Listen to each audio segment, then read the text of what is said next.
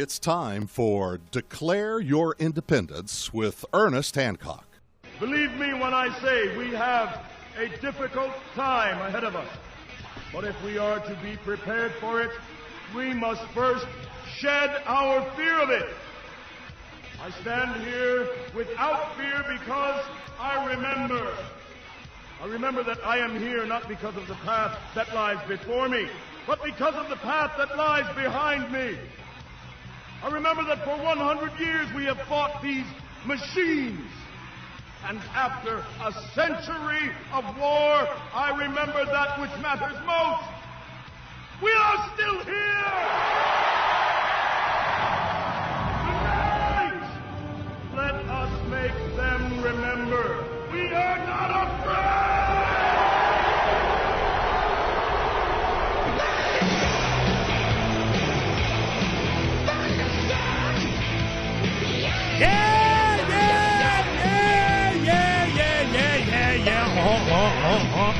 We're not afraid. No fear, no fear, no fear. We've been prepping for, oh my God, since. And it's here. What's here? The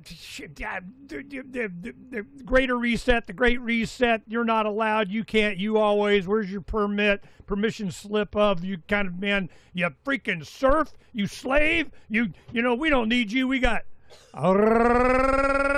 robots. Robot. It's getting amazing, and it's getting freaking scary weird.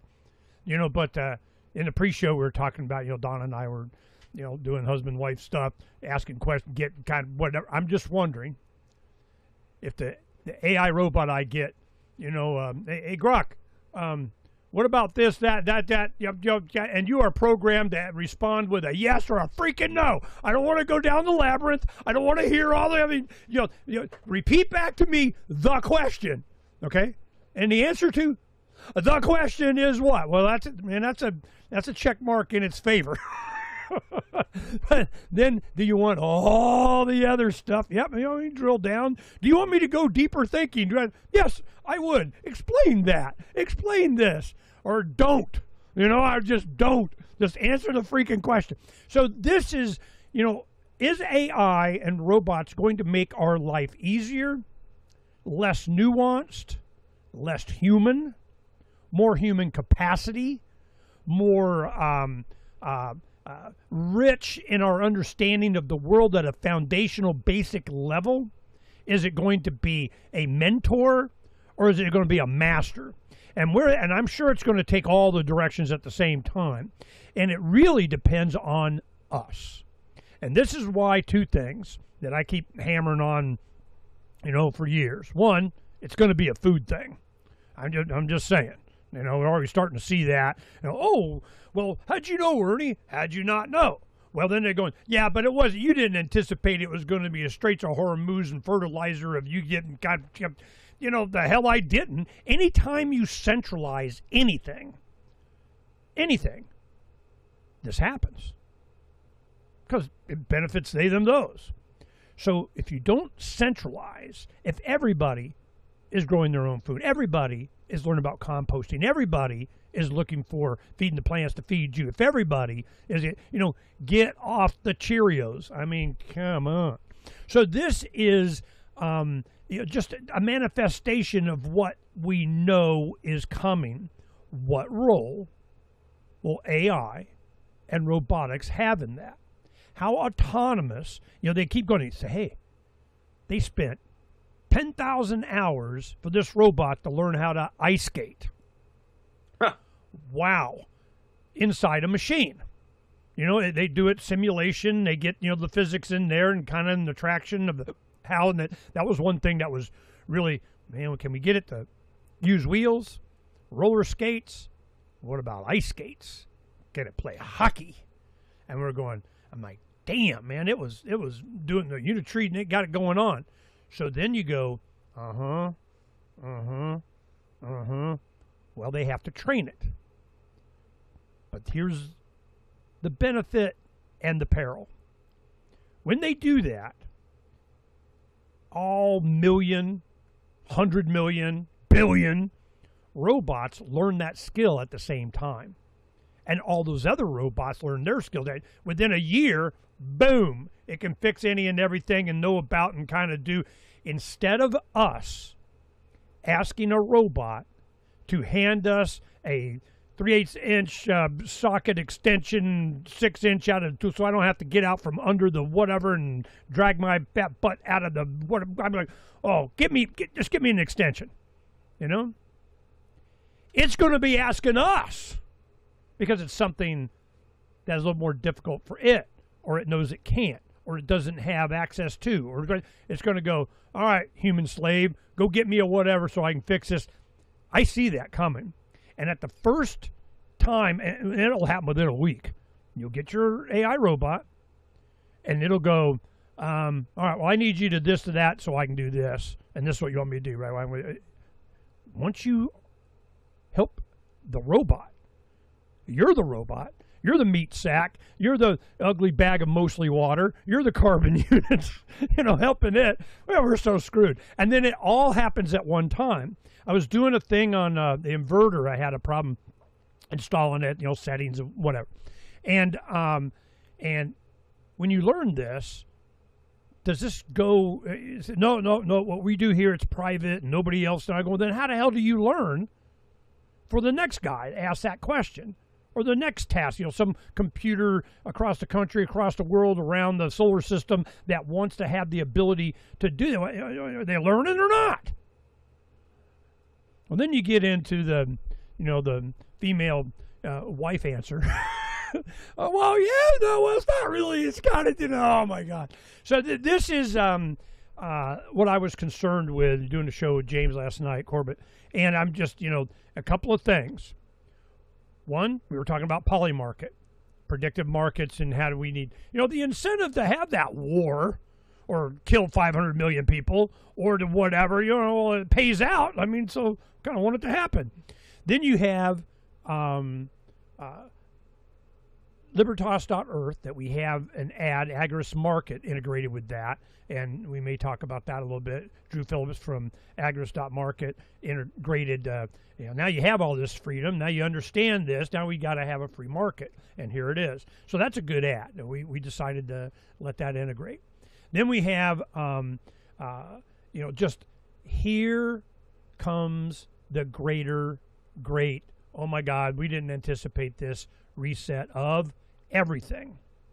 And it's going to become, we just saw, so it goes up this afternoon, your PayPal account can now accept all cryptos and US dollars go into your account. PayPal take crypto now. I remember just a few years ago, oh no, they'll never, and you can't, and you're going to jail and you're competing, you're doing it wrong. Now the governments have embraced it. Why? Because they got control of it, what they want it to do. And it's not peer-to-peer. It's not outside the banking. They were GoldmanSachs.gov coin shoehorning its capability into our economic system. And all that goes with that. I am relatively concerned. I want to go over a lot of the highlights and the news of the day, but I'm going to let Phranq give his response to this rant, and then we'll get into the news a little bit, and then it's all Phranq, man, all Phranq. All right, go Phranq. Hey, well, good morning, audience, for another torture session of the Trumpenstein Report, or Ernie and Phranq talk about culture and voting, our two favorite topics. Hopefully not. Yeah, but now, just a quick comment about, I guess, life, living, relationships. I will say, and in defense of Donna and of my wife, and probably many of you, the women who support the guys, because I think we have mostly a male audience. Let's just say, yes, it's a curse and a gift, I think, for a lot of us. We're a lot of the libertarian-minded. We tend to be, INTJs or ISTJs, or we're chess players. We see the world in kind of like a big chess game. We see it of multiple levels than others, which is what kind of thing has given us our competitive advantage in some ways. At the same time, we could argue it's put some of us so far ahead that we're sitting there, skip to the end, waiting for everyone else to figure it out, and then adds to our frustration. And all of this that we deal with, and we kind of talk about it on the show and other shows and our own networks of libertarians and activists and on and on and on.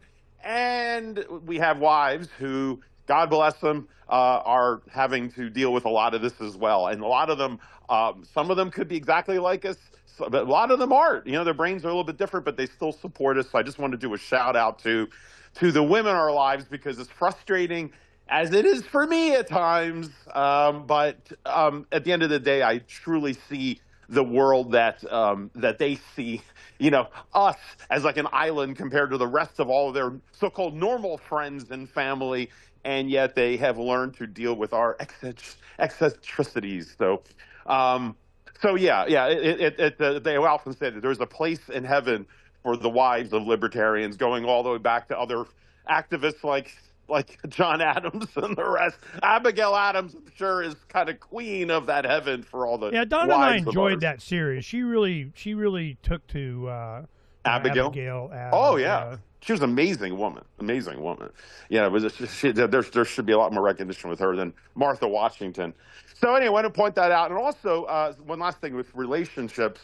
You know, I was going to say this more for the end of the show, but you know, I have been, some of it is I'm turning like Ernie. I just don't care. The political angle I'm fed up with. I mean, that sounds astounding for me to even be talking about it. So Ernie might get slightly a break, if not too much politics. We will talk about Trump and J.D. Vance and some things that I think are worthwhile bringing up, including Trump's health.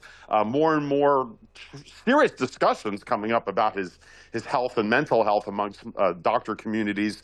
We'll get into that for later, but it's like I joked last week. I said, Ernie, we should just skip the show because there's nothing going on in the world. I mean, Trump decided not to bomb another nation. He didn't put out a tweet saying that he was a Roman emperor. So, like, there was nothing to talk about. It was a slow week. But in all seriousness, you know, I think a lot of us are just throwing our hands up in the air for those of us that even still cared enough about the electorate component, which I know most people on this show don't. And I'm like half with that. You know, I'm interested in both where Ernie is and also just still watching the zeitgeist, the political zeitgeist of the country. But I've been watching, it's funny, the algorithm got shifted, a lot of relationship videos, strangely enough. I've been interested, you know, as Ernie knows, the sociology component of people. It's probably what drives him crazy at times, because I'm seeing, you know, people as, you know, kind of like that's where the culture issue comes in a lot of times, and heritage and stuff that I think really affects human beings on a much more macro scale. And it's just beautiful to see. It's like studying history, current history, but just to see the fish tank that we're all in. But I'm seeing a lot more about the dating scene and how much technology and social media, even robotics coming up, is profoundly shifting. And, you know, I don't want to make this too much longer, but it's like, I remember when social media came out, a lot of adults really didn't understand the profound effect it would have on the youth. I mean, we all, as older people, and of course I was in my late 30s, 40s when it was really coming out. And, you know, it's amazing. You could find old friends from high school. It changed a lot of things those first years of Facebook and social media. But as adults, we're figuring this out, and it was like a new toy that we all got to play with. What most adults never really grasped with, and they're still trying to grasp with it, is how much that technology is affecting the youth. You know, because, you know, we, at least as older people, have some distance from being a teenager and bullying and being insecure and going through puberty and all sorts of the stresses that you have and the developmental things that can occur, including traumas that can forge personalities in you in life. And all of that was missed with older people, as we're just all hooking up with old high school friends and whatever. But it's certainly affected the youth. Well, the same thing is happening now with relationships in a way that, I'll be honest, it's been under my radar. You know, I'm not in the dating scene or anything, and my child is not, you know, she's still too young to be in that world. But I'm starting getting there. But yeah, no, trust me. Oh God. But I'm watching how the same profundity with social media and interactions is now affecting relationships in such a way that I had no idea how distant men and women are becoming. And I'm talking about like on a yearly basis. it's almost like that men have tried over decades with feminism to try to give over some of the reins to women because of, well, some of it's out of force, legislation changes and I'm going to lose my job and I have to go to sex, sexual offensive sensitivity training at my office, crap. But with all of that said, it's like men have tried to play it their way. And instead, it's like you've reinforced bad behavior, or at least the worst of certain parts of feminism. And now men have gotten to the point where, as whole, it's like whole cloth of men like 35 and 40 and younger, is they just gave up. Like it's almost like you can see a demarcation over the last like 5 to 8 years. Like, it's not just something that's happened over I mean, it's taken decades to get to this point, but kind of like what you say, Ernie, it happens slowly and then it happens overnight. And there's like an off switch that occurred with men where at large, they're like, we're done. We're not playing these games. We're done. And that the cost, risk, benefit of being with a woman, especially marriage, means nothing. And we've talked on the show about the real high the 4 6s. All women think they want a guy with 6-pack abs, 6 feet tall, 6-figure income, and 6 inches or more. You get my drift. And that's what women all supposedly the quadruple 6.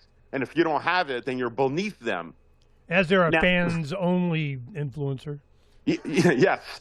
So that's been going on for a while. We've covered that on the show about how that's making it unrealistic for regular guys to date. But it gets even beyond that. It's kind of like everything's compiling at the same time. The feminist views that have gotten to the point where women now truly hate men. I mean, we covered a poll 2 weeks ago on your show. We talked about it, how something like only 17% of women in this under the age of, I think, 29 or 30. It was a British poll that they did. Only like 17% of women did not despise men. I mean, it's like or not have issues with men just for being men. And then the toxic masculinity thing, and then women wanting men to be like, sensitive and play by their rules and accept a woman in a more leadership position. I don't want to make this whole monologue and go all day on this. But what happens is the irony is that the feminism wants men to be more feminized, but then when women meet a feminized man, they're not interested. Instead they want the guy who's the 4 6s, who's the dominant position when they're in their 20s and they have access to all the men that they want, right? But then when they get older, it flips the switch because now that they're looking for a good provider, now that when they're not getting all the attention anymore, they have spent all of those good years, those prime years, essentially whoring themselves, many of them, on YouTube or these of course, OnlyFans. I mean, I'm not saying every woman's on OnlyFans, but I'm saying a lot of women now, it's becoming cliche that you don't settle down. You basically sow your oats for a while because you get all this attention. And so suddenly men now, the good men, are sitting around, waiting for good women when they're younger. Instead, they're just giving themselves up for free to all these other guys, a minority of guys. And then when they want to settle down, there's nobody, all of a sudden these men they figured the men would take me, regular guys would get me when I'm later. These men now are all doing background checks. They're fighting anything. The internet lives forever, and women are getting their mother is doing it for them.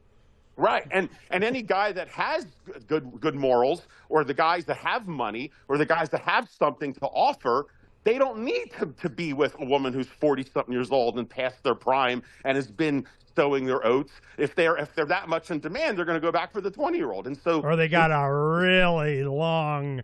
What do you call that? Prenuptial agreement. That's what. Oh no, exactly. And not just for prenup. Now the problem is a lot of guys realize the prenups don't hold up in court in a lot of these places. And after 5 years or so, or 10 years, once you have kids and you develop more, apparently a lot of judges just look at a prenup as a suggestion because they said, well, this was the prenup when you first met. That was the conditions when you met. But you've been together 15, 20 years. Times have changed, and judges have been known very commonly to say, well, we got to look at it in current times. I mean, when you signed it, the inflation was that. Now the inflation's a lot worse. So maybe we have to tweak things. So there's that. Then there's the marriage itself, which is funny. What this one counselor talked about it. He said marriage itself is nothing but a prenup. And so the question is, do you want your prenup written by yourself or the prenup written by the government? And so more and more, and I didn't realize this is a thing. It's kind of like I thought I was breaking the curve back in my day because this is, as Ernie knows, is kind of my situation. But more and more men, this is becoming like viral, are just refusing marriage. They're like, well, why should I get married at all? Why don't we just cohabitate, have kids? Like, why do I need the government involved at all in a marriage license, which has been my thinking from day one. I just never heard anyone agree with me back then. And now it's like, it's becoming a thing, even though the prenups, they don't even trust. So anyway, so this is getting to a point where men, it seems like over the last 5 years, have just banded together and just said, we're done. And now, they don't want the drama. They don't want the hassles. They're going overseas. They're getting mostly overseas women, which is certainly what I would recommend, from being someone who lived over there. And of course, that's really angering the American women.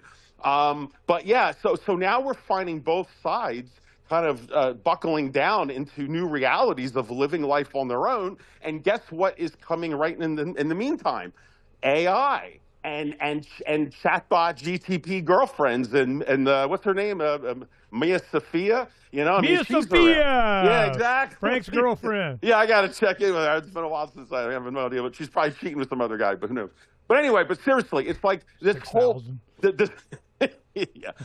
this whole world is changing along with the technological. And you also have decreasing testosterone levels, which might be adding to it. And then you add marijuana, and then the psychedelics that are being licensed. I mean, I know it sounds like I'm jumping around, but all of these factors are converging into one of two options. I mean, one is definitely we're seeing this bifurcation and separation of the sexes in a very deep way. Now, that's, of course, going to lead further to not only, of course, distrust and people not learning how to interact.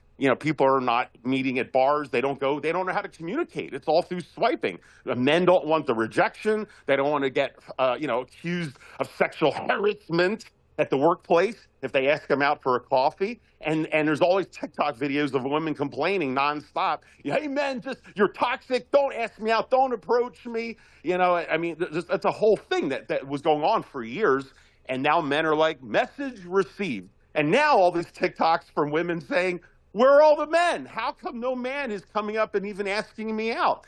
So it's like they have whiplash because they don't understand the situation that they're in. And I feel bad for women who are, legitimately looking for somebody. But men there's no advantage to talking to them, to asking them out, taking the risk, getting married, especially when even in Arizona, once you're married, right, 50% of everything you have goes to the wife, right? Now, these are laws that were written, decades and decades ago when women, were all stay at home. And these were meant at the time to at least defend women, which, even as a libertarian, you might say whether you would like those rules or not. But I can understand the reason at the time. But now when college is over 50, it's like 60+% women. Women now are starting to become the breadwinners in many of these jobs because they all want, a authoritarian job. They don't want to be plumbers. They all want to be accountants or CEOs, of course. And so they're making all this. They're making a lot of money, and so now it's like, all right, well then what? You're going to split 50% for the guy. The woman doesn't have to split anything, and yet in Arizona, where we do not have common law marriage, you can live with someone for 50 years and you don't have any problem. But the minute you sign a piece of paper to the government saying I'm licensed in order to be with you, and then you automatically put at risk over 50% and 10 years of your life rebuilding to do it. And in a world where women now are 70% of the time the cause of divorce because they're the ones getting all this attention online. Their egos are getting understandably big because they're like, wait a minute. And before I throw it to you, I'm going to tell you a quick story I just heard along this line. There's a lot of comments of people, of women not understanding what men are going through. And so there's a lot of experiments, and you see this, people doing this online where like a man will pretend that he's a woman on Tinder or something, and like all of a sudden he gets like 10,000 hits. And even if he puts an AI picture of a woman who's, you know, maybe like a 5 or 6 out of 10, you know, we're not talking Pamela Anderson in her prime here. It's just like, you know, put a 5 or 6 and like bam, bam, it's just like 1,000 hits in the first hour. I mean, the men are like, this is unbelievable. This is what women deal with, like what they're living through, their reality.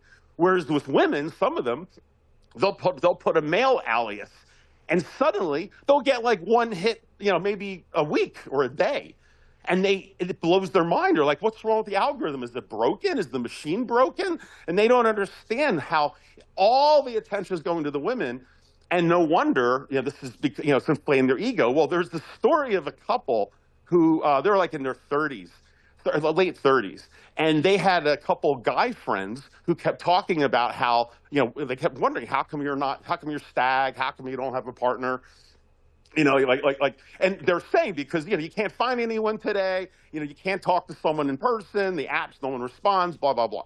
So this couple decided to do a gender swap, a swap online. They each decided to temporarily set up an account on whatever. I don't think it was Tinder. It was one of them. It was Match things.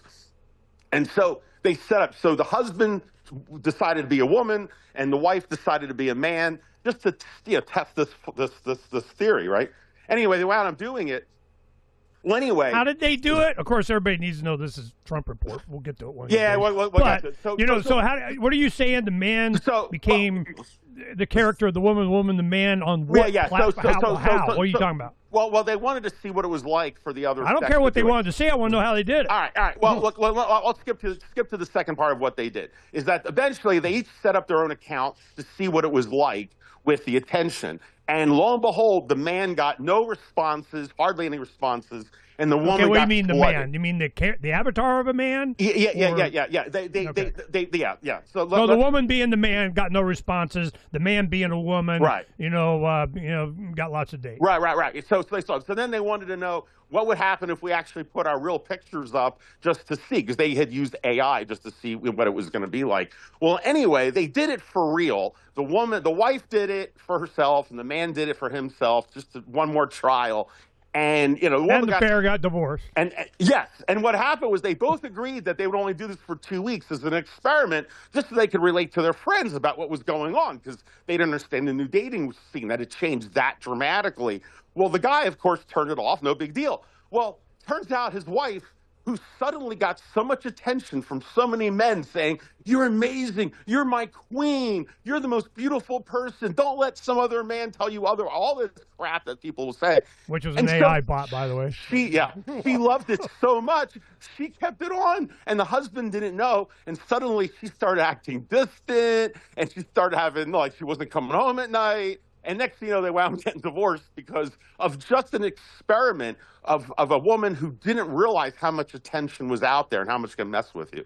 So anyway, well, we'll get off the topic, but the relationship issue you're talking about, it's interesting how different it is for our generation or all prior generations compared to what people are dealing with now. And it's something that's so unrecognized by the older, because we're busy fighting about Trump and the economy and everything else.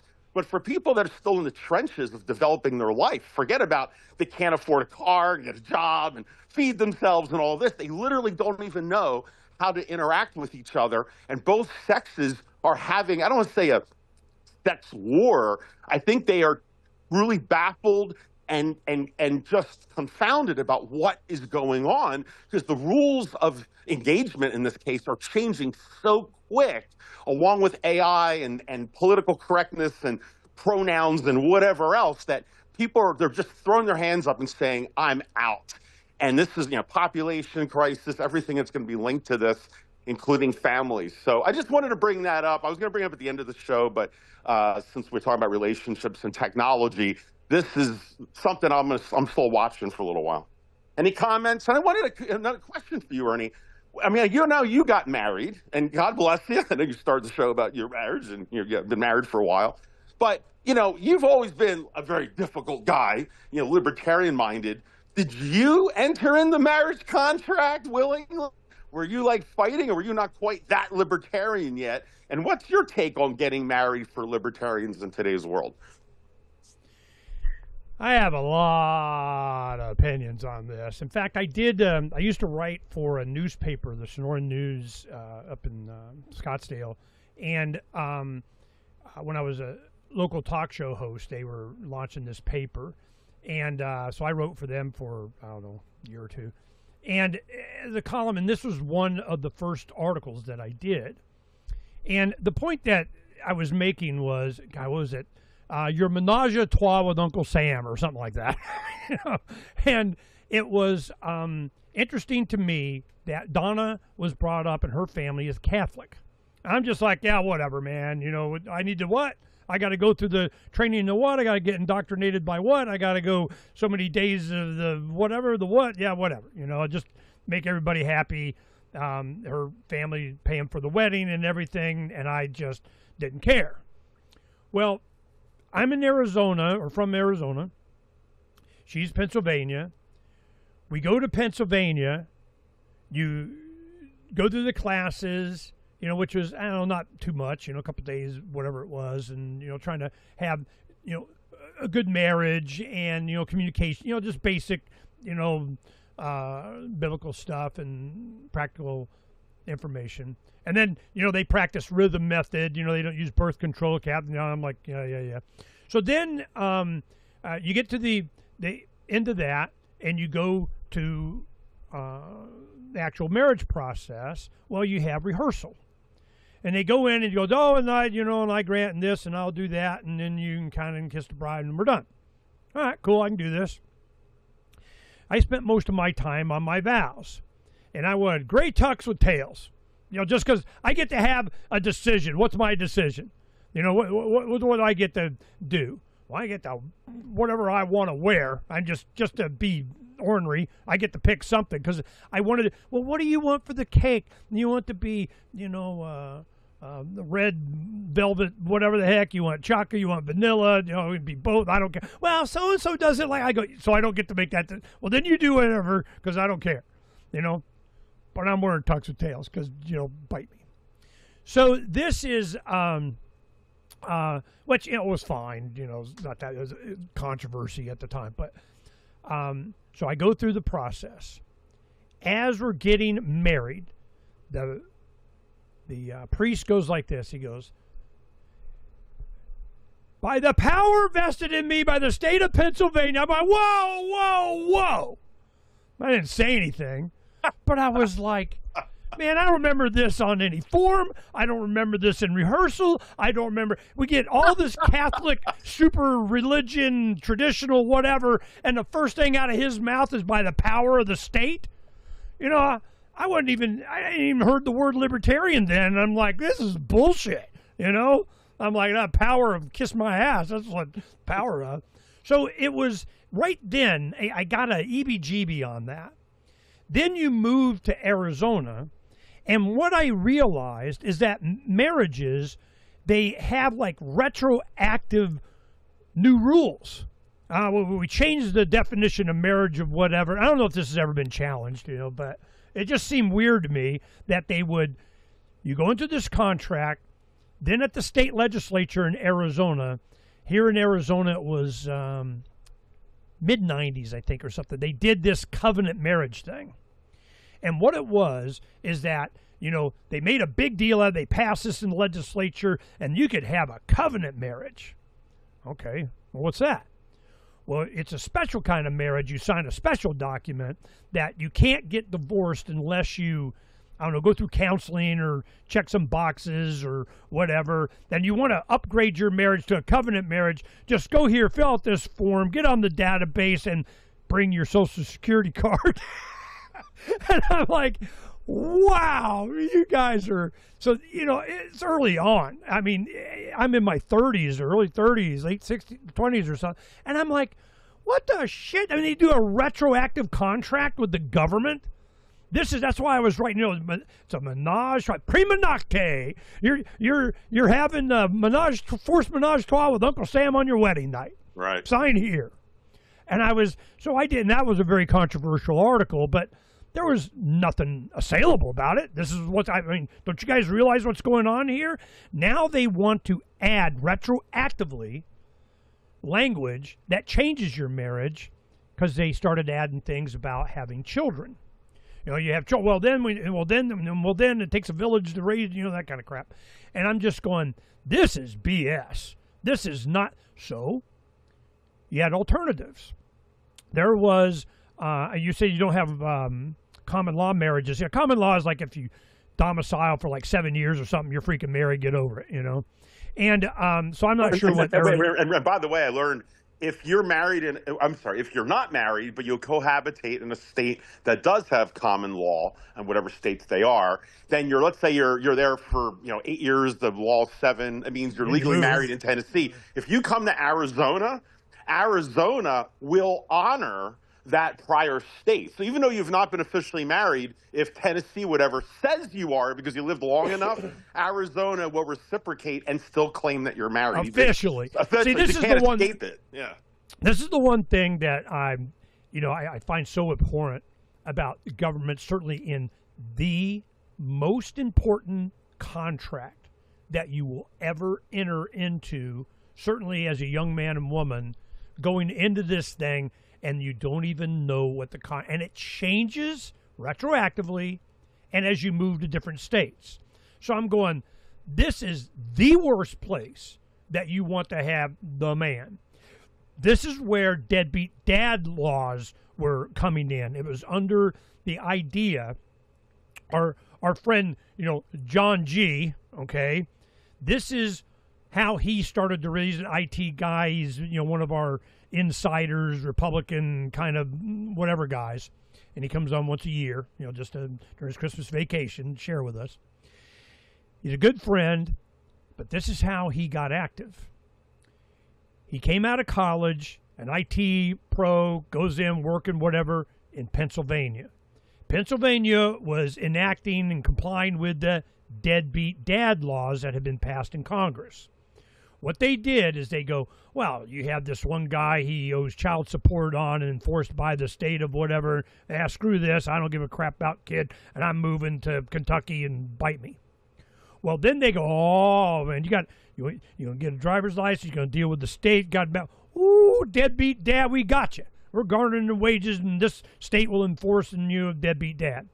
Well, he understood as he was filling out, doing the IT for the interfacing with the databases and everything, that this was just an excuse for them to have a national database. This was right to work laws. This was immigration stuff. This was being able to, that was, whatever the hell reason they come up with for the children, that is not why. They don't give a crap. You think a state gives a crap about your teeth? We're going to mandate fluoride. They give a crap about the kids. We're going to mandate diabetes. They don't give a shit. Just saying, okay? And once you realize that, you look for alternative motivations for them to do this kind of laws. So he saw what they were doing. He's going, they're creating a national database. They're doing this in the name of the children or something. We're all going to be on the grid of whatever. So decades later, it's 30, 40 years go by. Sure as crap, it's exactly what he thought was going to happen is happening. So the article, Menage a Trois with Uncle Sam, or something like that, a subtitle, whatever, that was kind of the point that I was making, is that you get married, you go to another state, you stay in that state, whatever, retroactive change the contract, made new contracts. You got this covenant. Are you married? Are you super married? Are you married enough?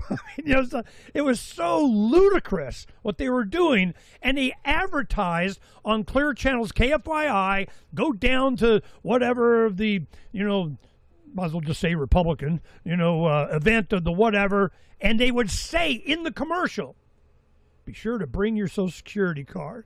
I was like, are you freaking kidding me? You're getting Christians to goose step into this wow. So then you got prenuptials. You signed, the agreement to do whatever, and they get challenged, ouch quit it. What it shows you is how important it is to choose wisely, to be very discerning, to be very mature, to be very certain, to be, the love lust or whatever diminishes, or you keep it alive or whatever, and you keep it interesting by going on tender accounts and switching or whatever the hell they're doing. But if you don't marry well, the rest of your life sucks. Yeah. Well, I definitely married up. You know, I was like, I whine, bitch, moan, complain just to, gotta keep the edge, gotta keep getting better, But the, I got my faults, of course. But we're happily married, and our kids were like, you get stuck in a bus on this Bus Liberty tour. You're out on the land alone. You're remote. Oh my God, it's gonna go bad. Well, it's been a lot better. We really enjoy each other's company, and we have our roles. But that doesn't mean I don't get the bitch. And then Donna, she's like, you always and never. There's always you always and nevers. Always and nevers. You always and you never. You always and you never. And but we're doing okay. We're fine. But the to get the government involved in this, now there were some libertarians, anarchists, whatever, people that we knew in the liberty movement. And in the 90s, they were like, nah, we're going to, I think they might have been married. Or they go and they file an agreement with the county recorder and record it, get their barcode, or something like that. But definitely they did not want to birth their children into slavery. So even though they were atheists, they knew that if you recorded a birth in Arizona, I don't know how many other states have this, if you recorded the birth in a family Bible, because a lot of Bibles, family Bibles, they have, your lineage, your family tree, that kind of stuff.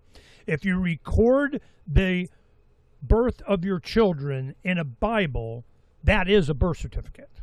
That is, that, hey man, don't tell me they're not birthed. They're standing there saying hello. I mean, what do you say you do here, government? So this was a solution for a lot of people. And he was literally a rocket scientist. Worked for whatever. He was, the man. As much of an anarchist as he is, and he's a rocket scientist. I mean, seriously. But they were very adamant. And I remember one of the kids' names was Hope. One was Liberty. One was, they were very anarchist libertarian types. But they did not want to enslave or turn over their children to the man, which is a legitimate concern.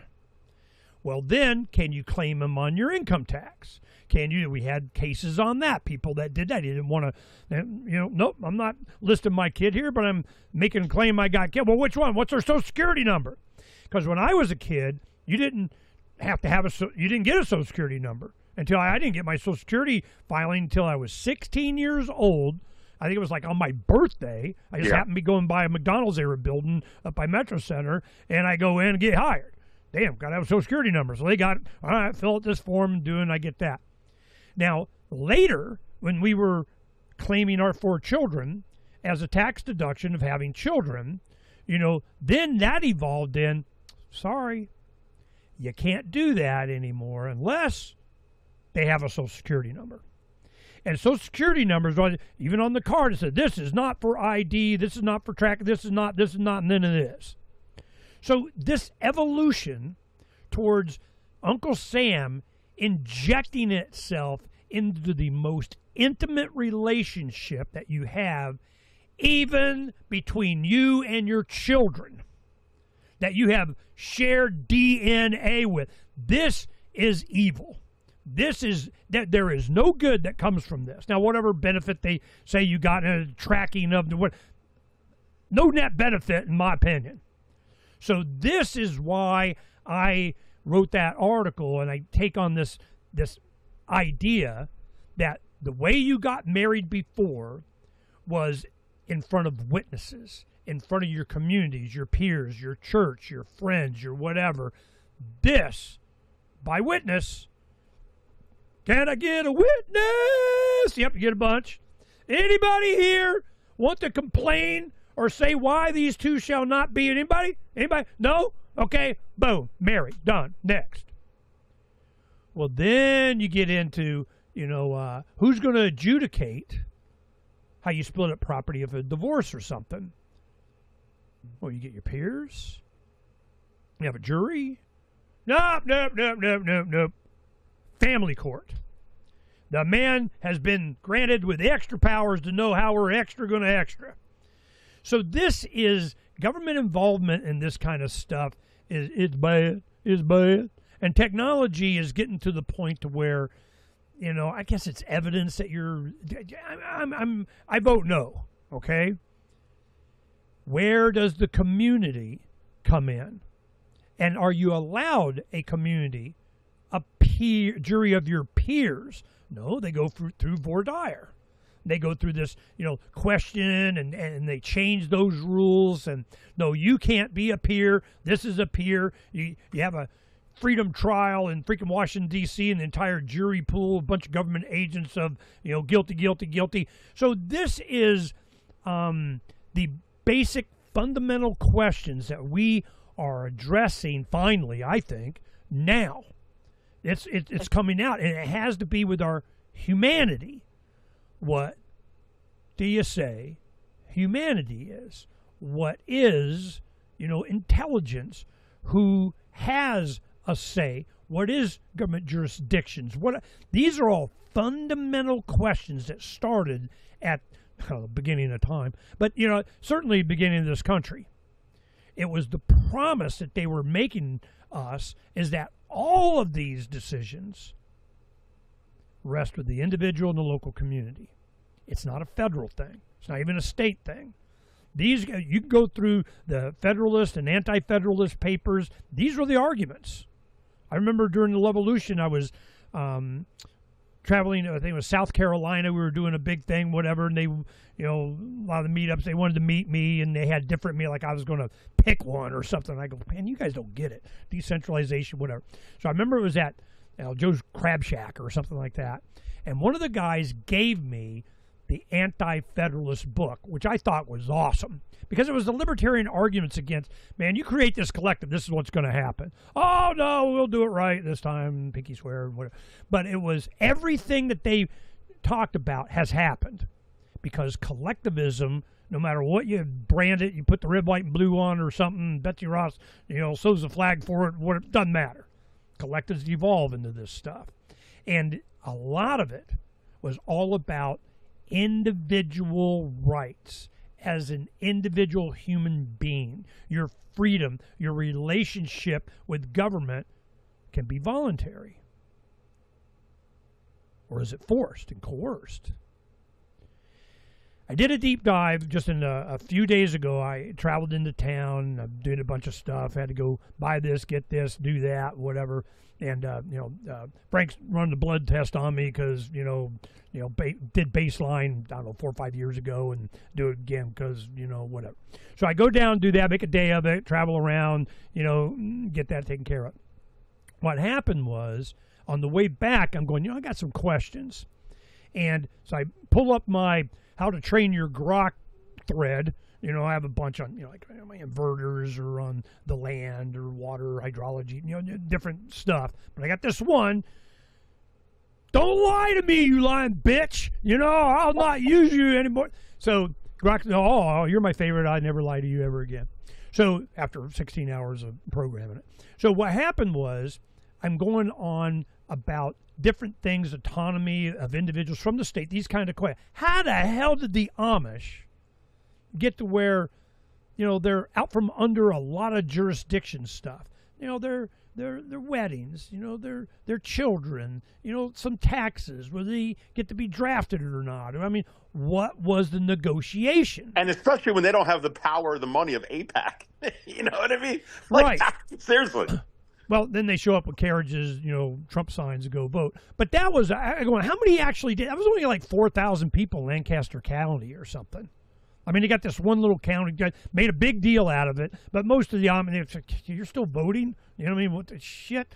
So that was kind of, PR, more than anything else. But what happened was I wanted to understand what is it that's different about them and how they, are successful without all this tech, and do they interface a little bit here and there and how. It was fascinating, This is how, we can go on about how they're structured. But the main thing is that they don't pay Social Security or Medicaid or any FICA taxes or any of that because as their religion, they have multi-generational homes. They take care of their poor and elderly and orphans and whatever. They do all this stuff internally as part of their religion. So, no, we don't want Uncle Sam in here, menage a trois in our relationships, and get the hell out, so we're not going to pay for it, you know?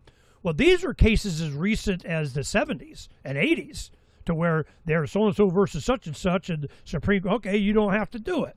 And I go, well, hell, I'll do that. They don't give me, I don't get any Social Security or Medicaid benefits or whatever. Government doesn't work. I want my money back. I mean, so this is, that's, for me, that's what AI is good for. Just, tell me the facts, going through, and then they still BS you, unless you train your grok not to lie.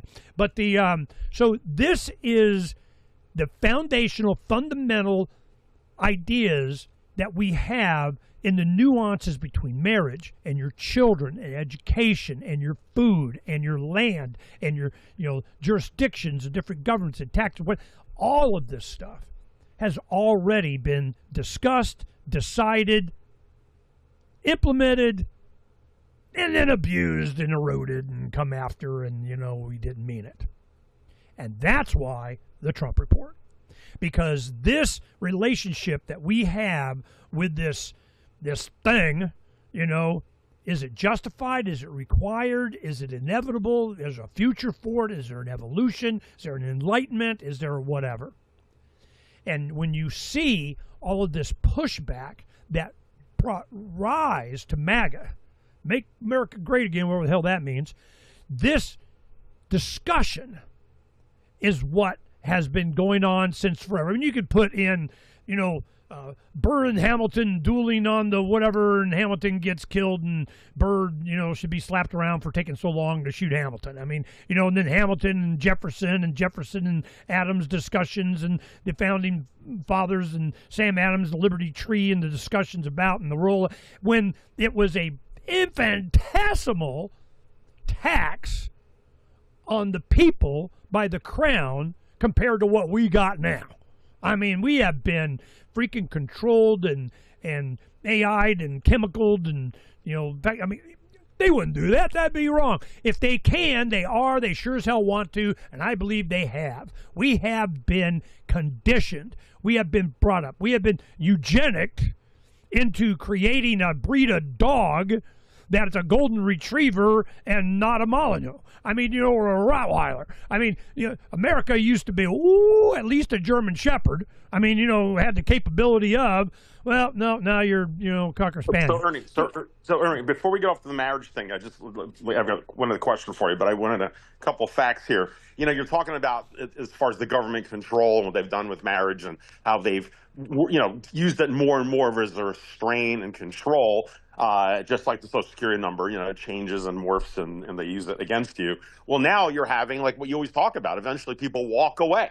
They say, you know what, enough, can I not participate? And I guess marriage was the one they just assumed, that through society, through culture, would never go away. Well, you got to get married, guys and men and women, they have this natural affinity for each other. I wonder why. So they're going to get married, and then that's how we get them. We get them and control them for a marriage license. And yet they're just going away. Turned out there was a statistic in 1970, 70% of men and women 30 years and younger were married. So 70%. Now it's 40% and dropping quickly. I mean, that's a notable difference, from 70 to 40%. And much of it's been over just the last 10, 15 years. So it's just plummeting, and people are just saying no, mostly the men.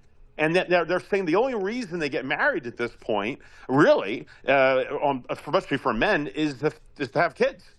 But then you got the problem that the laws are still written the way it used to be, which is that men were usually the ones for the cause of divorce. They were the ones running around with the secretary, and the woman's at home with 5 kids taking care of everybody. So that's how the law was defending them for alimony and also for keeping the kids. Now women are the number one cause. They're the ones running around. And then when a guy gives everything up, not only the money, they lose the kids on top of it and all that investment into their children. So with that being said, they're just done.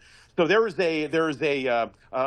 of the reasons this has been getting into the news again. There's been a lot of experiments or just trials of dating. It used to be you had women's night at the bar, right? And men paid money, and the women got in free. The more women you brought in, maybe they might let the guy in for free. Let's pick the best barfly. Right, and that's what it was in our world, right? The thing is, I don't know how many people our age are aware of this. It's completely opposite now. Women can't find any guys, so they're creating like speed dating parties, and they're trying to get like meetup parties, and they'll sell tickets, and no men show up. Like no men. It's all women standing around. So then they decided, all right, we're going to charge women. It used to be the opposite. No, exactly. So now they're charging women, and some of these places $100 a ticket for a woman, and the men come in free. Ha! And so, right, but then they're only getting like 10, 20% guys, even with the 100. So now they had a problem because the women paid good money, $100, and there's still no men there, right? So then another group started to say, okay, it's $100 plus you have to bring your own single man as part of the ticket price, right? So you have to bring a bona fide single guy to come in. And of course, a lot of these guys don't want to be there. Some of the women are saying they were just stopping random guys on the street and said, hey man, can you just show up with me for a few minutes, just to get me in the door? Like it is, Ernie, it is bizarro land of what's going on out there. So, I just no, we'll talk more about this. It's very predictable. This is what happened to Japan. Mm-hmm. I remember all the stories. A lot of people, they go there and they make a living teaching English and they do whatever. There's a bunch of pickup artists going to Japan to have classes on how to ask a woman out on a freaking date, or how to even date. Or, no, you don't take it's like a taxi driver. Let's take them to a porno. I mean, I'm like, wow, okay. So this is behavior that normally was not a problem. There was matched marriages. There was a family versus family. It was or merging with another family. It was a business deal. It was the adults knew better, especially when you're getting married at 14 or some crap, But so this has been an evolution of, well, you need more autonomy and power and everything, and then we'll regulate it by the government. Yeah, that's the ticket. That'll be better. Wow. We have gone so far away from what marriage really was. Marriage is a union of two people for the procreation and the continuing of generation next, supported by two families. That's what it traditionally was. And, it may have, a bunch of women, I get, 3 wives, so I can get my planet. But, this has been evolved into a government-controlled machine, and you're one step, a quarter, a little bit of baby step to, just mass production and matrix baby, plug them in. Right, we don't need to do that. We got robots. Well, this is my question to you, though. And if this is too personal, we have 1 or 2 people listening to the show, so, you don't have to say anything personal. But can I ask, from behalf of the audience, let's just say, you don't have to say what they did, but what your advice was to your own children. Because if anybody would understand the issue of signing their name to Uncle Sam to be married, it would be your kids growing up in your household. Did they have any thoughts about it? Did their partners and them have arguments about it? I don't know if you want to, not to be too personal with you, but you're in a very interesting situation for the audience about, how it went with your family. It was really clear to my kids and everybody that ever knew me that I married up. Ernie wins. Donna, maybe not so much, but and my kids knew this. They, I'm just, Ernie, but because I grew up in a very authoritarian, my dad and I thought, man, whoa, I'm way better than him. Well, that's still not good enough. I mean, that kind of thing. But Donna and I decided when our oldest, we had 4 children, very close, within 4 or 5 years we had them, like 4 under 4 or barely, or almost. And 2 boys, 2 girls, that was our plan. Because she and I both were I was a boy with 2 sisters. She was a girl with 2 brothers. And we always wished that we had a sibling of the same sex. It was just, if I had a brother, that'd be cool. She had a sister, that'd be cool. So I'm going, we knew friends and so on that had 2 and 2 before, and it was awesome. And I go, I really want to have, 2 boys and 2 girls. Yep, I do too. That was our goal. And fortunately, we lucked out, that worked out. Boom, we're done. Well, from the beginning, we made it clear to them that we were building on the long-term future, that we were raising them to be good parents, so we didn't have to be a parent again. We look forward to Grandma and Grandpa, Gamma and Papa. Okay, I'm just like, your grandkids name you. That's how I got Papa and she got Gamma. That's just what they could say at the time. So I go, all right, well, I guess that's it. So this is was our focus, was for them to be good parents. And a lot of that was, our oldest was in 3rd grade. It was the 2nd grade, our 2nd child, that we could see what was going on in this. I was like, no, screw this. I'm not fighting this for the rest of my life, bringing up my kids as government. What the shit? We're out. We're homeschool. We're other school. We're out of school. We're, giving them flashcards and doing whatever. We're not doing this. Okay, just saying.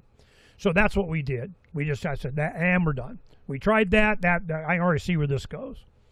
So I'm kind of a long-term thinking. I always accuse Donna of 20/20 vision. It was like 20 miles away, 20 minutes into the future. And I'm more like 20 years and 20,000 parsecs. I mean, I'm in light years. I'm just like, this is, I'm looking down the road so that I don't have regret on my death. I wish I should have. And when you knew, you should have not let the government raise your children. I knew that. I was involved in, political act, and I could see these people that wanted to take control over education of your children. They were evil, incompetent, scumbag pieces of crap.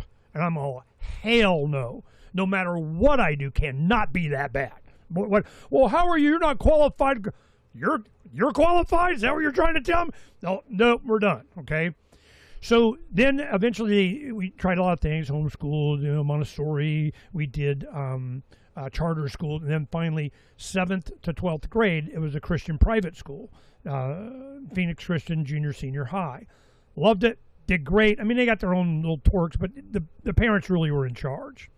And I knew guys on the board of directors, so it was a thing. And they allowed me, to not get, my car keyed because I'm running as a libertarian, for political office, and all you see is W bumper stickers for W Bush, in the parking lot. I was like, really? So we had respect, and, it was fine. So then as the children grew up, we made sure that they understood the most important, they could see it in our relationship, the most important decision they ever made was be and add to a marriage. Marry well. Marry correct. I remember my oldest daughter, her husband, she wasn't the first to get married. I think she was the second.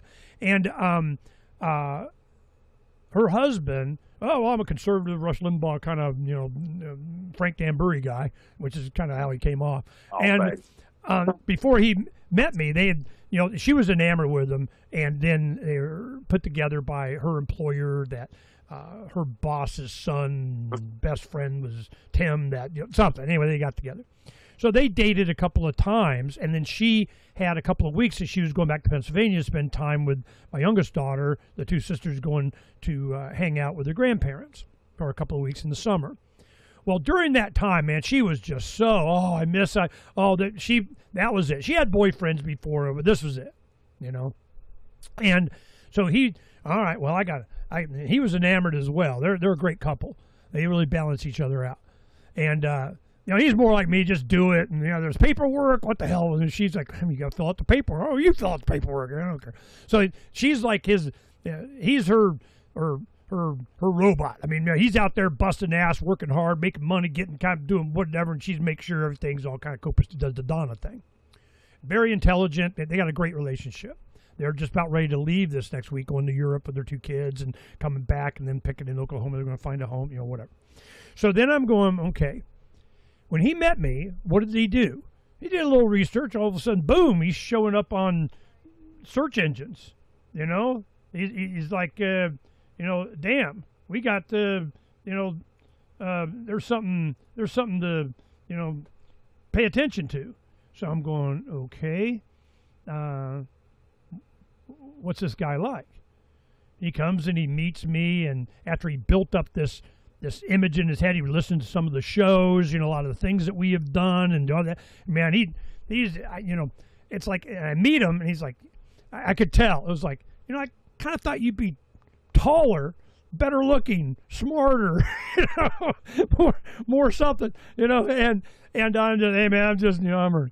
So we became good friends, and we have a good relationship. But during that, it was very clear that we favored each other a lot in our demeanor, a lot of things. So like my daughter, goes, you always wind up marrying your dad kind of thing. And you could see that happen through all of them. A lot of the women in their lives, are just good people because we instilled in them how important it was to have a good relationship, be compatible with a common goal towards the marriage and the raising of children, the raising of children, the raising of children. So that is why our grandkids, man, we have an awesome, blessed life. You've met our family. You know how they are. So I am just so happy that we have this great relationship and a future. And what Donna and I owe our family, because they were all part of this activism thing. They helped a lot, during the whole thing. We were all in as a family. And what happens is now is our responsibility, occupy the land. We're building this for them. I'm 65. 10 years I'm going to be 75. 20 years I'm going to be 85. 30 years I'm going to be dead. 3 years I'm going to be dead. So this is for them. It's a readout. It's a place. It's an idea. It's a concept. It's theirs. Dad's out there building for them. They understand that. They don't care. Yeah, whatever, peace out. We got to go. Yeah, you think you got it until, Yeah, but the question is, though, did you encourage them to get married? Obviously, it's their choice. But did they question it at all? Did they say, God, I brought up in a libertarian household, and the last thing I want to do is sign on the dotted line and get the government involved. Let's just have a civil union between us. We're a church. We don't need the government involved. And did their spouse, say, oh, okay, that makes sense. I see the light now because Ernie's your dad.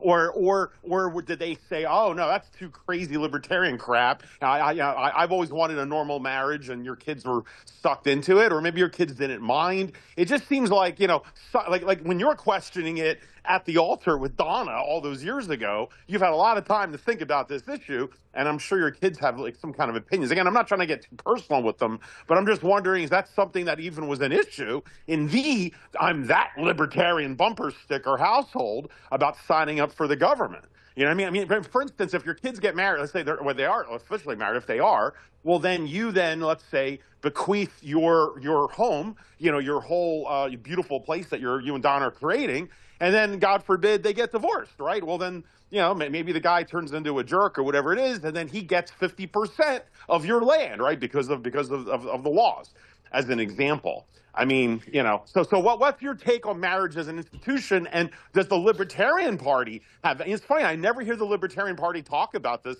as a platform, or at least brought up. And most libertarians I know actually are married, which is a little surprising, given unless it's for a lot of people, they got married before they learned about libertarian concepts. I'm sure that's true, like with you. But what advice did you give your kids about getting married?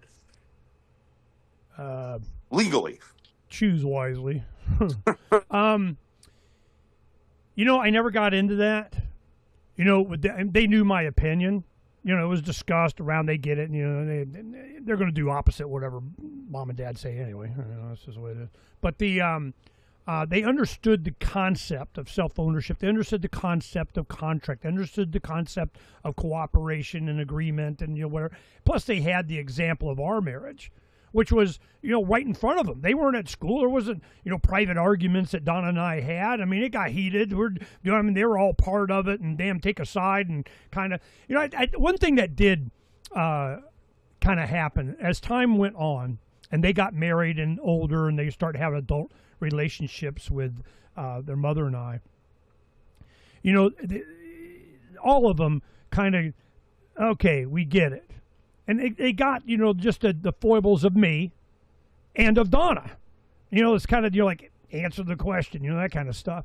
And it was just, okay, we get it. You know, we have more understanding now. There was more sympathy and the relationship in the marriage of how, you know, this relationship is.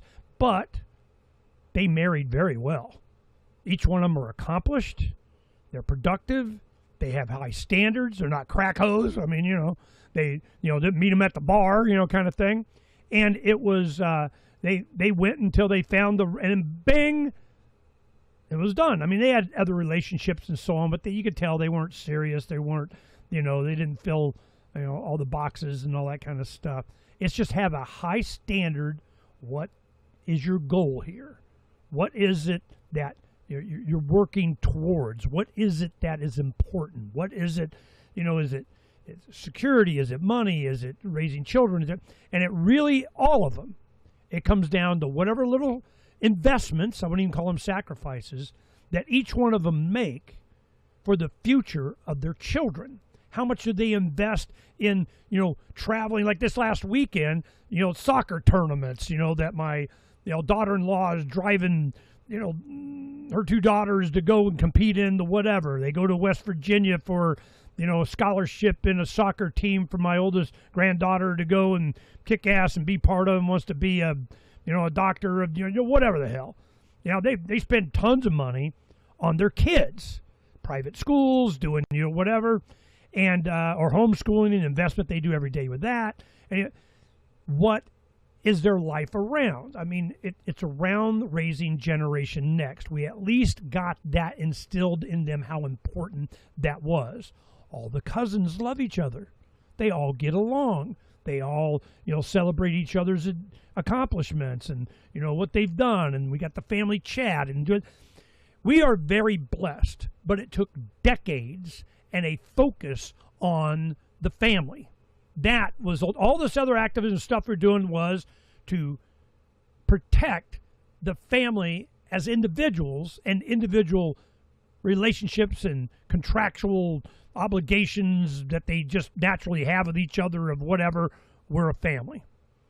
So this is, nobody's trying to escape, you know, somebody or trying to leave or get away from or something other than, you know, Papa embarrassing them by wearing school colors dyed in the hair, showing up at a football game or something, which I keep threatening. But, you know, this is...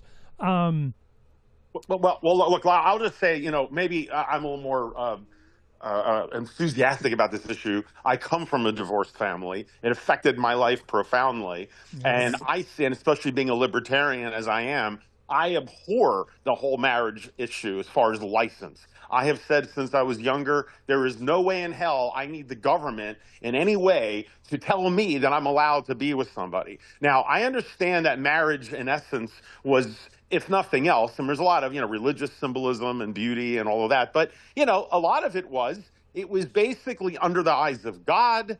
And if you didn't believe in God that much, it was the eyes of your family, not to shame your family to do anything wrong in a marriage. And if you don't even care about your family, then you had the government with its claws and the laws and everything else to keep you in check. So that way it kept you in a relationship. Some of the defenders would say, yeah, well, without marriage, then people would just, you know, would not take relationships seriously, and especially if you have kids and you need to have especially if you went through government mandatory youth indoctrination camps. Right, yeah. and so you need some kind of external pressure to keep people together. And that's the argument. Now, as far as I'm concerned, you know, one is, you know, a belief in God or not, you know, hopefully you're going to heaven if you do good things. Love thy neighbor and your wife. But at the same time, you know, to me, and it gets a little bit of a culture about it, but it's about your family. It's about not like, you know, like if I got married and, you know, you have a whole giant wedding and everyone's there and everyone's watching you take your oath, right? Well, then your vows, well, then, you know, it's like if you betray them, you used to be shamed by the family. Today, it's like, oh, it's kind of like a Tuesday. And even if your kid is the one that caused the divorce, how many families will defend their own kid who caused the divorce? I've seen families, I saw my own. My father created the whole divorce, and his own Italian family turned on him. They loved my mother more than him. They booted him out of the family. So that's the type of, good Roman Catholic Italian families is how they looked at it. So it was, it's that kind of pressure that keeps people together. But to sit back and say you have the government now to deal with, and they're going to sit there and take half and do this and do that, it's like it's not worth it. The only argument that people still cling to for marriage, the only argument left, because any other argument you bring up, when I say marriage, I mean the legal marriage, the legal part, is well, you get a tax break. But the thing is, from a guy, the loss in revenue over 10 years of rebuilding your life, when the courts take 50% of everything you have, that tax break becomes negligible. It's like a joke. So anyway, so that's kind of my thing. And I just feel that if you really love somebody, then you will stay with them because you love them. It should not be because, well, I really can't stand this person, I would leave, but if I do, the government is going to do this to me and that, and I'm going to lose my, I got to deal with the government stuff. That, to me, is not a reason to stay with somebody, and yet that seems to be a pressure. So it's just one more reason not to be officially married. Anyway, that's my two cents. See, I'll give you the last word on it, but I just thought libertarians would be more strong about this issue. I don't hear it much. It has changed. I've had people that have been divorced or hurt or cheated on or whatever, that when they get in another relationship, they're not as inclined to go through all the crap, and they just file an agreement, with the county recorder. It's a contract. We're going to write our own damn contract. Right. Marriage should be like that. I remember arguing before that you should have like 1,001 options of a contract, on, GQ magazine or something. I download, and then you get, what's women's magazines, Vogue or Cosmopolitan or something. Oh, I picked the most popular marriage contract is number 37, .b, you could download as the PDF of whatever and kind of sign here, which a lot of lawyers, do these prenuptials have. They go, well, we got this one. It's the most unbreakable, blah, blah, blah, blah, blah. And it's, there should be the freedom of these options because it is a contract. It's an agreement. They even go by, hell, they enforce handshakes. So this is, should be taken way more seriously. And it's not. Raising of children in high school, grade school, talking about relationships, that is not. Finances, not. How to balance your checkbook, how to make determination and critical thinking on whatever, and it's not. Now, in my high school in the late 70s, there was it was a 2-hour class. It wasn't a 1 hour. They had it was a 2 hour. I didn't do it. I should have.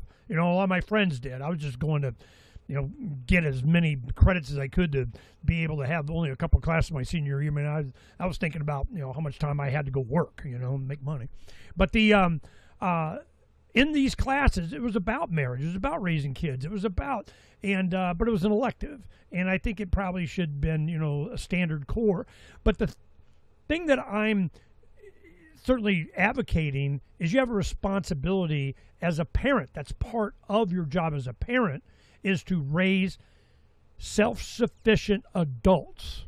Our kids were pretty self-sufficient by the time they got to high school. They had it going on. By the time, if you don't have them on the right path, by the time they go through puberty, it's too late, because puberty locks in their character, their decision-making, hardware, firmware system.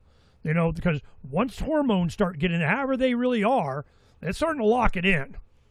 So you need to instill that when they're young, a work ethic. We had our own family restaurant that they all worked for like 5 years.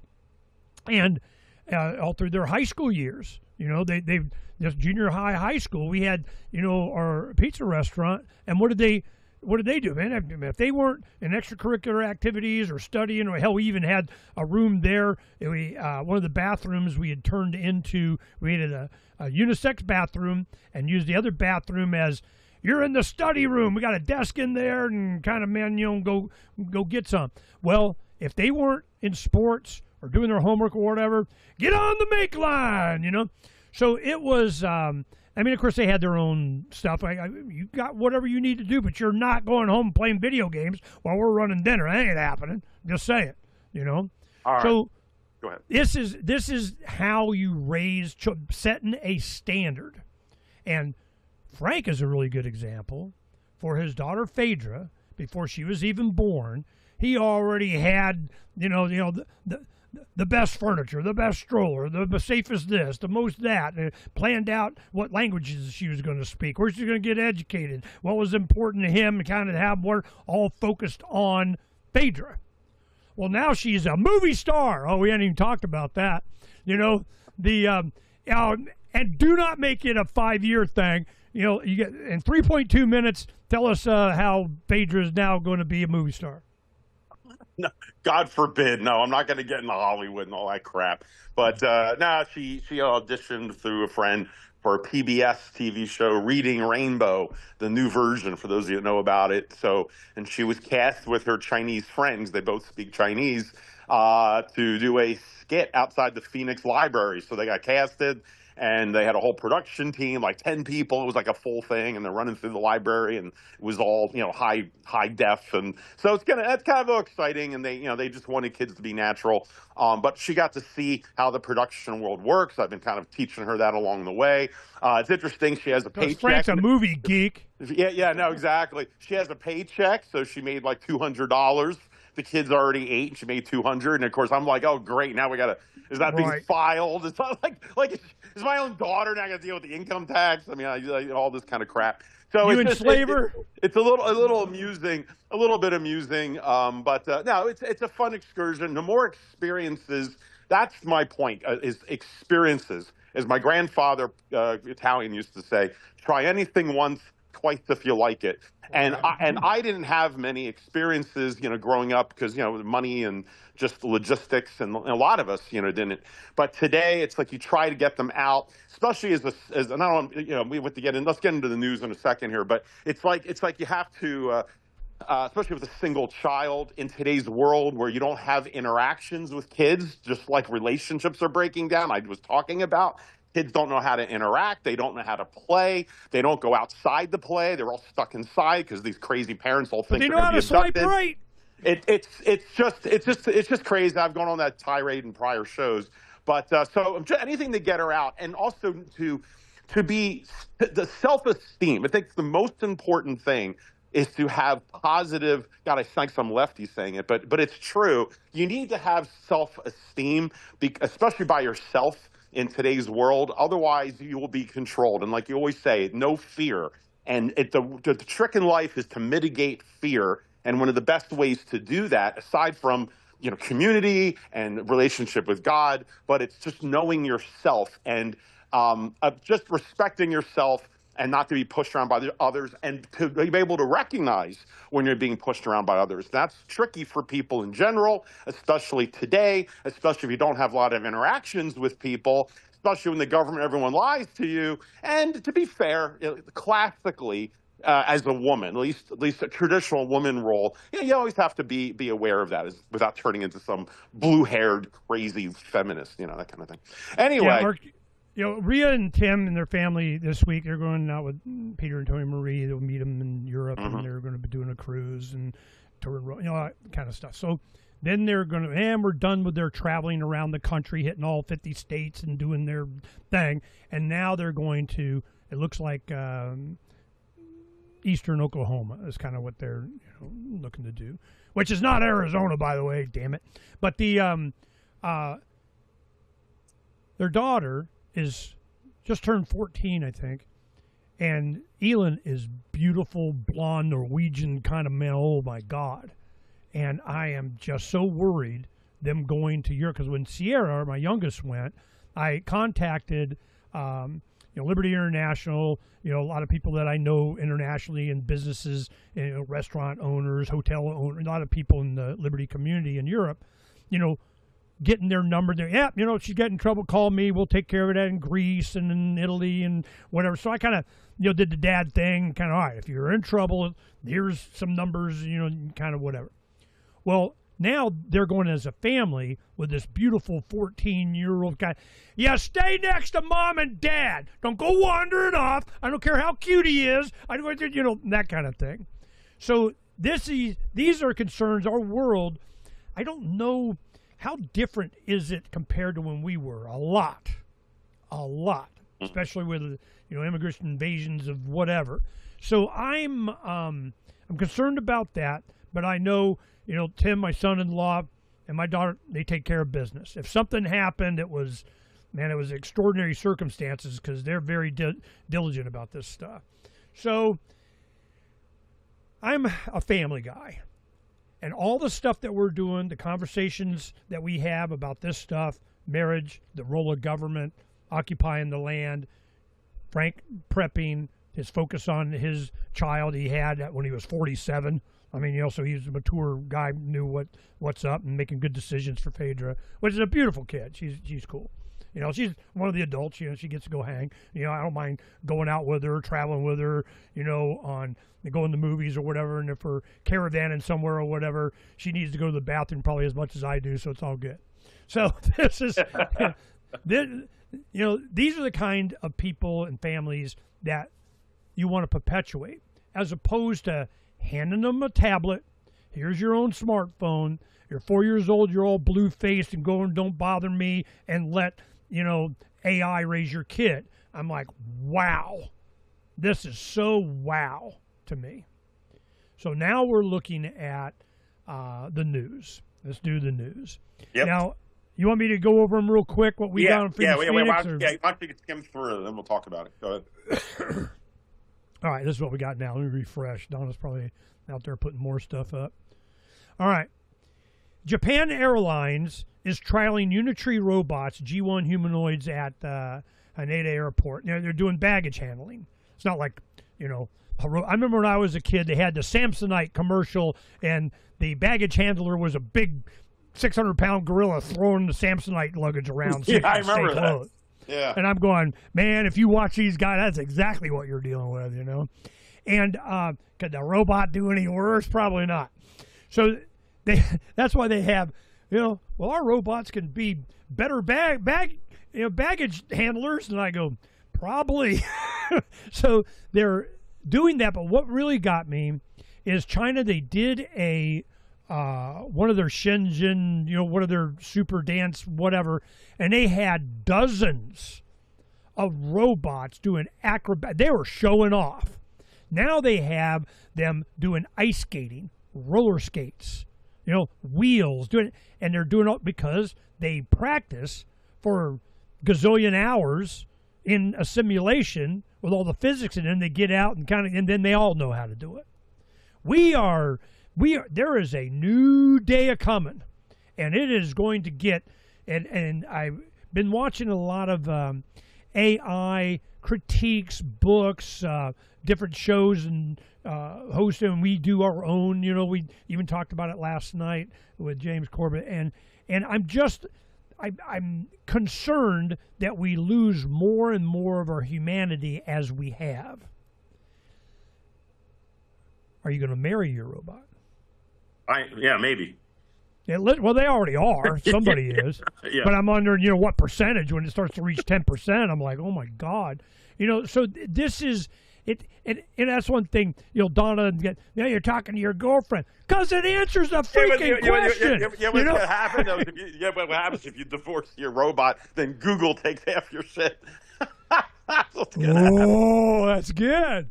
That's good. Or the contract is over, therefore all your, you know, intimate kind of, you know, and video all of your goes data, out. Everything, all of that personal. Yeah, all this stuff is coming, man. I mean, it's just damn. So then we had recently we had King Charles goes to Washington and gets to. I didn't even watch any of it. You know what was interesting? Kind of celebrating 250 years of American independence.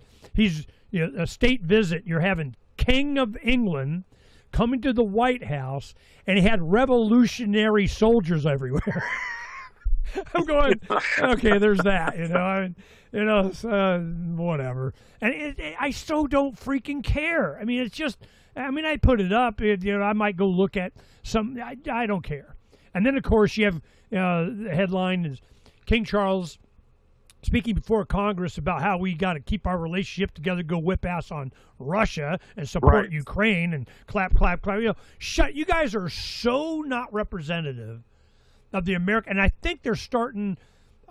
They will understand, and the people around the world got a dose during COVID when they realized that it's small United States of America.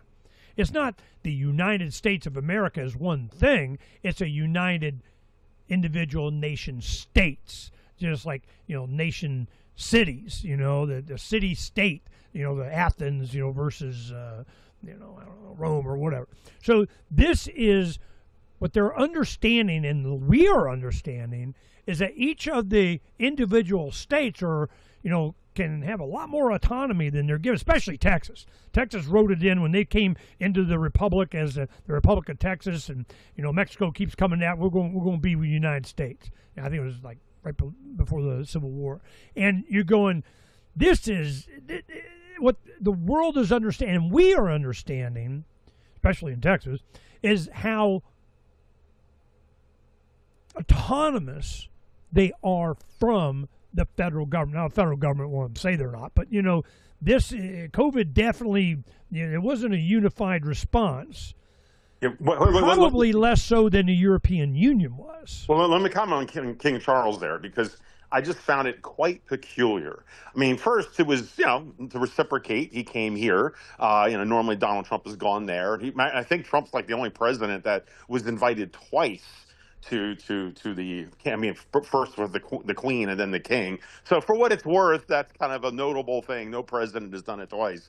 But he came here. But typically, the monarchy has stayed quiet on international affairs. I mean, that's kind of why they've survived. That's why the Queen Elizabeth was so popular. She really stayed out of it, especially since World War II, and said, okay, this is what, Parliament's for. This is what, let them figure that out. Let's go play charades. Right, yeah.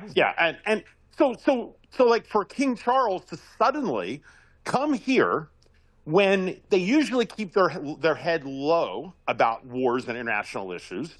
He knows how much pressure Trump is under and all the crap that's going on now.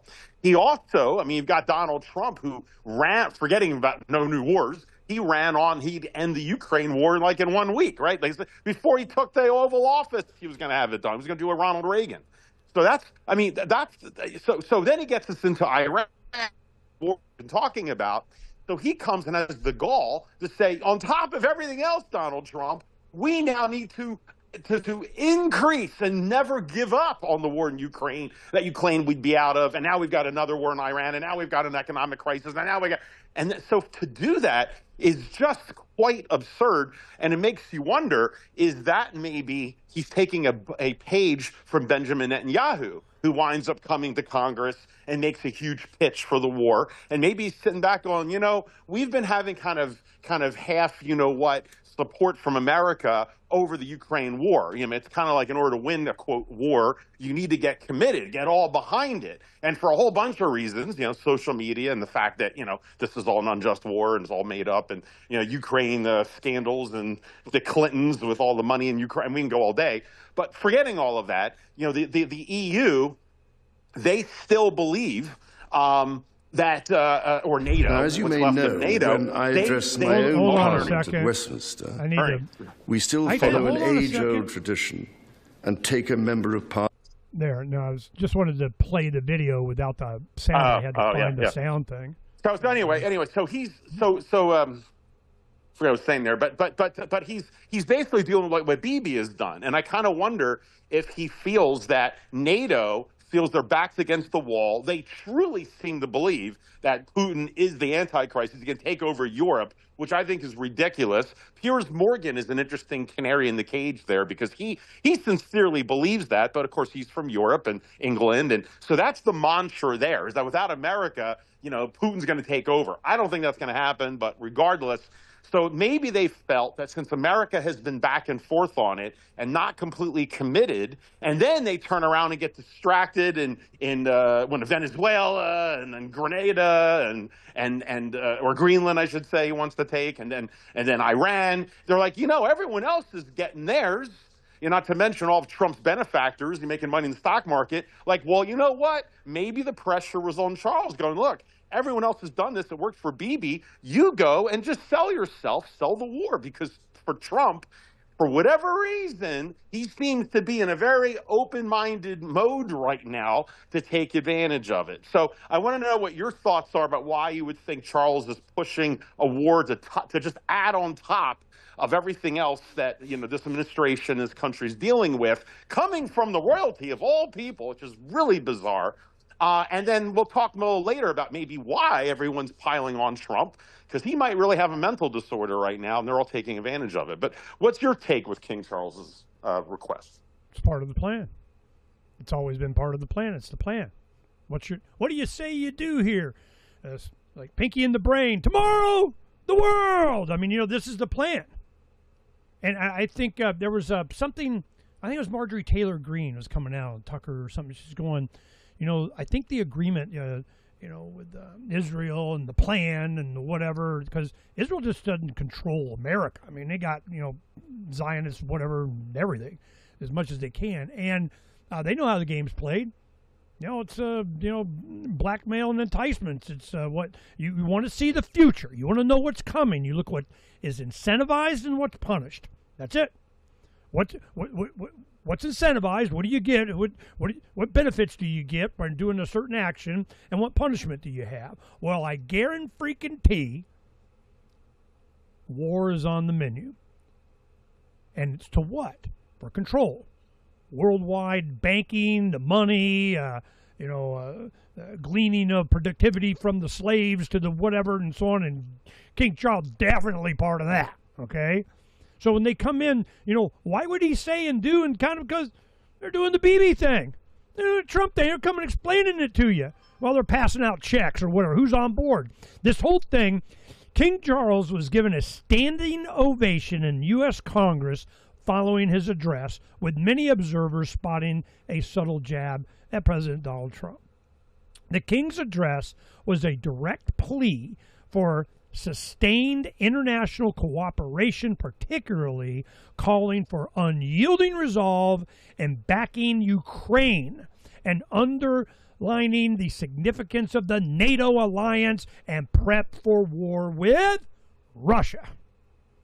And then here comes Trump. He's going to go talk to, Vladimir, I think May 9th, when they have their May Day parade and all their kind of stuff and whatever, and we kick ass, and that'd be a good time to announce that we're, something Ukraine. It's all stuff that we are not in control of.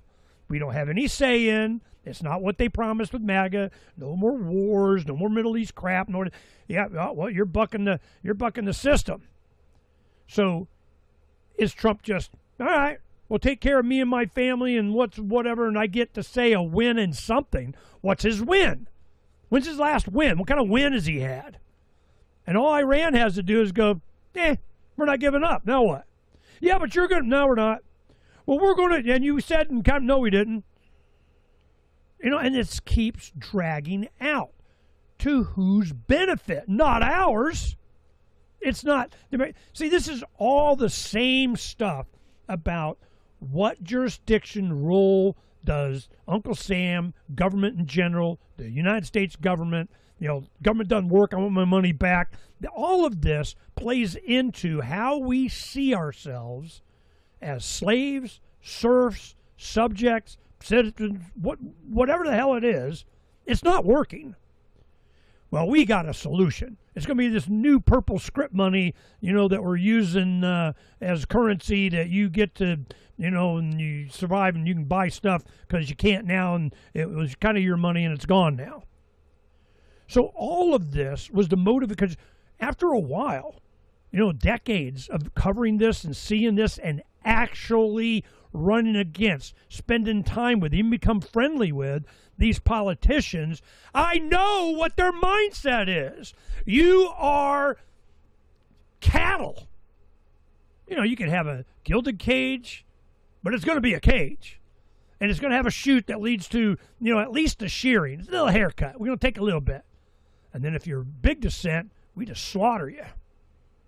So this is so obvious what's coming and where the battle is going to be. It's going to be between those that say you have to and those that say I'm not going to. You have to or you can't. I want to do it. You're not allowed to. I want to do it anyway. So where does it come down to? Simple things. Can you raise chickens? Can you grow your own food? Can you have tomatoes in the front yard instead of the back? Can you, sustain your life with? Can you collect freaking rainwater? I remember in Denver, in Colorado, rain belongs to the Colorado River downstream of Fish and something. And then, okay, you can collect 2 barrels of water off your own roof. You're free now. What? We made a lot of fun of that. Okay, we'll let you have 2 barrels worth of rainwater you can store. Who are these people? So this is why Occupy the Land was the final thing for us. Can you use your own land to survive? Is that an option? Well, if you get a permission, no, we ain't talking about permission slips. I'm emceeing the Nonconformist series that I just started getting the videos. I got to be done within like a week or 2. And the videos, a lot of great names, a lot of the big names in freedom community that submitted. And they asked me if I wanted to have a segment. And I'm like, nah, I don't need it because I'm going to be doing between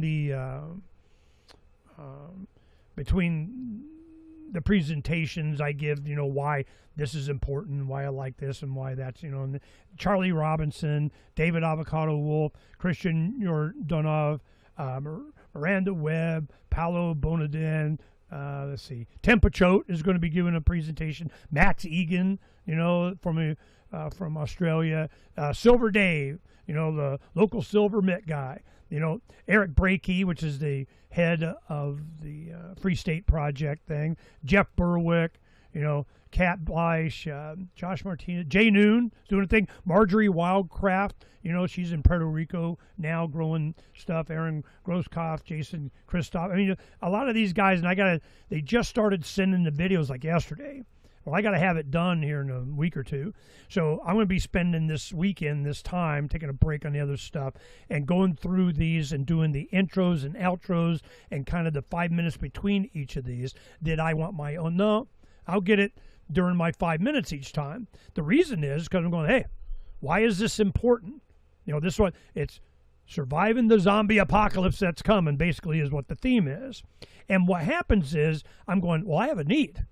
I'm out here I'm looking forward to this guy saying this about what I'm going to learn from that and pay attention because, damn, we need to know, this about that. Then they'll do it. And at the end of that, I'll go, this is what we learned. This is kind of, I can incorporate that. I got a use case for that. The next speaker is going to be talking about this. I'm looking forward to that. You should be, pay attention to this and that. And I keep doing a continuity between all these presentations. That's how I'm going to do it.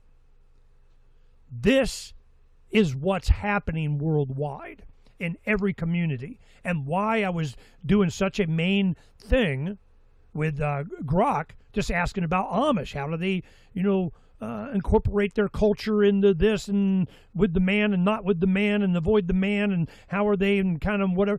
They have in high school when they're about 18, they send them out a year or 2. I mean, they do, Netflix specials on this or whatever. They let them go to the real world, man. Go, peace out.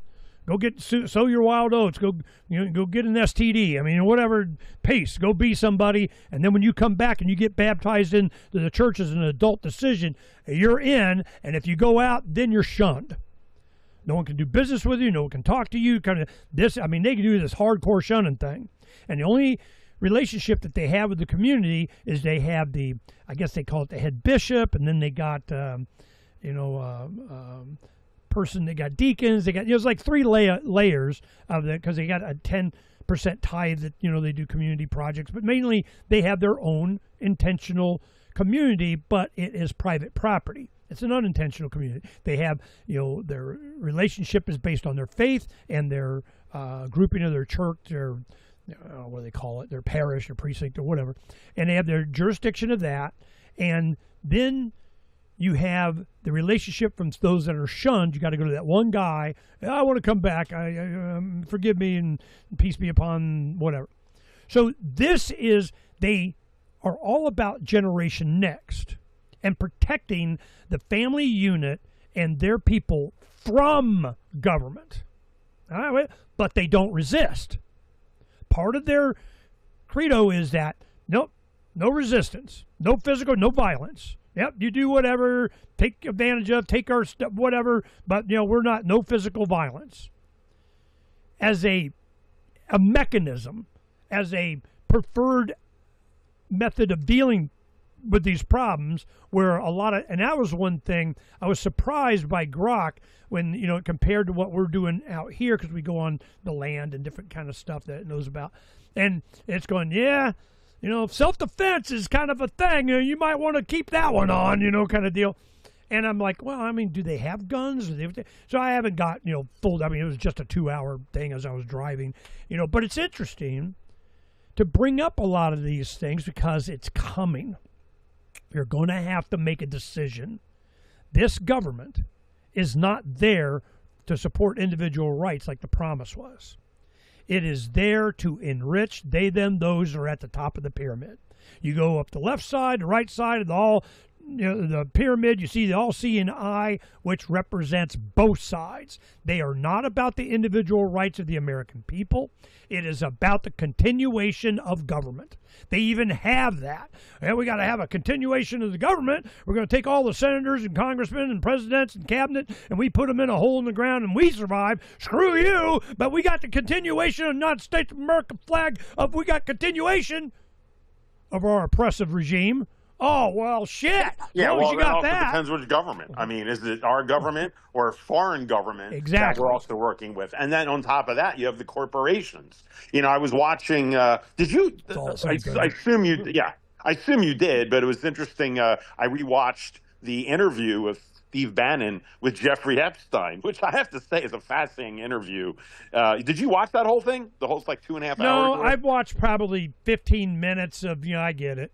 Yeah, and, this was at the controversy that he was really kind of part of that, as he's, asked. I don't know what the hell he was doing, trying to separate himself from it, getting ingratiated. I was like, man, it's just more of the same crap.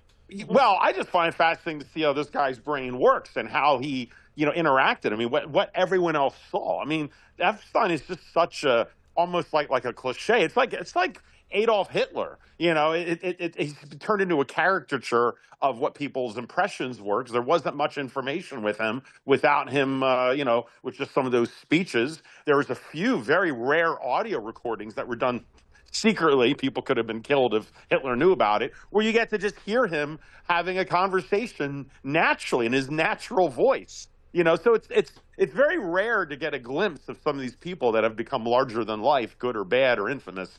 And Epstein's definitely one of them. But one of the things he was talking about is how at the age of 30, he was asked to be a member of the Trilateralist Commission.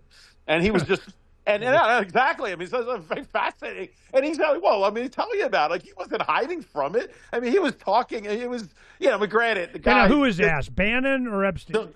No, Bannon, well, those two were having a conversation, and he asked about the Trilateralists, and Epstein's, oh, yeah, let me tell you about the Trilateralists, and yes, he was a member, and they asked him at age 30. Like, he's having a whole conversation about this kind of stuff. I do think, before I get into the Trilateralists, that this video, the impression I get, and I could be wrong, audience, is that this was filmed a few years after he came out of jail, and his reputation was, not what it is today, because most Americans didn't believe in Epstein when we talked about Pedophile Island and Bill Clinton. We were just laughed at, and Alex Jones was laughed at. But during that time, people in the know who knew about him were like, hearing about, oh, Epstein was busted, and guess what for? And so I think he was trying to redo his image, kind of like what Will Smith is trying to do with his stinking, tarnished image.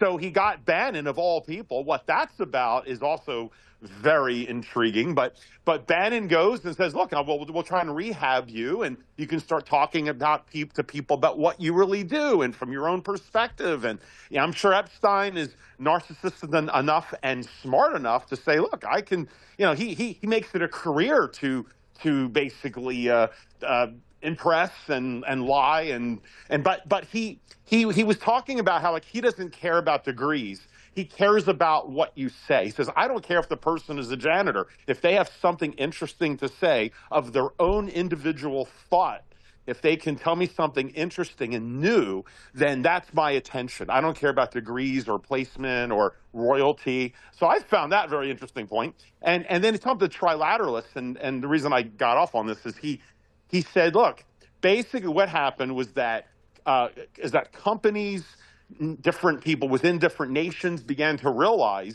that governments come and go, or put another way, the leadership comes and goes. You know, most every country you have, unless it's a full dictatorship, which is a whole other issue.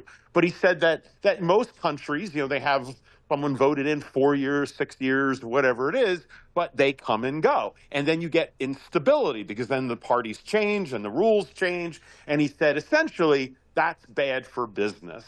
And when it comes to business, you need stability, especially as the world shrinks and all these different companies around the world are trying to do trade deals and everything else. And you get these politicians going in who just know how to be popular. He says people like himself understand math. They understand money. He says it's not your fault. He said most people just can't. And he was actually a good teacher. He was talking about, when people say, if you want income, if you have assets, you think you have gold or you have some nice asset. He said when you're in banking, that's not what assets are. How many people out there owe you money? He says it's a completely different thing. Or when you hear about debt, most people, they don't want debt. But yet for a country or a company, you want debt. That's actually how it works. And he's trying to explain how fractional spending works, right?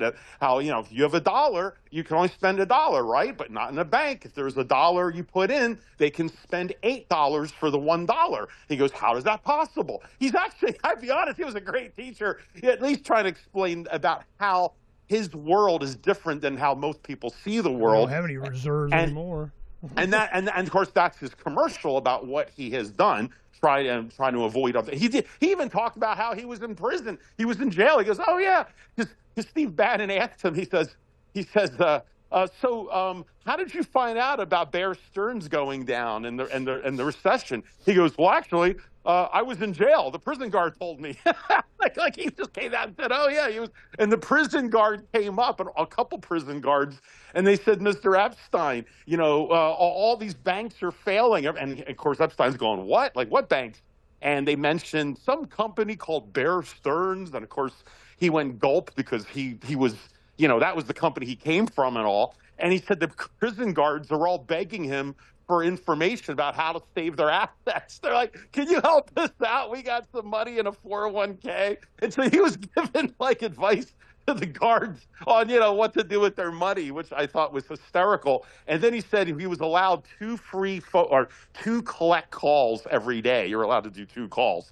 And he said the call he did was a collect call to the president of Bear Stearns. And he took the call from the prison. And he's talking to Jeffrey Epstein about what happened. And Bear Stearns is trying to figure out what we do. Should we try to handle the debt or just sell the company? And so Jeffrey is helping him out with the president while the center of the whole recession universe with the moment was about Bear Stearns. And Epstein's dealing with this from prison, kind of like an old crime boss that's still in prison, right? I mean, it's an amazing interview. But anyway, the point is the trilateralist was fascinating. And he goes, look, it's not meant to be a conspiracy. It's just, it makes sense. Governments come and go, but we need stability. And that's why I was asked at Who age needs 30. stability?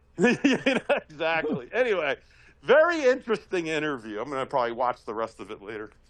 All right. Before we get too deep here, let's go ahead and go through the news real quick, because there is a lot of stuff just today. I mean, God. We got to talk about OPEC and the UAE. Yeah, I know. It's in here. The thing is I don't mind having these conversations about it. It's why. Why are we, doing all these things? For what? What is it? And as I get older, you start going, well, you got to have industry. You got to have innovation. You got to have, and technology does, and it moves along with or without you. And you got to why? I mean, it's not like I'm a Luddite. It's not like I'm not going to benefit from technology living on the land. I need it. I want it. You know, I need Jarvis, not Alexa. I mean, you know, I want my own AI. I want my own robots. I want, you know, but not stab me at night and upload every, you know, night to kind of, you know, and I learned a new kind of manipulation of kind of, you know, and divorce your wife and marry me because, I mean, you know, whatever the hell, freaking weird new movies are coming out because of, and predictive programming. But the main thing is that why? Nobody asked why. When I first started doing ramming, I was saying, why? Well, we're going to, why? Why? And it is to maintain and enhance your autonomy over your own life, to be an add to your community and your family, to even see that the purpose of being here is to keep being here, to procreate, go forth and multiply, to make each generation better, not worse, to make sure you're not a slave. This has been the goal for humanity since forever. You know, the invention of fire and the wheel and whatever was to improve, you know, and then you get to the Dunbar number, which is like, I don't know, 150, a couple hundred people that you can, you know, remember their names. I mean, you know, you have a community. Well, what benefits that community? Well, I don't know, trading with other communities, you know, doing it. It's not like you're isolated, but you want to be able to defend yourself from the sociopaths and the scumbags that want to just come take your stuff because you're productive. It's like, you know, the Magnificent Seven or the Three Amigos or something. There's some, you know, village out there being ransacked by bad guys, and you know, need to be able to protect against them. So you become a tribe in the Afghan mountains of don't F with us. I don't give a crap how many Hind helicopters you got. So this is where I'm seeing the future is going. It's empowering down to desktop manufacturing, desktop publishing, you know, communication, satellite, worldwide. This was the promise of technology was going to make it. We're going to go all Star Trek. And then you have the Federation taken over by an outside force and then they're going to come out, you know, with the Disclosure Project. They're going to be, you know, telling us, well, you know, the aliens want, and we got to have a one world so that we can be in, you know, the intergalactic. I don't give a crap. Collectivism doesn't work. I don't care how many aliens embraced it. So this is, you know, kind of the mindset I have, and damn. All right. Here we go. $300 million data deal. Palantir now has a file on every American farmer. How every American farmer's land, operations, subsidies, and supply chain data will be funneled into one centralized Palantir-powered system because they want to feed you better. Yeah. This is decentralization of food production is probably one of the most top-of-the-hill goals that I'm definitely, whatever. I'll make sure I can go out in the garden and not die. Okay, I just say it. So one of the things that we did, we do a lot of research. You know, you're in the Sonoran Desert, how much water you need, yada, yada, yada, yada. Sweet potatoes. For the most mass, you know, equivalent of input to output, sweet potatoes. Okay, so that's going to be one of the things. We're prepping for that and the orchards, you know, whatever. So these are the kinds of things that I'm looking at. Let's see. Fear is the mind killer. Well, this is from Dune, you know, so that had, you know, my attention. TruthStream Media. You know, how was it? Melissa Dykes and her husband, Aaron, I think, and Melissa Dykes. TruthStream Media. Well, their TruthStream Media website is down. So I sent it to, you know, Drew and Derek. I said, well, you know, hit them up. Maybe, you know, they just need, you know, a not communist, you know, hosting thing, or they're just abandoning that and just doing their own on YouTube. I have no idea what's going on, but Donna checks on their YouTube channel, which they put back, they, you know, deplatformed there for a while. And they did Minds of Men. What made them really popular years ago is they did a video called The Minds of Men. It was a documentary on MK Ultra and how they control people. And it was just, damn, you know, that you know, put them on the map. And now fear is the mind killer. I'm busy working on what's becoming almost a documentary now. It'll be over an hour, but hopefully less than an hour and a half, about yet some more really old stuff I've meticulously dug up from the depth of the past, stuff which it all seems, fear is the mind killer. We are being manipulated. We are being crafted into a mindset, general public opinion. It became obvious to me when I started going on the rant in 2003, when I saw the need, and there were people that sponsored it, came to me to say, we need to get you on the radio because there's nobody being anti-war. And before the land invasion, I started in February of 2003, the land invasion into Iraq was in that March. I think it was March. And they go, look, we need somebody out. It's a general public opinion. They got the war drums. Somebody's got to be. Is there anybody out there? Well, now there's a lot of people taking on, what I started back in the day, because libertarian and major media, when the hell does that happen? Now you got Scott Horton, anti-war radio. You got a lot of quality. They really focus on production, their audio and the video and the, whatever. And I'm just, sitting on the bus we'll get our studio done eventually. It'll be years from now, and I'll have it be all pretty and cool and whatever. And I'll break out some of the, quality equipment, like when I do the Nonconformist series with all these guys on the zombie apocalypse coming and all that kind of stuff. But I'm an activist. I'm working the land. I'm actually doing it. I'm not focused on this show other than, just to maintain relationships with quality individuals and information for our audience that subscribe. And I'm just, but that's not my focus. My focus is inspiration. It's doing. Dr. Stephen Greer, which I've known, met, had Charles and I did an event with him. We had him at our Freedom Summit. I've interviewed him and so on. He's got kind of a quirky, it's almost like a religion, alien, we're going to share, fill us out, whatever I'm not interested in. But Dr. Stephen Greer is about to reveal the most important development of the history of UFO alien disclosure. Trump's not going to outdo him. He's going to do it, kind of thing. Well, we've been covering this. There's a lot of, and I tell you what it's come down to. Energy. The entire they, them, those,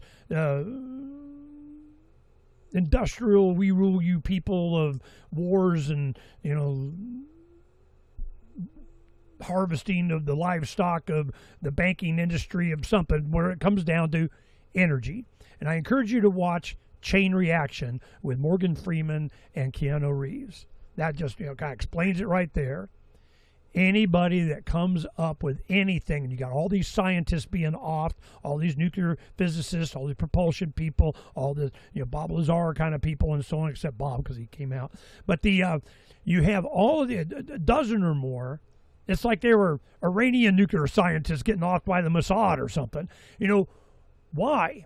Was it because they represented a threat, or they were close to discovering unlimited energy? This is what I think is the main thing. If you can power, and that's like what we have learned and experienced here out on the land, being so remote, that was the first thing I did before we even left on the Love Bus Liberty Tour. I sourced quality batteries, inverters, wiring, got everything. I said, homie is going to have power. And I was afraid that as we were gone and we were going through COVID and all this kind of stuff, that we would be like where we are now, limited access to cheap solar panels, and, things are just going to start getting too expensive. And I go, it's a lot cheaper than I thought it was. It's even got cheaper. So I'm like, damn. But I'm glad we got it. So you have energy. You can pretty much do whatever you want. So we got plenty of energy. So that really makes our life a lot simpler and better. And, oh, my God, I can run the air conditioning. So I'm at 100%, run the evaporative cooler, the fans, the air conditioning, all the stuff, kind of, woo, we got the power. 2 is 1, 1 is none. So we got backup inverters, which I had, change an inverter here a few months ago, get better, whatever. So this is what I see is the problem. The problem is they, them, those are competing with our capability to power our own lives without a central grid. Can't have that. So I want to comment on the UFOs. So just briefly, first of all, with Stephen Greer, Dr. Greer, I will just point out, Ernie and I have a difference of opinion on him. So whatever he's claiming is going to come out, let's say I personally am not holding my breath, but that's just with him. As far as the whole UFO situation, yes, there's quite a bit. Obviously, it's been coming out for years. Much of it now. The Trump deal, he's claiming that the files are coming out. Yeah, just like the Epstein. I don't, again, not hold my breath with anything with this administration. Right. However, I still think it's possible that Trump, when he realizes how destroyed he will be either before the midterms or afterwards, when he starts looking at his legacy of what's left of it, it'll be in tatters. And I think, deep inside the polling. But you have ballroom. Oh God. But the Republican establishment, they're starting to see that internal polling, and they know that they are creamed. In fact, J.D. Vance, apparently his team, his reelection team, has already left the White House. Like they were employed, they were working around him, kind of creating the bubble, laying the pipe essentially for a 2028 run. And apparently every one of his senior people have left. Not out of anger for JD or for JD Vance. It's just because they know he's not going to run in 28. He's not going to blow his wad in what they know is going to be just insurmountable for a Republican win. So he's they're just going to impeach Trump, and JD's going to be president here in 6 months anyway. Yeah, well, that very well might happen. But if that happens again, you don't somebody with that plan, I guarantee it. Yeah, but no, well, assuming that with Marco Rubio, because the establishment all wants Marco, they don't want JD Vance. So there's that. So there's that whole thing. No, I get it, but there's that. So they got their JD thing in line. Yeah, but regardless, JD Vance's team for re-election is left because they realize he's not running in 28, and if he's president, it's because, well, let's just say he wasn't elected. Something else is going to happen.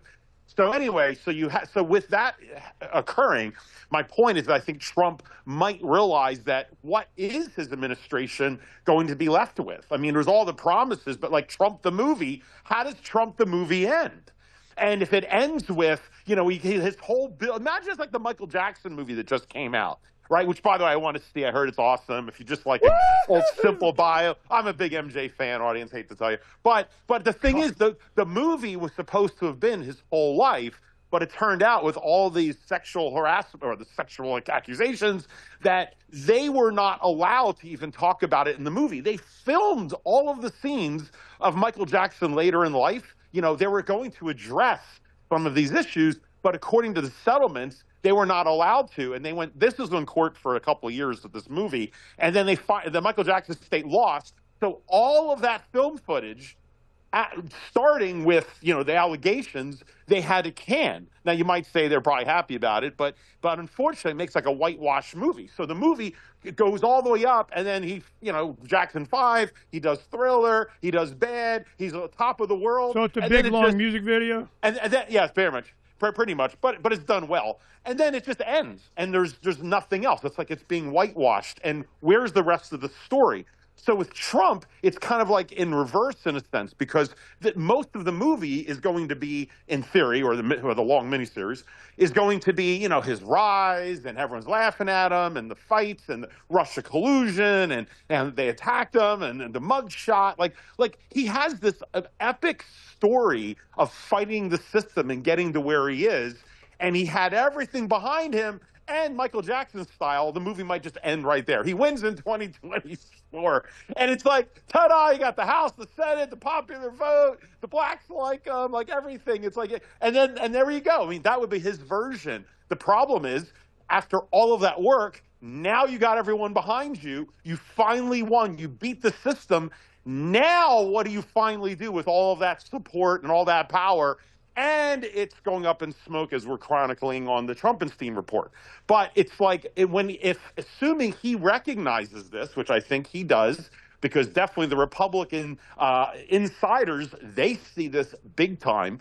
They know that AIPAC itself is toxic, and they don't know how to get out of that whole problem. It's going to be fascinating in the political world, which we'll skip a lot of that part for today. But that's where this is going. So I'm wondering if Trump's only Hail Mary when he's hated by all sides and, you know, and the whole, and he gave everything up for Send Israel. In the aliens! Is to say, look, disclosure, aliens exist. Now, of course, people like myself don't give a crap of whether the government declares aliens out there or not. You know, we've given up on waiting for them. It's kind of like not caring if the government says I'm married or not. Not have to get back into that conversation. I just don't care what they say. But that might be Trump's claim to fame, because whichever president or leader in the world comes out and says and shows the picture and says, yes, this is true, we'll go down in you know, not infamy, but they will be forever immortalized like Neil Armstrong. I mean, that will be the moment that everyone's, you know, their worldview changes, except Ernie, you know. Klingons or Vulcans, I don't care. But that will be a moment. So I'm wondering if that'll happen.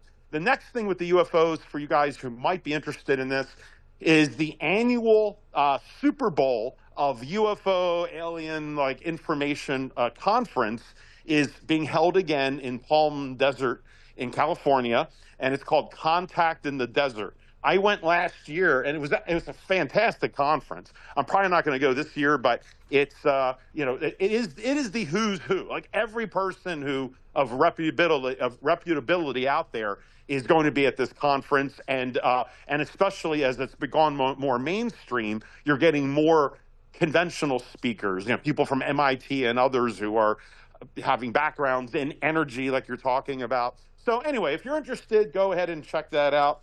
And then last question of the UFOs, the question for you. Did you, I assumed you did, that was your homework, or you wanted it to, watch the Bob Lazar S4 video? I mean, was that astounding or what? What did you think about it?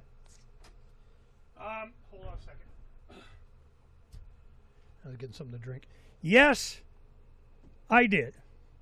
So I watched it, and I fell asleep, so I had to watch it again. So it was, I've watched the Bob Lazar, they have some documentaries and long-form interviews and so on. And in the past. past. On Joe Rogan. And, in the past. You know, that kind of stuff. So it's not like it's a secret. But what they did in this movie, and I did pay the 20, I took your suggestion, you know, and you could rent it for whatever, or buy it for $24.99 or where it was. And I did, because you want to support that which you want to see more of. So that was why I did. I probably never, I don't know if I ever watch it again or whatever, like grandkids or something when they come over, something. But, you know, I went ahead, purchased it because, yep, I want to see it, as I did the AI doc, which is an AI documentary that I wanted to, same thing. I want to support that which I want to see more of. So I'm not going, you know, buying their T-shirt or whatever. So I do the movie and let Amazon get their cut, I guess, or whatever. But the what was it called? S4 or S? Yeah, it's called S4, the Bob Lazar. And just real quick, I'll let you talk about it, but just so the audience knows who didn't catch it last week, this is not the other Bob Lazar documentary from 5-6 years ago. This was just released, and what the main thrust here is not to retell his whole story from scratch, which they do a little bit, and it's AI not animated. and it's not to debate it again about whether he's telling the truth. They just said, you know what, we already know it's real at this point. If you're not on board, this movie's not for you. But for those of us that already know this is true, okay, what did he really see? So this guy, Giuseppe. Okay, well, let me describe it. He wound you up, said that last week. No, I know. I just reiterate this point. Okay, well, let me reiterate it.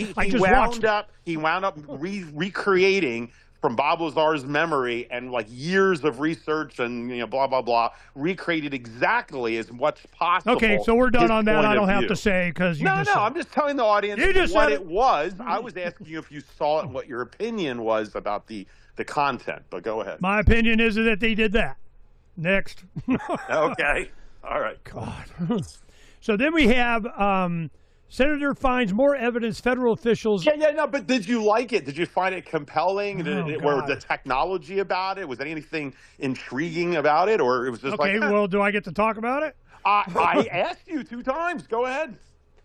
The whole thing of this is exactly what Phranq just revealed, is that they used artificial intelligence to be able to provide visuals of him describing it. As you do that, when you just show it and you go through it, it triggers more memories. So Bob's going, oh yeah, and they had this, and that did this, and this did that, and they would go ahead and create that with artificial intelligence to show, okay, it was a little bit shinier. No, it was kind of dark in here. No, we had this light. This thing did that, and that, and you turn this, and and these emitters that did, and what. The big thing that they're coming out with, a lot of it, is they call it gravity or anti-gravity or whatever, and they're kind of, I don't think it may be gravity. I think it's another force. There's something else going on here. Then you start having matter of fact, we have a story on the front page of Freedom's Phoenix this morning of a young woman that was asked to go in by Amazon to go to, into Amazon or Blue Origin or kind of, and she's going, no, I'm more focused on, here it is. New Einstein vows to find source code of the universe and change everything. Sabrina Gonzalez Pastursky said, I don't want to make billionaires richer. I want to understand how the universe works. She rejected Jeff Bezos and wants to understand how the universe works. There are a lot of people like this, and they wind up dead. That's what's happening, okay? Is that it's starting to break out. A lot of this stuff that Lazar was talking about that he was working on, S4 is an off, miles away, further out in the desert from the Area 51.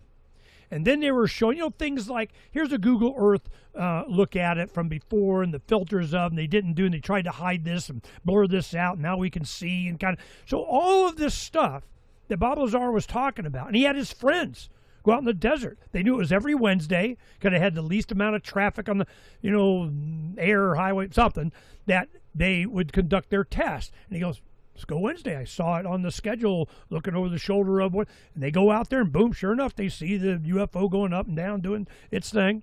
And they're, so this has been going on for decades. There was, when they found out that he was out there, they found him out there, they're like, oh man, you telling your friends you're not. Well, he was worried about his safety, so there was a local television station investigative reporter or whatever. They did this whole thing just as protection because they were being followed. He was being, all kinds of stuff. So this is, and they ransack his place. He'd come out of the gym, all his doors on his car would be open, it just screwing with him. So that's why he came out. So he comes out, said everything he knew, and I'm done. Okay? As time goes on, this story keeps coming up. Well, when they did this movie, this documentary, it was from all of that, and then so people could see what it looked like. How small the chairs were, how integrated, there wasn't really any furniture, how you had, these emitters, where were they? What did they do? What was the impact? A lot of things, like you get a certain angle of it, it just disappear. It had this little black hole that was created that you could sit there and look at this, like, black space, like a black hole in front of the emitter about a foot. All this weird stuff. What do you think? I have no freaking idea. But in describing this stuff, you get others going down this track. What would create this? What different forces have? And they start off in scientists. I've seen this before. It was on the research of vaccines. It was, when the big pharma was doing it, a lot of the naturopaths that were coming out saying, look, this does this is what, and you're dead. Even CDC scientists that would, this is not dead. They were dropping like flies. Same thing here. Why? Control. You're not allowed to have that knowledge. You're not allowed to have that, evidence to, you're not allowed. Because there's something else in charge up above and over the White House, the president, our elected officials, our Republican government, Trump. And anybody that starts to press this, oh, you're so freaking not allowed. Trump coming out with this, we're going to disclose, bullshit. They're going to, all right, they already know about this, and we'll kind of, oh, yeah, you were right. And that leads to a whole bunch of other stuff of, nope, not going to happen. What happens? Chain reaction, go watch the movie. You know, I mean, it may not be that technology. It was just, different sound waves and acoustical whatever frees up the hydrogen from water to make enormous amounts of energy of, whatever, no pollution, and, the oil industry goes down the tubes and not allowed. What kind of tech is there? When will it come? Who's going to be available to? Is it going to be Dell Web Housing? Have they got their own, fusion reactor, tokamak kind of whatever does 10,000 homes of, no meter? No, hell no. We can't have that. Tesla already tried to do that over 100 years ago. Said, look, we can do it. And they go, Westinghouse goes, nope, we're done. What was it, Walden Cliff or something? They put, nope, we dismantled. You can't do that. How am I going to put a meter on it? Well, you're not. Well, we ain't doing that no more. So this is the kind of things that we're dealing with. Uncovering the secrets, exposing the lies. And what is the biggest secret?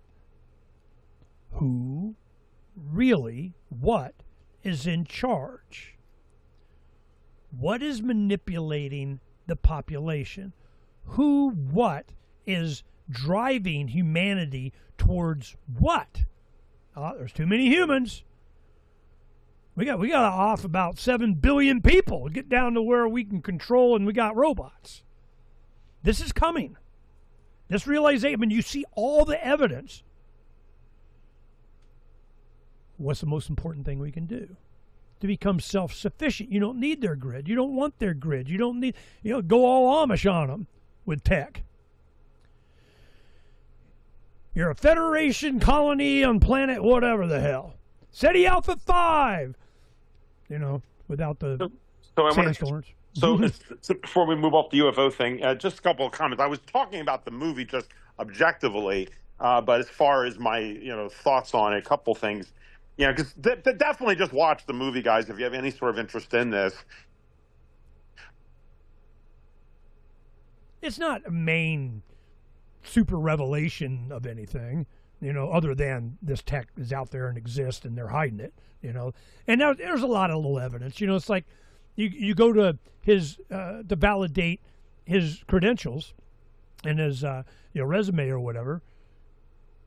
The television station goes to Jet Propulsion Laboratory, or they go to a lot of the different organizations and stuff that he worked for, and we have no record.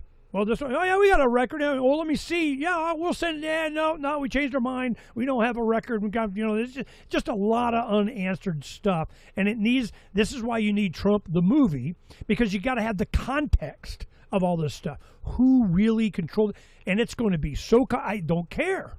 It's gotten to the point, I get it. The only reason you want to know this is not just from tragedy porn, or you just want, I know, ha, ha, ha. Wasn't that infotainment? Wasn't that entertaining? Did you not know? Well, you knew, now you know. This is interesting. It's kind of, man, I'm entertained. No, I need to have reality and truth revealed to me, and I get it. They're bad guys. And if they can run your life to their advantage, to maintain, enhance, and expand their control over people to get whatever the hell it is that they want, makes them feel better, they're going to do it at your expense, at the expense of your individual rights and the future of your children and grandchildren and great-grandchildren, because they're those types of people. Just saying. You have heavily shorted Hertz. All of a sudden, they get a contract with Uber, on this robo-taxi deal. Boom! Here we go. Self-driving cars. That's becoming a thing. It's going to be self-driving flying taxis. In fact, Bob is like, man, you're just going to have sheet metal and bodies raining all over humanity if you give teenagers whiskey and, in a VTOL aircraft. Nope. It can't. It's got to be automated and regulated by somebody. So this is, and I'm not for that, but here we go. Transportation. It's those like 8 categories that we did: communication, transportation, health, food, automation, education, shelter, all these basic things. And when you have energy, That makes a lot of materials and everything, and you got automation, robots. And I got it relatively simple. I don't have to be chopping down a bunch of trees, and I'm out in a sloping desert, and I go push button, go make, build, and knock stuff out, and let me know how many solar panels I got up to put up to power you. Boom, done. Is that what's going to even be allowed? They're 3D printing houses now. How much automation are they going to? I'm finding out a lot of things. Architect Sean Holmes, we have Occupy the Land telegram that we put on, and the Occupy the Land community people could comment on. And he put in a thing called water glass. And what it is just the shiny concrete when you go to Costco or Sam's Club, or you go, man, how do they get this concrete so shiny? Well, it is something that they knew hundreds of years ago, that you have just silica sand, you mix it with potassium hydroxide or whatever, something, and then a vinegar that they got from rotting fruit or whatever, just very basic chemistry, and it makes a silica hard glass, transforms the sand and the concrete, and it's not a coating, it's an actual changed chemical reaction that gives you that mirror finish, and you're walking on it at Costco, Sam's Club all the time. And I'm like, where the hell has this been? You can do it. Hell, I can make it. You can go buy it for $2 of vinegar at the store, and I can coat, my pad that I'm doing out here, building the shipping container. I was like, well, shit, Negro, that's all you had to say. So, where did this go? Where did this technology? It came from the cement industry. In the building codes, you're not allowed to this, you can't do that, you have this, because we say. Well, who the hell's we? Then you go in, and it all came down to United Nations. You had to have a common building code, and it broke, the U.S. into 3 areas: west of the Mississippi, east of the Mississippi, north of the Mason-Dixon line, and south, like the, north and south, Confederate, whatever. All of these standards were set for industry, the steel industry, the cement industry, the industry, the yada yada industry. Okay, well, I want to do it. No, not allowed. You won't get insurance. You won't get approval. You won't get, the code and the permit, and you're allowed permission slip, crown crap. Based on what? Based on their interest. Is it based on science or performance? No, they don't care. Like, screw them, man. I'm doing a hyper-Adobe Earth bags. They can suck it. All right. The Trump surveillance state. The Fourth Amendment protects all persons from warrantless government searches and seizures of their persons, houses, papers, and effects. It requires that warrants be supported by probable cause of a crime, specifically describe the place to be searched and the things to be seized. I remember when this is on Ron Paul Institute, Judge Napolitano wrote this. And the main thing that I wanted to bring up from this was when I first started running for Congress in the late 90s or something. The reason I did, it was one guy that was trying to be buddied up and whatever, and it was John Shattuck. And I ran against him 3 times. And the reason is that Shattuck had been, his father was the ghostwriter of Heart of Conservative for Barry Goldwater. And what happened was they were supportive of, whatever, kind of the superficial of whatever the hell. But once he got in, I got a call from one of the interns that came from his family that were all Republican conservative up, went there because he was kind of this libertarian, understanding, knows how to spell libertarian guy. And he goes to Washington, and he introduced and supported House Resolution 666. Are you freaking kidding me? Okay. Well, 666, what it did is it made it legal to take any hard drive, or even though it wasn't specifically authorized by a warrant, because you got to specify what you're searching, what you're seizing, and why. But they wanted to be able to just go in, take everybody's hard drive, examine it, look for crimes, which you'll you have a gazillion, whether you're law-abiding or, I mean, there's so much crap they can get you with, and then use that to prosecute you. That's what that was. And this young man, I think his name was Barry, and he calls me and he said, because he knew me from my activism and whatever, he goes, look, I'm telling you, he does this, he votes for this, I'm coming home. And he was a young 20-something-year-old guy. My family, we cannot support work. Then he called and said, yep, he's doing it. I'm leaving. I'm out of this. Peace out. FYI, wanted you to know we're gone. So we made a big deal out of it and, kind of whatever. But this has been going on for a long time. That was almost 30 years ago. Their goal has been to be able to use any and everything against you, your digital information, the platforms, I totally agree, or whatever it is, and they use it to blackmail, to prosecute, to weaponize information against you. What about conversations with your AI, with your robot, with your, them just listening to you? Your phone, we used to say, well, they just turn on the microphone and they could listen to whatever you do. A lot of friends and stuff that were planning the salvation of the universe, leave your phone in the car, don't bring it in the restaurant or whatever. But, so I'm just, of course they're listening. Of course there are. Well, they don't have enough people. No, they're using AI. Here it comes, just saying. Trump DOJ ATF unleashed massive Second Amendment overhaul. Now, this is something that, is of interest to a lot of people. I need to do some more on this. But 34 new reforms / red tape for gun owners, dealers, and small businesses, kind of opening up, making it legal. But if you have any kind of interaction with the government, we're going to eliminate a bunch of this, but you need to redo this or sign up for this. You won't have to worry about that anymore or whatever. And the reason this was of interest to me is because the same thing is happening with Donna and her real estate. She's a licensed real estate agent. She closes on a house. Her broker is calling her, well, we got you got to go do your fingerprints again. Why?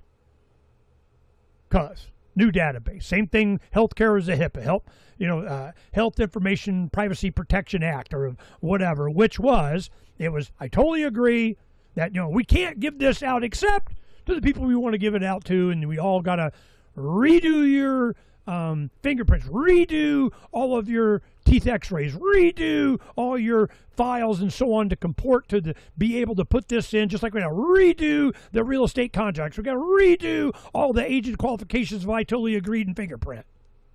They're redoing all of the information so that it is more readily accessible to they, them, those in a package, and it's hacked and it's gone, and they got your social security and we're done.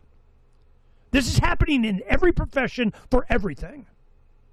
Donna's got to do it right now. And her broker was on the committee, trying to advise and limit, and we don't want, and this is why this is stupid. We already got down, and we're doing it anyway. Okay? I guarantee Phranq and Savard got to deal with this kind of crap all the time. USAID funded aid programs abroad, but mainly was a jobs program for progressive. This is like a big giant duh for anybody. All these different programs and so on, USAID, this was a mechanism for you to create an NGO, to have this money go through. We get $1 billion to here and kind of everybody gets a job. That's all was going on.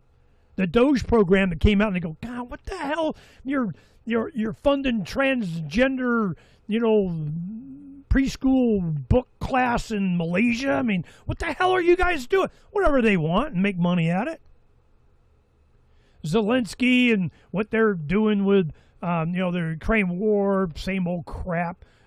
Silver will soar as high as $309 by the end of the year, says Bank of America's metal desk of what do they know? I don't know. All you got to do is, should you take, a lot of research put in precious metals? Should you? What question should you ask? Is the American government ever going to stop spending money? Are they ever going to stop adding to inflation of the money supply? Are they ever going to get any kind of financial discipline? Are there? Well, there's your answer. So I just sit on my, I'm good. You know, everybody's like, well, it went down to 70. Hell, it was 30 not too long ago. What, are you kidding me? It went down to what? So I just, man, if you put your faith in government, you know, you deserve what you get. Just saying. Here we have, well, justices to the Supreme Court. Will they side with pesticide giant or cancer victims? SCOTUS, Supreme Court of the United States, weighs landmark liability case. This is all about, are you going to be able to take away the liability of these people that make these poisonous materials? You don't have liability. Oh, you got vaccines with whatever the hell in it. You got, you know, glyphosate or whatever. We got all these cancer. Yeah, never mind.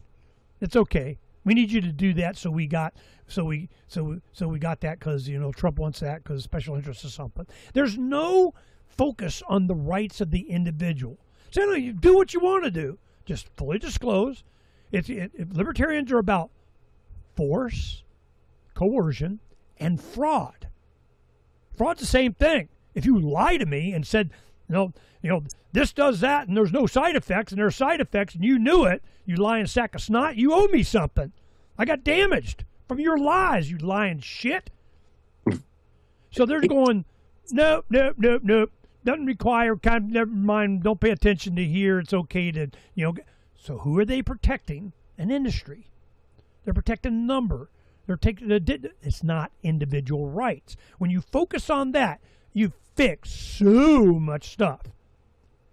Yeah, it's funny. There was that interview with Tucker Carlson and MTG dropped last night. I'm glad to see it on Freedom's Phoenix. It was another banger every single week. I mean, this Tucker, this is like a streak I've never seen before. But he was asking her when they were talking about what was it like to be in Congress, like what were some of her real life experiences. And it's fascinating. It's like MTG is acting a little bit like what we had thought Donald Trump would have been like, or people of his ilk. You know, one of quote unquote, you know, and Ernie's cringing here, but basically an outsider. That was the whole point of Trump, an outsider, and you're going to speak for us, and you're going to let us know, hey, this is what's really going on. I mean, after all, Trump definitely has no filter, so let us know what the hell's going on. I mean, supposedly he had enough money. He didn't have to get bought off. He was there for the people, at least enough, if nothing else, to solidify his own legacy, going not to go back to that UFO thing again, which I think he'll do for his legacy. But anyway, but MTG, you know, Tucker was asking, well, what was it like when you were finally in Congress, what was going on? And she said it was basically divided when they did have meetings, and they didn't have many meetings at all, which she thought was offensive. You know, it's like, hey, we're here to do the business of people. And really, the representatives barely got together to discuss things outside of being forced to vote. She said there was usually 2 meetings a week. And one meeting was talking about policy or things about, you know, whatever that they have to do to get on board for, who to support or what bill to support or whatever. And then she said the other meeting was was for fundraising. Now, since it was about fundraising for the party, you know, that they couldn't have it at the Capitol. It was at the it was something, what is it, the Commissioners Club or something like that. It's the Republican Elephant Club. Yeah, the Elephant Club. Yeah. So they would meet there. And I've been there. You know, Ron Paul had us come in, and I got to do the Elephant Club thing. Yeah. So that's where they would meet because it's legal. They can talk about fundraising. So we have 2 meetings a week. One of them just for, you know, the next election cycle, as Ernie would say, and the other only one for the people's business. And so Tucker said, well, look, you know, when you guys got together, what things were talked about? Like, were you talking about, was it mostly legislation? Was it things for corporations? Was it for Israel? Was it for the people? And what he was trying to get to was when you finally get all the way down to it, and you're a representative, and you're in Congress, and you're having your one weekly meeting to deal with the people, or if nothing, whether it's the American people or just the people who voted for you, in this case, the MAGA base or whoever, or just the people, what did you talk about? Was it for the people? Was it about things to help the average person or right? And she stopped, and it was interesting. She didn't just do a quick no. She sat back, and she was really pondering the question and really trying to think. And she said, no, I mean, no surprise to her to hear this audience, but she really thought of it. She's no, they really didn't. These things never came up. And just seeing how realistic she was when sincere when she said that. And I have to be honest, even Tucker, as much as Tucker is not obtuse to this, right? None of us are. But to just hear it, to finally, it's like you would say it, to just finally hear it from someone that for me, I trust her perspective as someone that we could just have a coffee with and someone that seems real, to just look you in the eye in the camera and just ponder those those sad eyes and go, no, they never did. Says all you need to know, right? Okay, I got an example of that. One, Eddie Murphy did 2 movies that kind of portrayed a lot of this stuff. One, I'm just going to leave the site up there. I'm playing with it. Just watching video. I just got the page up because the pictures aren't scrolling, but whatever.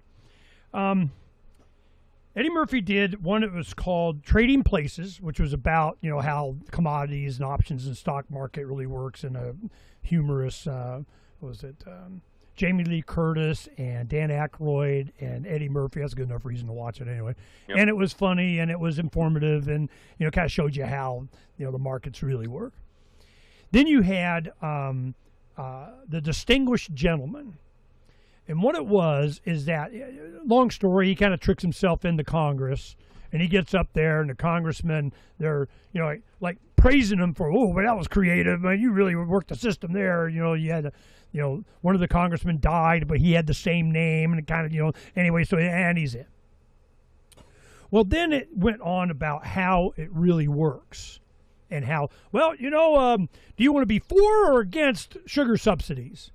What are you talking about? Well, I got you subsidized sugar. It gets cheaper. It's the candy manufacturer. They love you a long time, back when they didn't use all corn syrup. But high fructose corn syrup. I don't buy anything with high fructose corn syrup, and it's so hard. You say I don't get. You got high fructose. I'm not deliberately poisoning myself. It's a long story, but but that kind of market. By doing that, you start to get more and more healthier stuff. It says on the label. I don't trust these guys, so I just rather grow it myself. But so you have the sugar industry get subsidized. You got candy guys love you. If you don't, well, you got the high fructose corn syrup makers, love you. Well, what do you want to be? You can be pro or against? That's fundraising. That's how it's done. I got a dose of this. When early on in my activism, I was doing a lot of, the commerce stuff and election fraud and all that kind of crap. And there was always some legislator. Yeah. There's an interest. This sounds good. He's getting a lot of attention in the media. And I, bring him in and we have a meeting and, we'll let, this, Ernie guy something. The Democrat Senate at one time, it was like 1990, 92, around in there. The Arizona Senate was controlled by the Democrats at the time for, I don't know, however many years. And they have what they call a party caucus. And I've been to this before with the Republicans, and you go down and they want you to go in and, listen to them debate, or it's all show or whatever, in the private caucus rooms. If you're the majority, you get a nicer, bigger one. If you're a minority, you're at the kids' Thanksgiving table, card table, whatever. So you go in, the Senate are in charge, and they have this nice big caucus room. You go in there. They have all these senators around the big table. And they're got some aides sitting around the outside. They got, different special interest lobbyists, whoever they're in, pretending to whatever, discuss stuff. So they bring up this bill that we got and so introduced, what's that? And they go, we're going to vote this, that. And there was this one bill, just an innocuous, I don't know who did, some ASU students, involved in politics, got it introduced. And what it was is that in Arizona, you have to be, I think it's 23 to 25 to be a state legislator. You got to at least be 23 or 25. I think it was 23. Well, they wanted, if we got it's kind of the Vietnam vet thing. We go to Vietnam and fight and everything, but we can't vote until we're 21? What kind of crap is that? You know, I can't buy a beer, but I can, blast some gook in the field and whatever, and where's my Budweiser? And then, of course, you got the military is making sure everybody gets, enough beer and cigarettes. I mean, they want to, do that. And now they're talking about getting rid of a lot of junk food in the military. That's a big thing going on now. I think we have a story up today. So this mindset of during the 60s and 70s that you're sending these 17-year-old kids to go fight for America, kill and die, but they can't vote, they can't this, they can't that. That's what kind of drove this thing.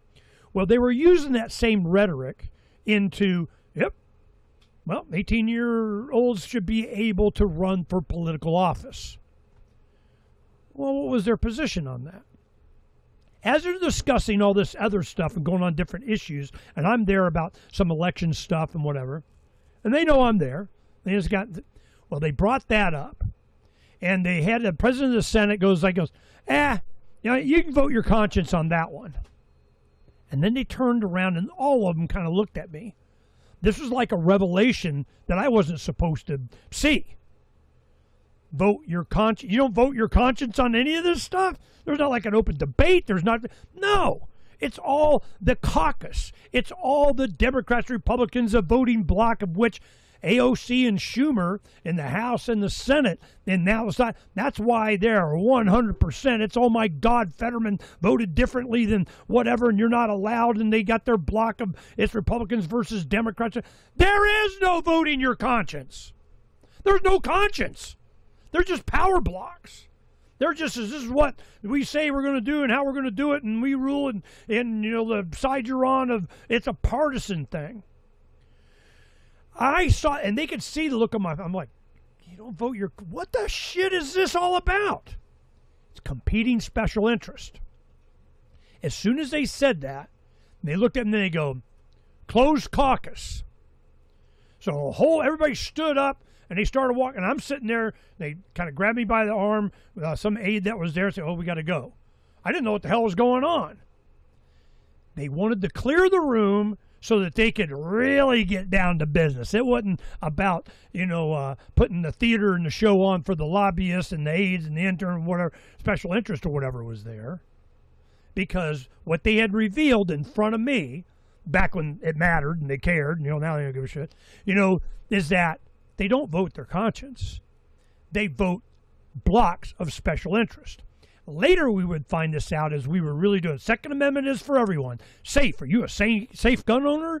Are you a unsafe congressman kind of thing? In public debate, and they're on the floor, and it came up for a vote. We had, Jeff Grosskopf, which became Speaker of the House there for a while. He was a big supporter of Second Amendment and our efforts to do unconstitutional, constitutional carry, that you can carry your firearm concealed or not without a permit. This is a big thing that we were pushing on for a long time, a decade. So Arizona's got this, constitutional carry thing, which is not as constitutional as you think, but close enough. I don't let them call it that, but it's a good bill. Now, we had a city councilwoman and a state legislator, later became Speaker of the House, that were co-sponsors, supporters, worked with us. I'm, doing kind of, our activism and everything. They're making all kinds of hay about it. They got it to a floor vote, which is, damn it, you never do that. Because they're actually linked to what was their vote on a clean bill. They would go on about how they needed to add this amendment and curtail it this way, and law enforcement says, and then at the end, you would vote on it. Well, they'd vote for it after they gutted it. Now, later we got a clean bill and it actually passed and so on, but I saw how it works. If they know they got enough votes to kill something they want killed, well, then they're given permission by their caucus, if they're in a close race, or it's conservative, or it's an issue, or they got opposition in the election. They all protect the incumbents, but then they get the vote, the way they want. When they're really against it and behind the scenes, they're voting for amendments to screw it and whatever. It's all bullshit. I've seen it so many times in so many ways, I don't even pay attention anymore because anything they tell you is a lie. It's all about supporting the main prime directive of control, of surveillance, of jurisdictional you gotta, you can't, you have to, and permits. It's all about protecting industry. It's all about who gets the money that can then give it to you and campaign contributions to get you in charge. And Israel is the top dog on this stuff, along with pharma, military-industrial complex. They, them, those. So I just want to share that with you. I don't think I know. I fucking know. I sat there and watched it happen over and over and over and over. And then as I talk to these people, I go to church with some of them, at the time. I'm in the green room. We're doing state. I run for Secretary of State.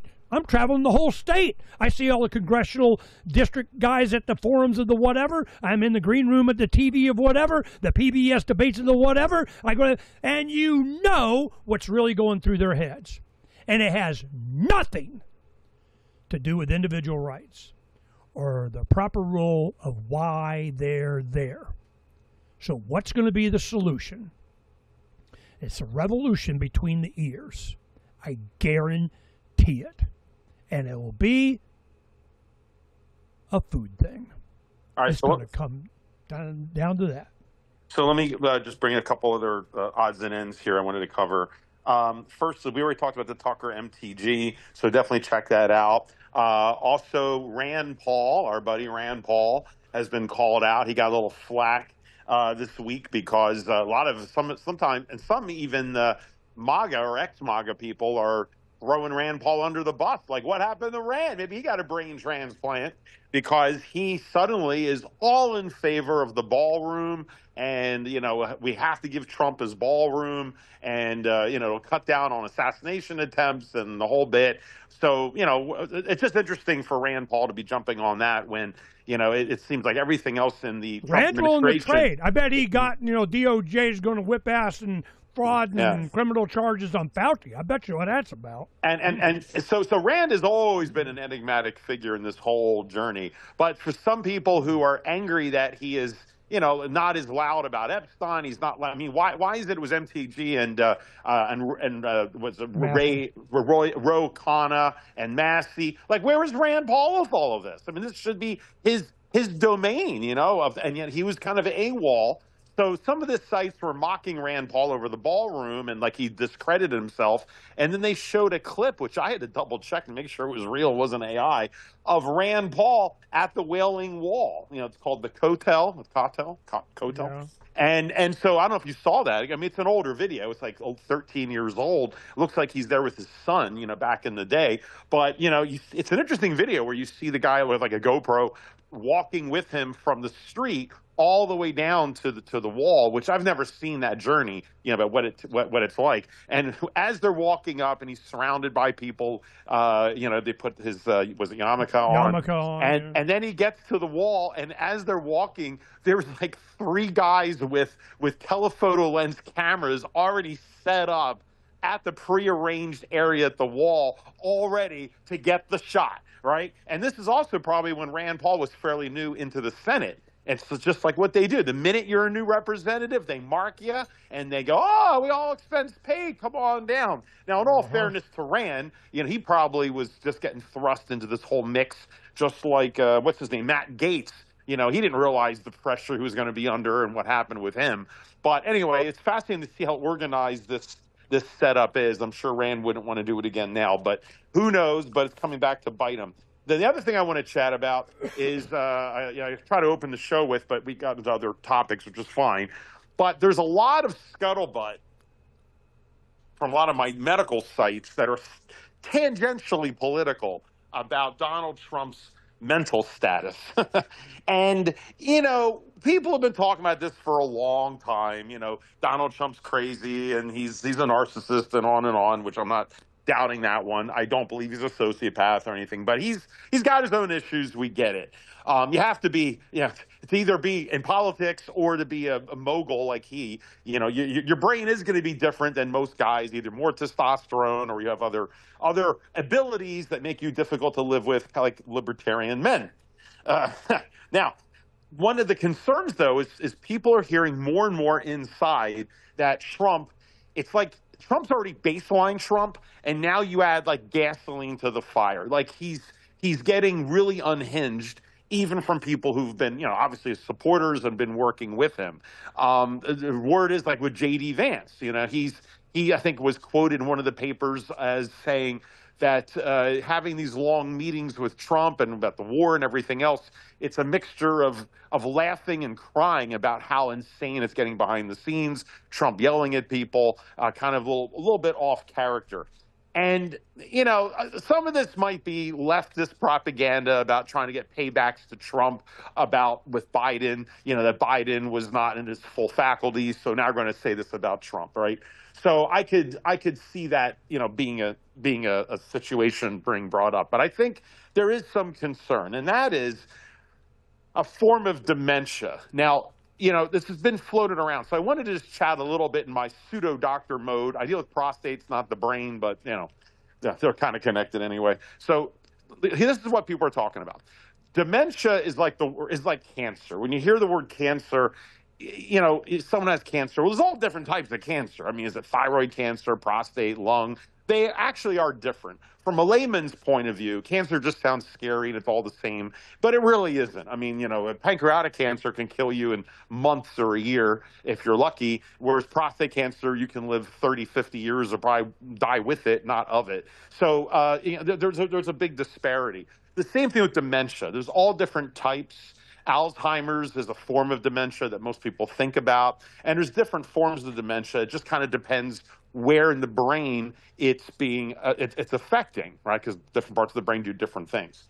The one that is usually the one that's common in young people, the early onset dementia, the one that got Bruce Willis, by the way, is the one that people think Trump has. It's a type that can take decades very slowly to occur, and it does not have memory loss, and not in the beginning. So instead you have personality disorders. So when people are thinking of dementia, they're usually thinking about, just forgetfulness, and that's other forms of dementia. But this type, it's called prefrontal, or some people call it frontal temporal dementia, or in this case, prefrontal temporal early onset dementia, to be very technical in my medical league. Or it's Havana syndrome, EM radiation of CIA or Israel making it crap. I mean, Yeah, we can just do that. So anyway, what happens is it happens in the prefrontal lobe, and prefrontal is basically the very front of your head. It's what makes human beings unique of all other animals, including other primates. The prefrontal cortex is what gives you like precognition, which not to necessarily make you psychic, but that you see the world as a human being. If without it, you see everything animalistic. But the frontal lobe allows us to be someone who looks at the heart. You picture the future. You're looking into you can plan ahead, right? You plan ahead, and part of planning ahead is also control, because the frontal and also the temporal, like your temples on the side, that's the temporal lobe. But we're focused mostly with the frontal. And what allows you to plan for the future and such is not to do stupid things now, not to do things that are just in your reptilian brain best interest right now, right? So in other words, I'll pretend to be nice to Ernie because, Ernie, anyway, the point is you think ahead, whether it's scheming, whether it's trying to think about, I'm going to be nice to this woman because I'd like to maybe have children with her in the future. I don't want to act on my instincts right now, this kind of thing. So one of the issues that the frontal lobe helps you with is judgment and restraint. Let me say that again. Judgment and restraint. And these are the things that tend to go away with this form of dementia. And so what will start to happen with someone over time is they start to lose their inhibitions to an extreme level. You'll have people suddenly take their clothes off. All of a sudden they'll strip down in a store, and because they don't see the problem with being naked. Like, well, whatever, they don't realize that it's not socially acceptable. Now that's more late stage, but just use that concept in an earlier stage. There was like a woman who, very, very unfortunate. She has a young they're a younger couple. They have 4 kids. She was pregnant with the 4th, and her husband, at age like 45, 46, suddenly came down with this. And she said how he would say inappropriate things to the women at work, and then he got fired. And then when he came home, he told his wife, "Yeah, I got fired." And just like there was nothing to it, even though there's 4 kids to pay for. You have like an apathy to certain things. You also are very just impulsive of what's in front of you and very emotional. And again, you have no judgment or restraint. And this seems to be what many people are claiming is happening in the White House, is just, these outbursts and the reactions and the tweets, calling himself as Jesus. Now, you could argue, no, this is not dementia. That's just leftist talking point. That's Trump being Trump. He's been trolling people for years. And God knows they've been some awesome trolls over the years. I've enjoyed most all of them. But if they can create this kind of behavior electronically or chemically or nutritionally, would they do that? Yeah. No, that would be wrong. They wouldn't do that. Yeah. So anyway, I just wanted to throw that out there. You're probably going to start hearing more about it. And, if it's true, this is going to come back to bite J.D. Vance. Because what's the biggest complaint people levied against Kamala Harris? What did you know about Biden's mental state, and when did you know it, right? What did you know, and when did you know it? And that disqualified her. I feel the prep. This is a Palantir, Peter Thiel, rule the world, tech bro kind of, we got a gazillion dollars that we put into this AI thing of which is going to go away. See, it's like, why is it that you have so much investment that can never be recouped with artificial intelligence investments in the data centers? Why? Is it humanitarian reasons? Because we love whatever? No. This is control.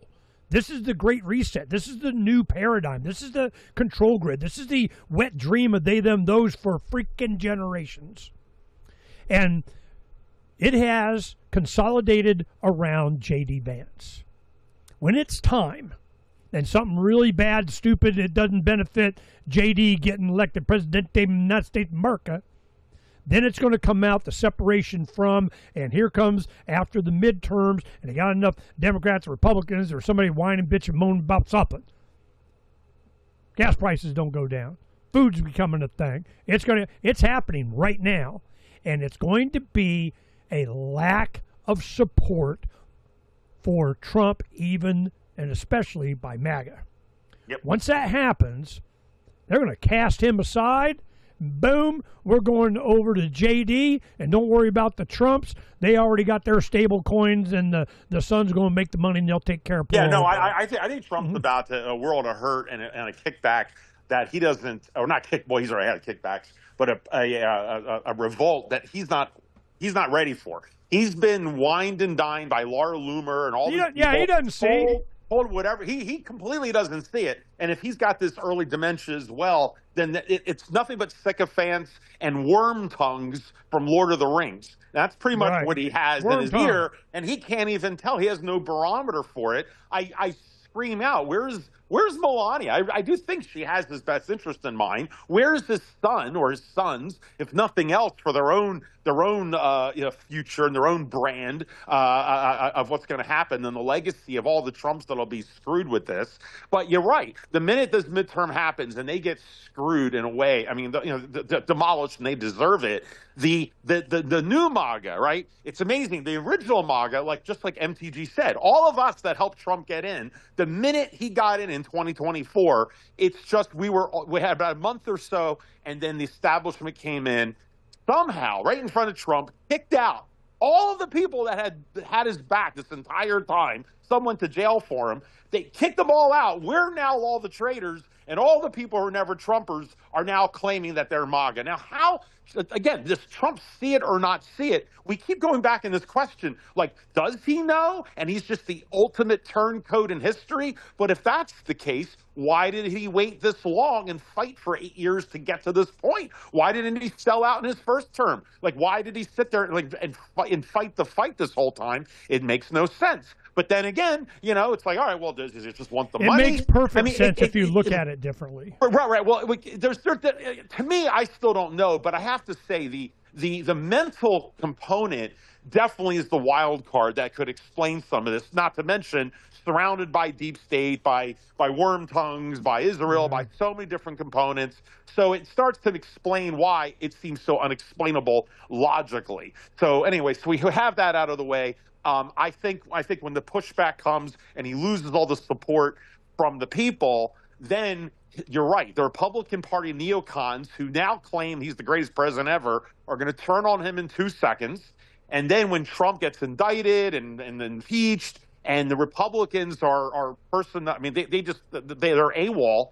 Well, then he's going to look to the MAGA base, and they're not going to be there. He's going to understand that when he goes to the rallies trying to pump up support in red districts and all around the country, and hardly anyone's showing up. I think he's going to start to get the message that way if they have to start pulling people off the street to even get in there. So yeah, it's going to be a real wake-up call. I just disagree. It's not going to be JD. I think the system does not want JD. I think they want Marco Rubio. Rubio is the John McCain. He's like the guy that he'll be your Huckleberry if you pay him enough. And Marco's out for Marco. He's always been that way. And then and honor amongst thieves. I think that's what they want now. Now, I'm no huge fan of JD, especially with Palantir, but I think the war of the deep states, and I say deep states plural, I think that internal war of the intelligence agencies and all of that, which is a whole other conversation that I'm not, I don't have enough information to comment too much on anyway, but we can all sense that it's happening. And I think that intelligence war of the deep state, who controls America as it's cracking up, who ultimately is going to grab the reins. It's not Democrat Republican anymore. It's turning into the deep state 3-letter agencies that really control this country. And so it's going to be JD on one hand and the old establishment through Rubio. And I think JD is just letting go. He's smarter than Marco, and I think he's going to try to jump back in later, assuming he's not president by that time. And then he'll just give it to Marco. Marco, you go with it, boy. Go ahead, and then he'll lose, and then JD comes back later. I think that's his tactic. Let's move on to the petrodollar because we have to start. Well, let me finish the stuff. We'll get to it. All right. Let's go. Go through these real quick. You let me. I'd be done already. All right. Let's be quick, Ernie. Go. Brief comments. Go. Phranq telling me to be quick. Are you freaking kidding me? Oh, yes. Yes, this audience has been watching the chess timer, which you haven't today. And I'm being nice. I haven't complained. I'm just saying let's go with digital currency and the end of financial privacy. We got that to look forward to. How to use potassium iodide after a nuclear emergency. Well, we throw that in there, you need to have some of these things. You get your, maybe it's not a prescription. You got enough ivermectin, hydroxychloroquine just sitting around somewhere, do you? Huh? Are you doing your parasite cleanse? Are you doing your kidney and liver cleanse? Are you doing? Don and I are doing a parasite thing. We had a guy on that I met in Acapulco and it's like a 3-month thing or whatever. And that, I got to say this. Of all the health things that I've done, 2 things have had the most immediate and best impact on how I feel. One is fasting. You don't eat for 3 to 5 days or something, clears out a bunch of crap, resets stuff, that probably is the most immediate, noticeable, beneficial impact of anything you could do is just stop eating. It lets your body reset, and it absorbs all the bad crap, and you quit putting crap in and get the crap out, literally. I mean, fasting. Okay, that's one thing. The parasite cleanse that we do, it's like you take, it's just it's natural stuff. It's walnut, the crocodile tears, whatever the hell it is. I don't even know. But Donna knows. I look at the ingredients, just a bunch of natural stuff. So you do that twice a day in an eyedropper, like 20 drops, some colloidal silver and a little, medicine cap, NyQuil cup kind of thing, and something else. And whatever Donna puts in me, I just do whatever she says. So I do that. You have runny stools for a while, and then it starts again. And then I'm starting to feel better. I'm going, okay, we'll go through the process. We'll finish the 3 months on the, we'll do it. Spend the money. It's going to be hundreds of dollars or whatever, but that definitely has had an impact. So we need to get ourselves clean, ourselves fixed, ourselves tip-top, because it doesn't matter all this other stuff if you're sick, if you don't have the energy, if you're not. This is one reason why we're doing the blood testing and so on. We did a base about when we went on the La Bus Liberty tour. Dr. Phranq, kind of, hooked us up and signed. He can go to the lab and we'll go over it and that kind of thing. So I'm looking at, okay, well, we got that. And then I'm like, okay, well, we'll do it again, see where we're at now, if there's any major whatever we got to do. But the big thing is clearing that stuff, and fasting does it probably better than anything else. I'm just saying. So we need to get ourselves all set up, because if you don't, you won't be. Doug Casey on energy lockdowns and new era government control. Yeah, new era, old era. They're kind of good. So these we have stories about, this is where we're going. Jerome Powell says he'll continue to serve as a Fed governor, calls Trump criticism unprecedented. So Jerome Powell stepped down as head of the Federal Reserve, and he's going to put in his boy, but he's going to stay on as one of the governors, which is like, I don't know, a dozen of them, that vote on interest rates going up, down, and whatever, influence and bribery and Epstein and you better and be there. Yeah, all these guys are so freaking ew. Well, Trump is, what's he advocating for? A lot of the U.S. debt, this big giant $40 trillion deficit kind of stuff, is rolling over on the 30 years. Here you have China, they buy up all this debt, the other country buy up the debt, they buy up the debt, they got the debt. Well, they got to refinance it. You got tens of trillions of dollars, you got to, sell a bond, and I don't want none of that. Are you kidding me? I go, well, what if we make it 6%, 8%? Will you buy it then? Well, no, yeah, we'll buy it then, but we got to lower the interest rate. Well, who will buy it? So they want, because it all transfers into what your house mortgage is, and this is, and that is. I mean, there's so much of this dials and switches and slides and controls on the money, the supply of money, the cost of money, the money. And it's out of control. They can't control it anymore. So what's going to happen? I have no idea, and I don't think they do either. But they're coming up with, and they need a head of the Fed to be able to help them do something. All right, we'll see. The real reason the DOJ just charged James Comey over a seashell photo. Remember that? 86-47. 86 means kill. 47, the 45th president. James Comey walking the beach did that kind of just to be, but so they charge him with threatening to, ouch, quit it out. This is so typical of the empire crashing. That was one thing I was going, that empires go because of corruption. You can see the falling of empire. And I mentioned that, and then James Corbett, of course, is like, well, where's your evidence of that? What example, what anecdotal that you're basing this on? Well, I hear it, about the Roman Empire right before this kind of, it's always this kind of stuff. You see more corruption. You see less justice. You see they, them, those get more benefit and the plebes get screwed. I mean, it's just the telltale signs of a society ready to implode on itself. The decadence. How many orgies they have or something. I mean, this kind of thing. I mean, it's just the corrupt, and what a moral society based on what morals. That's why they're always going after Christianity, because a devotion to being, rule one, not be a dick, not force and fraud, not exploitative of the less able to resist class, that you get this revolution gap. You get the promise and what reality is, and when it gets far enough apart, people go, I don't give a crap what you say. I don't care what the anchors say. I don't care what the experts say. I don't care what the politicians say. I don't care. Suck it all y'all leave me alone. It seems to be what happens is that the system eventually gets to the point from the corruption it's so overwhelming that it discredits itself in front of everyone. And that's the moment when it breaks. It's breaking. Well, then we have, like you said, we got Marjorie Taylor Greene on the neocons' hatred for America because they don't care. They're doing, I don't know, they actively hate. They don't have any love. You know, their first love is whoever's going to keep them in power and, you know, orgies in Israel. I mean, you know, that's their focus. Preparing future generations for an uncertain future. Enough said, okay? Breaking, James Comey under arrest. Surrenders to law enforcement of federal courthouse. Good.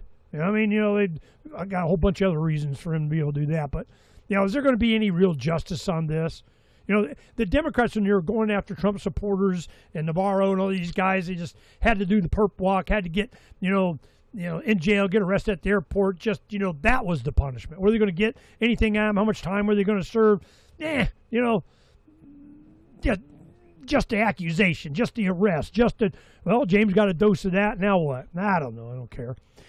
All right, here's one of the big things we should have started off with. Boom! United Arab Emirates, UAE, exits OPEC.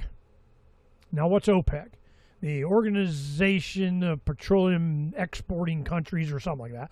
And OPEC's been around since the 70s, and it was a cartel or group, an interest of the we've been exploited, and we're going to come together, and we get to decide how much oil we produce and ship and whatever. Now Hormuz is closed, so that kind of answers that question. But the what they did is they did a boycott.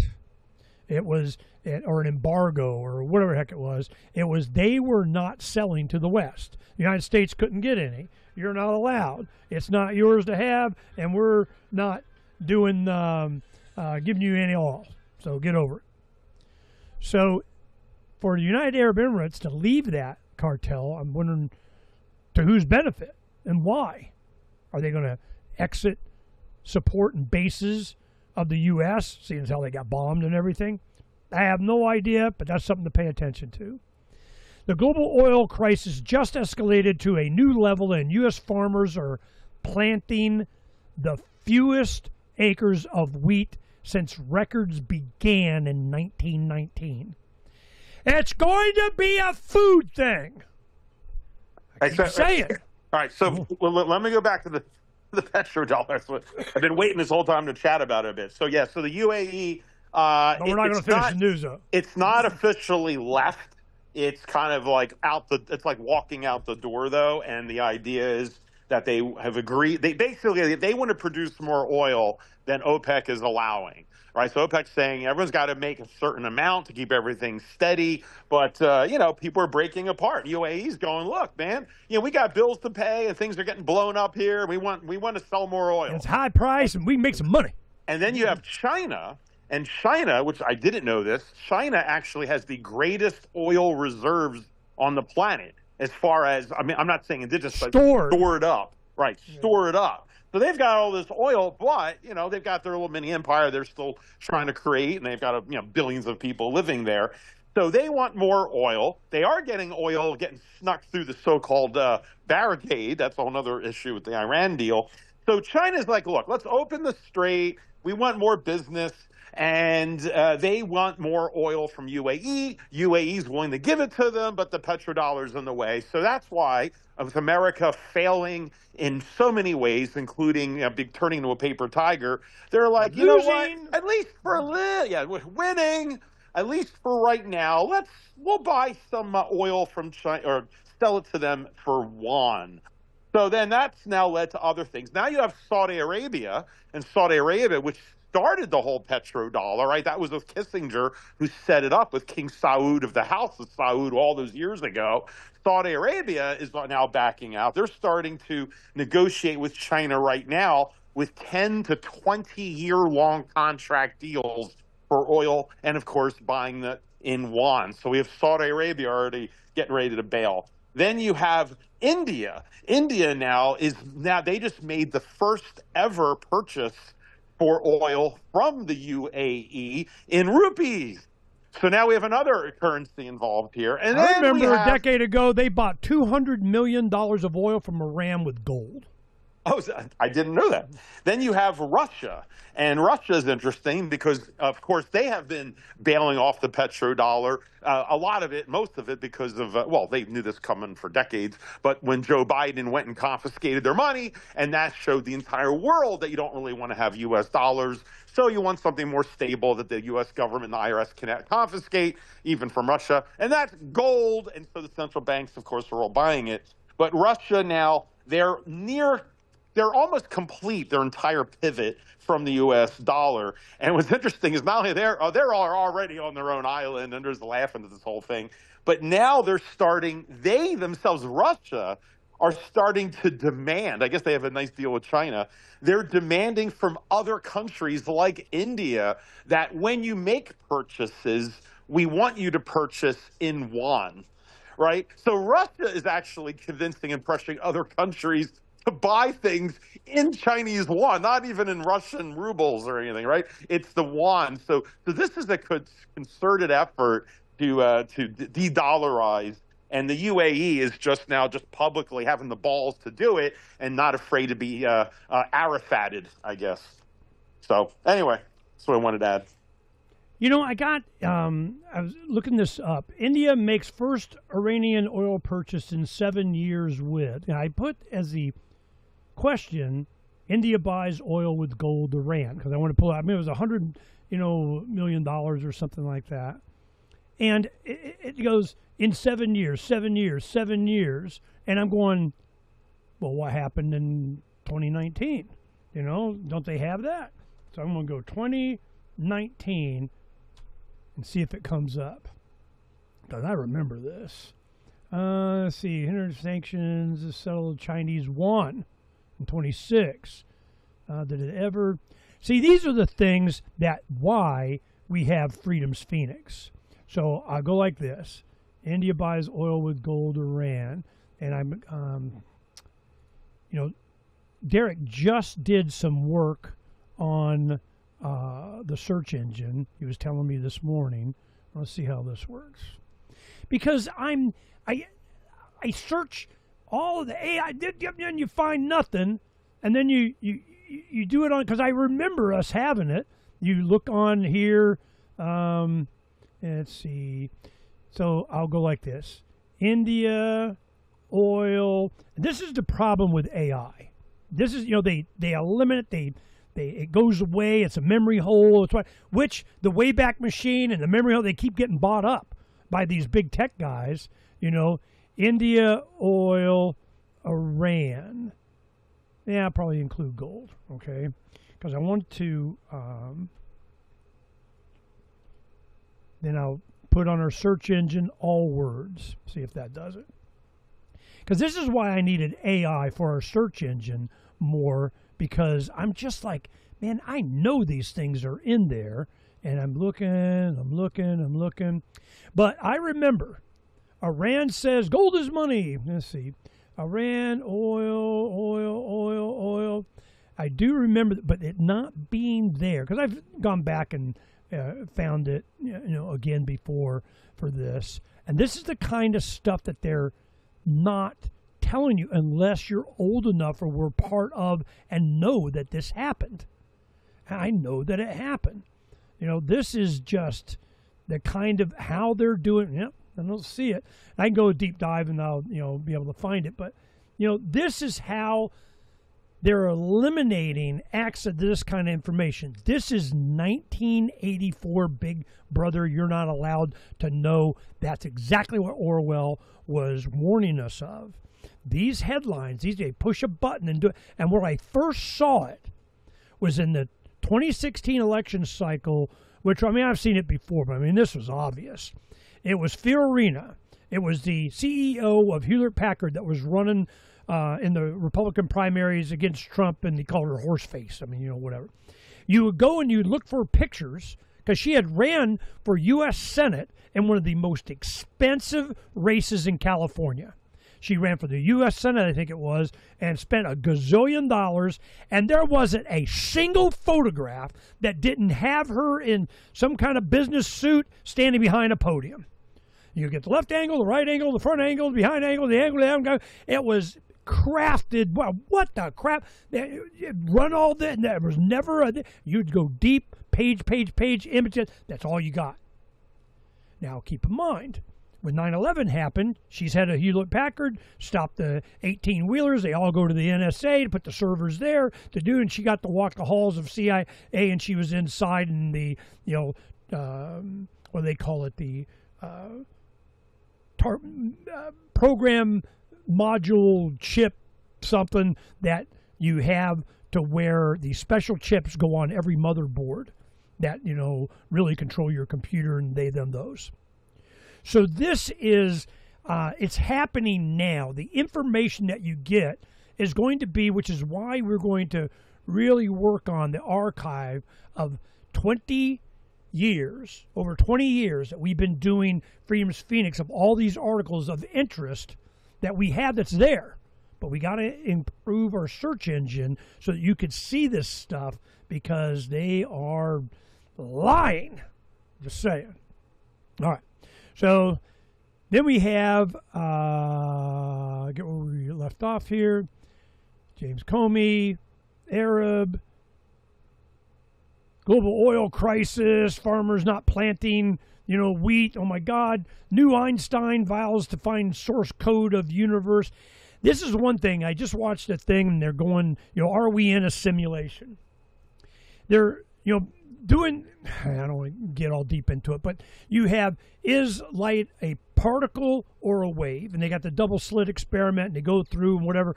What happens if you observe it after it went through the slit? Then it has to retroactively go back and change its state before, because it was observed. If it's not observed, it's like a wave. If it is observed, it's a particle, and then retroactively you can go back and change.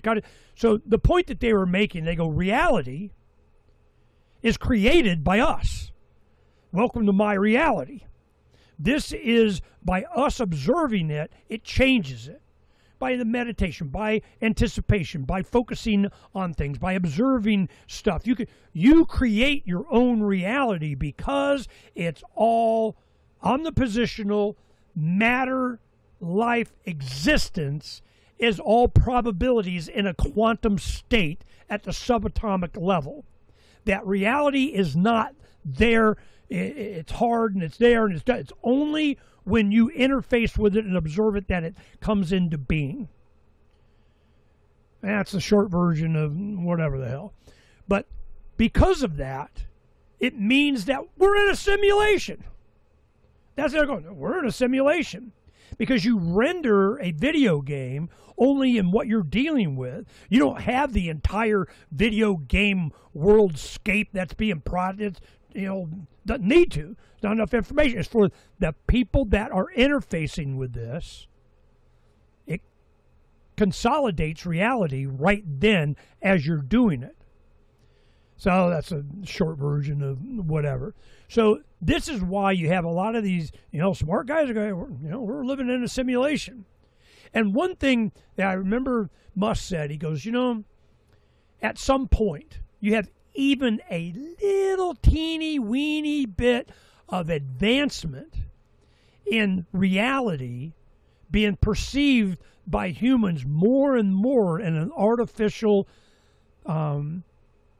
virtual reality that you have in your life, in your games, in your headset, in your whatever, plug in the back of your head matrix. If you have your holodeck is getting even a little bit better every year, every lifetime, at some point, reality and your perception of it will be indistinguishable. You'll know, I got a whole bunch of sci-fi, dystopian, whatever, of you're living in your program of, Black Mirror, Twilight Zone, Night Gallery, whatever. This has been thought about a gazillion times. And what happens is, how do you know you're in reality or not just some part of some program? Will there be worlds created by AI after you have all of this processing power around the planet, where you need 4 or 5 times the energy that you have here? And then Musk puts up a bunch of AI data centers in space with constant energy in a polar orbit of sun, and they got all the energy they want. Then what? You guys got to start thinking about this stuff, because I'm telling you, it's all going to come down to how do we maintain our humanity in whatever form that is. Are we visiting? Is this just we're just ugly bags of mostly water? This vessel is just to hold a spirit for the experiences to go back to the source code? We got to send it back to Matrix, the ones got to, go back to the source. I mean, all these things, they're decades old, and this concept is not new. And the evidence keeps building up towards it. Is it because we're imagining it that we're creating these options? Christ comes, you get the apocalypse. You get the Christ, the Antichrist does its thing, and Christ comes back, and you go through all he's going to find me busy. I tell you what did I add to this experience? Keep on keeping on, don't give up, keep going, keep the focus on what it needs got done. That's my contribution, and add to the experiment of we did whatever. Humanity marches on. Humanity takes care of its own. Humanity, it's a family and procreation, go forth and multiply and kind of all the other shit doesn't matter. Just saying. Yeah, so speaking of technology, it's funny, our Zoom call has been real buggy today. It's been going off and on. I know you don't know about it, but it's been a little quirky. So we don't even have AI completed yet. But no, we could go all day on that topic. It's a fantastic topic, especially you and I being geeks with a lot of this, and the double slit and the slit of the double slit, and about consciousness affecting it, and the issues of reality. What is reality? I mean, there's so much science. Einstein called it physics at a spooky distance, or spooky physics at a distance, or whatever it was. Right. Yeah, it's spooky action at a distance, which is what Einstein claimed couldn't happen. So that was where Niels Bohr and Einstein went back and forth. Anyway, that's such a loaded topic. It's a fun one. By the way, some of those topics about other dimensions and reality, believe it or not, is the theme of this year's UFO conference, Contact in the Desert, which they did not pay me to be advertising, but it's just because so much of this UFO thing, when you start off learning aliens about are interdimensional. It very easily, as you start to explore this, you very well, even sane people start to realize that there is something beyond. It's not just about UFOs. It's almost like a manifestation of how people. It's almost because all the UFOs look different. These aliens look different, but yet people angels in anticipation. People are having similar but different experiences where they're not all the same. You'd think if they're exactly the same alien, everyone would have the exact same experience. They're like 80% similar, but there's a lot of differences. Reptiles in the grave, and that's been what's confusing a lot of people, thinking it's all made up. But as you further get into this, people realize that when they have these experiences, they also have what's called the strangeness factor, where odd things begin to occur around these sorts of people, like poltergeist type activity, or not saying they're poltergeists, but just oddities that I don't even want to get further in this topic. And then it turns into the Art Bell show, which, God bless Art Bell. But my main point to this, before we move on to the next topic, is that there's been this bifurcation about 100 so years ago of science and religion. They used to cohabitate together very peacefully. They're starting to come back together. That's my point. So just like if you look at Isaac Newton, I mean, people don't realize. I mean, people today still think that Isaac Newton was the most brilliant human being ever to walk the earth. When you actually look at everyone in totality, Isaac Newton seems to be, if you look at his accomplishments and what he was able to see, is considered by, I'm sure this is debatable, but that he was the most brilliant person ever to walk the earth that we know of. And yet he was a devout religious individual. In fact, he gave up many years of some people claim, working life, that he could have been, discovering other things in his pursuit of the Bible and trying to find sometimes logic in the Bible, or using math and trying to find codes in the Bible, and that's a whole other story. But yeah, but it's at least to cohabitate. It's split apart 100 years ago, and like Ernie's saying, they're converging again, where religion's been about, okay, there's a God. Because the Vatican has all the evidence. True, yeah. So God made us in his image, and some people think religious people are too simplistic because they don't question, well, where did God come from and all of this? And people don't question, well, God made us. And of course, the science people will say that, well, that's just a nice cop-out. While you sit there and cozy up to your Bible and believe this, we're busy, we're working under the hood trying to get answers, because that can't really be the end story. You just believe in a God that made us. There's got to be a mechanism, and let's learn about it. And now they are going full circle from the double slit, from AI, from the Matrix movies, from artificial intelligence, simulation theory. We can go on, where now they're realizing, wait a minute, if we're in a simulation, who built the simulation? Now, of course, it's not God, because people believe in God are stupid. But it's a simulation, so someone made the simulation, which is essentially an on-ramp, a safe step, a safe zone for the atheists in science to start to see the world the way religious people always have. And so that's kind of a beautiful thing, seeing that reconvergence. So anyway, this is where you have people, and along that line. New Einstein vows to find source code of universe and change everything. Bezos, they had her go to Blue Origin. They're trying to entice her. They wanted her to come over there. When Harvard University called me the next Einstein, I expressed my rejection of that title, saying, I'm just a grad student. I have so much to learn. I do not deserve the attention. It comes during an alarming time for scientists, with sinister kidnappings, conspiracy theories emerging, and one burned to death in a Tesla, and on. So she's like, man, don't put me in that club. I want to live. I want to live. And she built her own plane at like 16 as a young teenager. MIT said no. She goes, oh yeah. Well, she sent a video of her doing the plane and flying it. Didn't get a license. No instructor. Instructors don't fly planes. Physics do. I mean, kind of. So okay, come. She goes, graduates MIT within 3 years. Perfect GPA. All of a sudden, man, now she specializes in quantum gravity, black holes, and the structure of space-time. Stephen Hawking cited her work. Jeff Bezos invites her there. And then you get another group, according to SD2, that Brown University offered her $1.1 million to join them. Nah, I'm good. Yeah, no, I'm good. She, to lead her, I'm good. Why? She's looking for the source code. She's looking for the, where is the math behind the reality? This is one thing that's starting to come out. And I'm going, damn, these are the kind of people why you interview Cody Wilson a lot, why you have Dr. Judy Mikovits on a lot, why you make sure you get Patrick Byrne to get able to say what he's saying when you're doing. I'm trying to keep these people alive.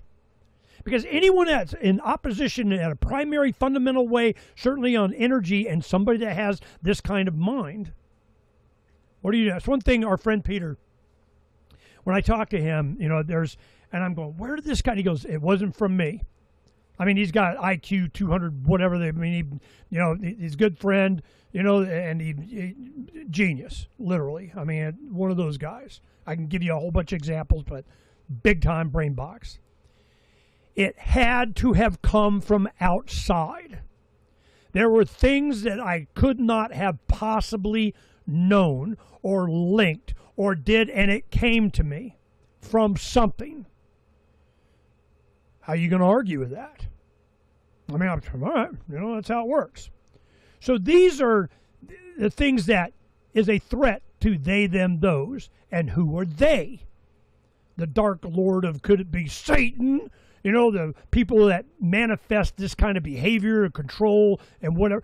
So where do you look for salvation, an opposition to this power, the one, and spelled backwards is Neo, or an anagram or whatever. So, I'm... Ernie, remember in the Bob Lazar movie, even he was talking about that when he read the top secret papers when they introduced him to the project. They had said, now granted, some of this could have been fake information they planted as he invented, but that apparently the aliens, whoever they are, have interfered or tweaked human evolution or human development 65 times, right? I mean, that at least they had recorded there. And many others, just like you said, I wasn't going to bring this up, but you just commented about these people. They somehow get this divine intervention. They feel like this information was put in their head. I mean, Nikola Tesla kind of talked about this. A lot of these geniuses during times, and you wonder, is it? I mean, this is really getting far afield here, but if these quote unquote aliens or whatever they are exist, and they definitely work and they utilize psychic abilities, which we know, and if they are, where they're pets or lab experiments, and they're trying to turn you off with some fluoride, that they're nudging society in different ways, then how else do you do it? You find someone who, whether they think is smart or not, and they instill this thought, and suddenly we get fellow human beings that just can see further than other humans could. We consider that fate, genetics, God, but could there be something else involved? Fascinating to consider. See, these are, when you say uncovering the secrets and exposing the lies, this is what I'm talking about. We are being lied to at a fundamental level. There are things that we are not allowed to understand, but we all could. And a lot of it is ancient. They're going with sound vibrations and meditation of energy of the pyramid of whatever, moving big stuff, kind of, nope. Can't do that anymore. I mean, this is all Atlantis crap. I mean, I don't know. And I really sincerely do not care. What I care about, leave us alone. We'll develop and emphasize these skills, these efforts. I saw a video, just the last couple of days. In China, they are, same thing like the Soviet Union, any communist collectivist country. They get, the most inclined, the highest brain wave of whatever, the entire population of now the DNA, the heel of blood drop from every freaking born kid in America. Why? They're looking for a DNA marker or something. And they get the ones that are most predisposed to being Red Sparrow agents or Olympic athletes or whatever. They got some paranormal abilities. They had all these kids. I mean, you couldn't even see the end of them. It was like hundreds, thousands sitting about, 4 or 5 feet apart and cross-legged on the floor. And they had imagine this. It was like a pencil sticking vertically in front of them. Then it had like a little pyramid made of paper. I mean, it was just a cardboard piece, whatever, sitting on top of that pencil head. And then with their hands, could they telekinetically make it turn left or right? Could they move it? And all these kids are doing this stuff. Now, was it real or not? I don't know. But this is what monks have been, Tibetan monks have been credited with being able to do. Can you do it? Now, I bring this up because there was one time that I had a client that, when we had our auto detailing company back in the early 90s and 80s, we had mobile laundry, mobile detail, motivity services. And I remember one of my clients, they were a subcontractor for the aeronautical industry, and they had an engineering company. And I asked them, I go, do you have something that can measure a very, very minuscule weight? Well, what for? And I go, nothing. What do you mean nothing? I mean dust. I mean nothing. And the reason is that one time I was working on a remote control plant with building when my kids were really small and so on, and I could see the dust on the dining room table, and the light was coming in. It was just like a layer of dust, and I just kind kind of just took my right, I just kind of waved it, just not anywhere near to influence it. It was probably 4 or 5 feet away. And I just kind of imagined blowing the dust off just with my hand, and it went off. And I go, whoa, what the shit was that? How do you measure that? What device do you do with that? Is there some sensor thing I can do to kind of, there's an impact of which is something like they were doing a little pyramid on the pencil thing. So I kind of focused on that for a couple of days. I'm going, man, is there some way I could do, the sense, well, probably techno, and it would take too much time distracting from whatever. But what if you're a monk? What if you're in a society, a religion, a focus on being able to develop that ability or explore that more on your own? As time went on, I'm like, we can kind of manifest our own will as a positive thinking. What the bleep do we know? Birds of a feather flock together all this general focus of effort and mind and imagining and inspiration. And I devoted it all to freedom. That's why I do this stuff. If I can manifest it, I keep doing little activist things. I keep positive waves. You do that, I will manifest what I want, and you guys are welcome. And I'm sure you guys have your own world. But, this is, things that we have been distracted with: chemicals, nutrition, mRNA, DNA changing. We're going to do it with the lettuce of Bill Gates says. I remember there was an episode, Star Trek Next Generation, the Q comes in, and they were afraid of humanity because they could see what we could become. Because there are certain little traits of our exploration, our asking why, our going after things, our curiosity. These are things that, may not be as common in the universe as we might think. And he goes, yeah. And he quoted a line from Shakespeare, something like, how like angels in apprehension and anticipation of what. And the point that I got out of that was humanity has such a potential because of imagination, because of will, because of intent, because of goals, because of our advanced. Was that put into our DNA? Was it an evolution? Was it a God thing? I don't know. But I want to find out, and I want us to be free to, and I want us to have the abundance to be able to. The Renaissance and the expansion of the scientific, technological, oh my God, of the Renaissance, and since then, Industrial Revolution, you get the Tesla, and then there's some financial interest, those, you can't meter it, so you're not allowed to have it. Boom. We killed that. We got to stop that. Who's doing that? Could it be Satan? Or maybe is it God? I mean, I have no idea, but I want to know the truth. The occult is a hidden truth. And I'm just going, the good that we can access if we are not distracted with things like hunger, being too hot, too cold, too thirsty, too hungry, too something, we can expand on these things. Will they give us that with universal high income for us to become more humanity of doing kind of the robots go? God, I guarantee not, because it doesn't serve they, them, those. They need you under control and not be the next Einstein.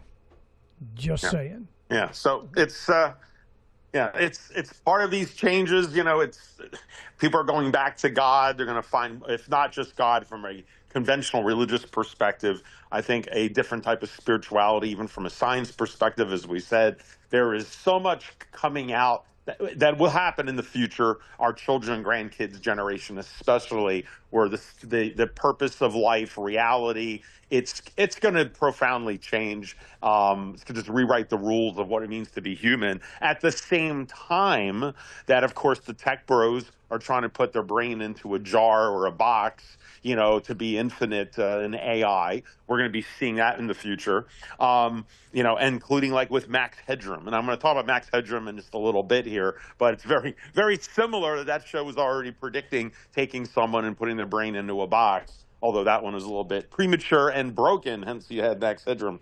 Couple of things I wanted to just finish up because I have to get going here, just a couple news related. One is they say, of course, you will own nothing and be happy. Well, along those lines, this might seem a little kind of like uninteresting for a lot of you, but another example has now dropped, and that is in the gaming world. PlayStation just did something this past week that just created like just an earthquake in the gaming world, which is they thought they were being little sneaky, and they changed their terms of service and buried all the way at the bottom. This is after some conference when everyone was looking at the new games coming out. They were hoping no one would notice, and they did. And that is that starting now in this month, in April of 2026, any new game that you buy, which is usually now digital downloads, okay, because people usually don't buy physical media anymore. That's why GameStop and all those companies are going out of business. People simply just download it from online. It's like streaming, but you stream it onto your computer, and you could buy it, right? You could buy it physical if they sell it physical. It's like a DVD, right? Which is what I own. Certain games that I like, I'll actually own it. But most people don't want to buy it anymore. There's no point. Plus, not to sound so crazy and lazy, but you have to get up off your butt and get to the case and open it up and put it into your computer, into the PlayStation. People are so lazy now, they don't even want to do that. They just want to be able to click on the game on your menu on your screen. So they just feel, well, if I could buy it and have a hard copy that I have to get off my butt and store it and everything, or I can buy it and own it and it's on my computer, well, what's the difference? I don't need the packaging. Well, PlayStation just changed the rules, and they're saying in order to protect licenses, you don't really own your game anymore. So if you own it supposedly on your hard drive, they now have said that you have to connect to the internet to use it. And if you are disconnected from the internet for more than 30 days, then your license on the game that you bought and it's on your hard drive, they will disable it. So you don't own your games. Now, they're claiming that, well, if you connect back to the internet, we'll probably reinstate your registration. But, A, it's not guaranteed. And they're saying they have the right to do it. And they're, trying to say, oh, you guys are just getting too worried about nothing. Of course we'll do it once you log back in.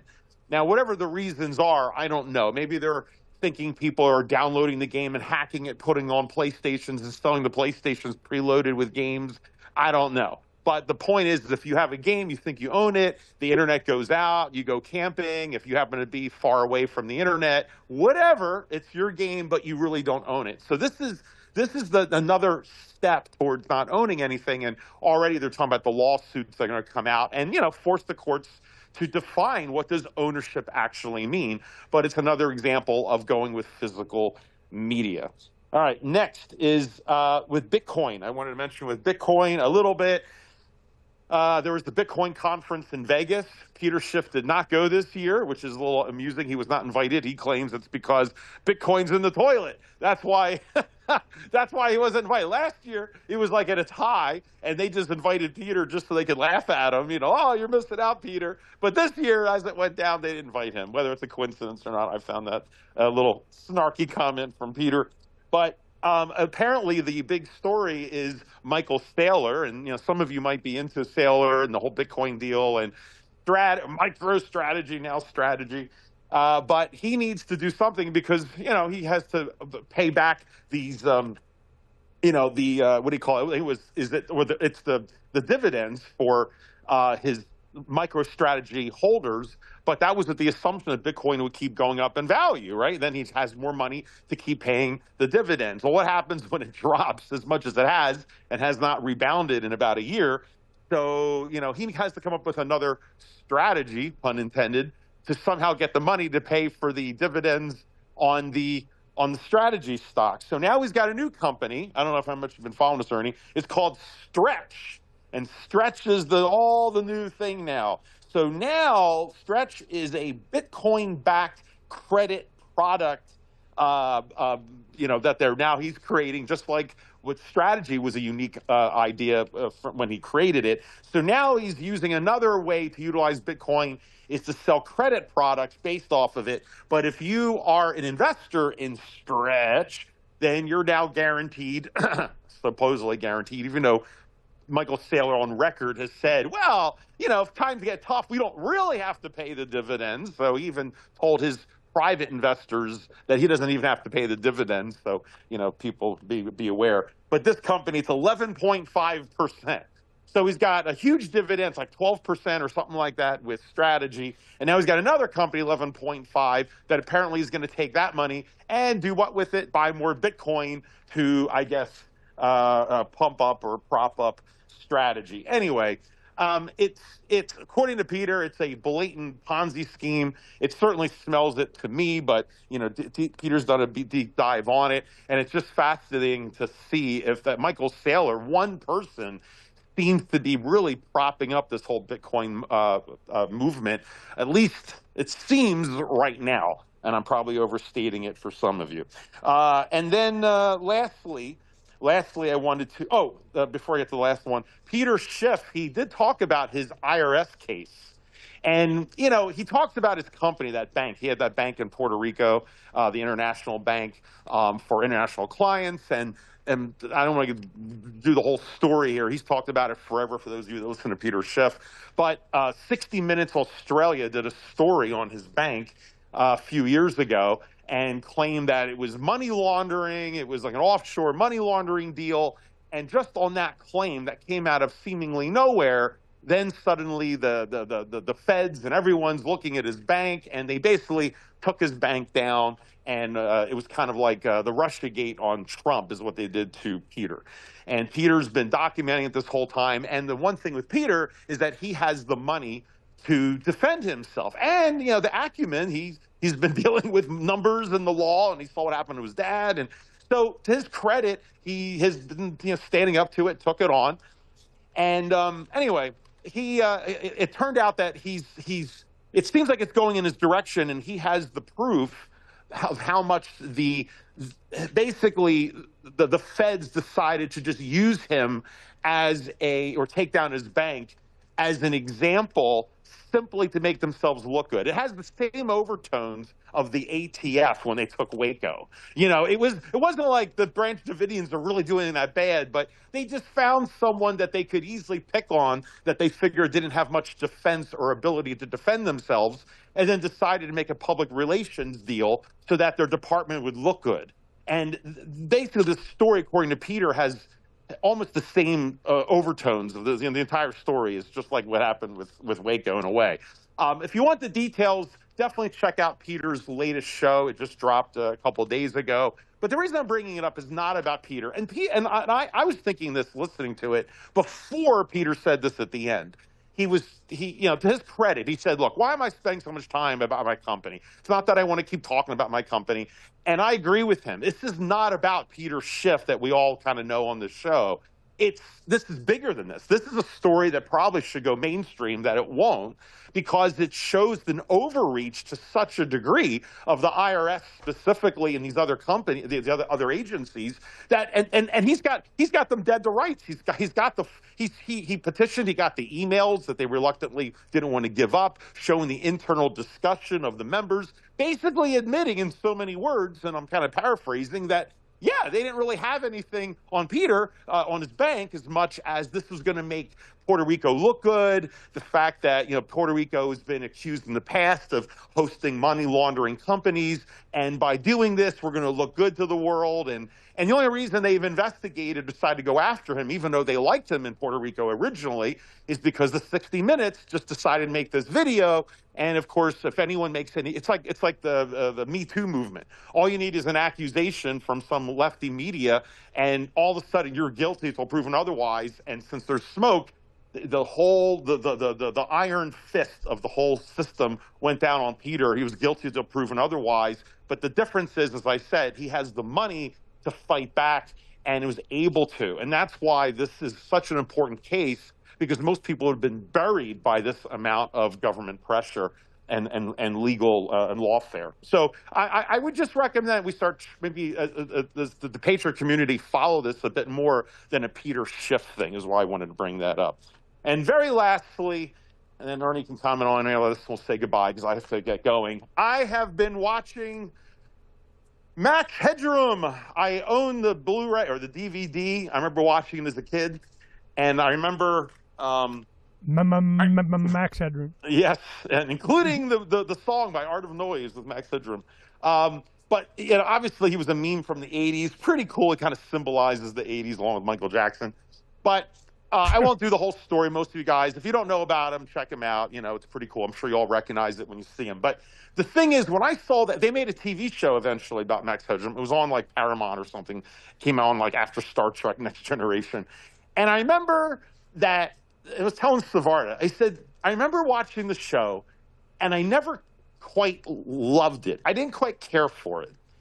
But it's one of those few shows, very few shows, where I saw what I was watching. Remember, I'm like 10 years younger than Ernie, so for what it's worth. But I was a burgeoning, blossoming libertarian even back then. I was probably around 15 when the show came out, something like that. But I remember fairly saying, I don't like this show. Like, I don't hate it, but I don't love it. And what was bothering me was I could tell it was a brilliant show and it was smart, but I admitted to myself that I was frustrated I wasn't getting it. And I don't normally have a show, I just know it's dumbass and stupid waste of my time. This one, I knew it was more intelligent, and I just wasn't marinated in life enough to see it at age 15, but I got it. Plus, it was a lot of riffing off of Blade Runner, but it was a lot of political satire and things that that didn't live life enough to see it. So anyway, I bought the series. I've been watching it. Oh boy, it is. I mean, it's prophetic. My wife is watching it, and she even asked. She goes, "Well, why did you like this show so much?" I said, "Well, at the time I didn't." And I said, "But it's so ahead of the time." She says, "Well, this doesn't look that special." And I said, "Yes, because everything in this show is happening now." I said, "This was like 1986." Right. I said, this stuff that, like, when he's walking around with his camera, like, that was just one of many. I won't keep talking about the show, but Edison Carter, who's like the main reporter, he's the protagonist.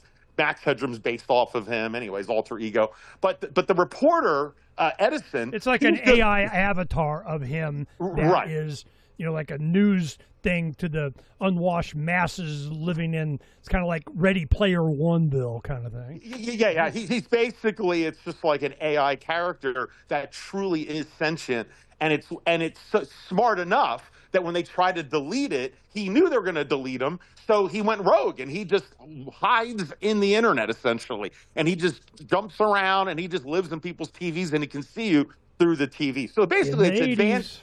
It's advanced AI of its time, and by today's standard, it's not really that special. We're almost there, if not already. But what I was getting to is Edison, the actual man, the protagonist. He's just like a regular, gumshoe reporter kind of guy. But he's like the top reporter for this network television station, and he has a big camera, like a big TV camera. Remember the old cameras? Well, still do, I guess. Shoulder-mounted giant cameras. And he's always carrying that camera, and that camera links in a live feed to the network, so he can do live remotes, right? And my wife's watching this, going, "All right, well, I get it." I said, "No, you're not getting it. This didn't exist before." I said, back then they would have to have this giant camera and have like a videotape and record it and then go back to the station and then upload it into their system and then edit it and whatever. I said, live remote. Eventually they had satellites, but even still you had to have cords and batteries, and you were stuck to the satellite. And then dish. the avatar would be like the anchor and kind of whatever. Well, but forget it. Yeah, but we're not even talking Max Headroom right now, the character, but just the fact that he's running around and he broke many stories in the TV show. A lot of the stories get wrapped up because Edison Carter is able to do what other people can't, which is he shows up with his camera anywhere, live ambush remote, interviews. And he can show it. And exactly. He could show it right away. And that's something that it was lost on my better half, who didn't even understand that part, which is now we all have cell phones. I mean, the fact that everyone's got you don't have a giant camera on your shoulder. We have cell phones, and hence we're getting all these live takes and people lying, and politics has changed absolutely. That was just one example. They also had a little funny bit, Ernie, where Edison just turned on, he'd woke up in the morning, he's got some coffee, just flipped on the TV, which is mandatory. You're not allowed to turn on off your TV. Every house has to have the TV with all of the propaganda coming in at all times. Yeah, so you have to keep having. But he wakes up and they says, well, here is a live report on the results of the election, and it says, the incumbent, George Superman, whatever, he of course won as expected with 85% live, as we can see, and those other people don't matter. And then on the bottom of the screen it says pre-recorded. So in other words, the so-called live election was already so figured out and staged, and that they already knew. It even said pre-recorded because it was already conspired. And that was just a throwaway gag that I was thinking of you hysterically. But the last part about Max Headroom, I can go all day about the show, and I'm not even finished it, is there's a there's a character, and his name's Blank Reg. Remember Blank Reg? So Blank Reg. He's a tech guy in the van or something? Yeah, oh, yeah, wait. This is too good. So imagine there's a guy. Too long on this. Imagine there's a guy, there's a man, and he's a little bit rough around the edges. He's a little bit opinionated, and he's all about liberty and freedom, to the point where he doesn't give a crap about where he lives as long as he's away from the man. And known as blanks, where you're not registered. They tell you to register. Screw you, I'm not going to register. So he lives a very solo libertine life. And then he's got a wife who's a beautiful woman who, for some reason, is sticking around this guy. And she always looks good, and she supports her man for freedom and does all this. And the two of them, they live in a van. They live in a bus. And in this bus, they travel around, and they've got a satellite dish, and he's got his own production studio in the bus. And he broadcasts big-time TV, which is basically, even if no one watches it, it's like at least somebody can broadcast the word, and the man can't take him down. And it doesn't matter, even if he puts BS on there and people just jumping around. It's just the fact that I can broadcast and the system can't stop me. Now, of course, the audience, I'm not sure who I'm talking about. Max Headroom, this guy, his name's Blank Reg, and his wife, or a certain host of this radio show we're doing right now.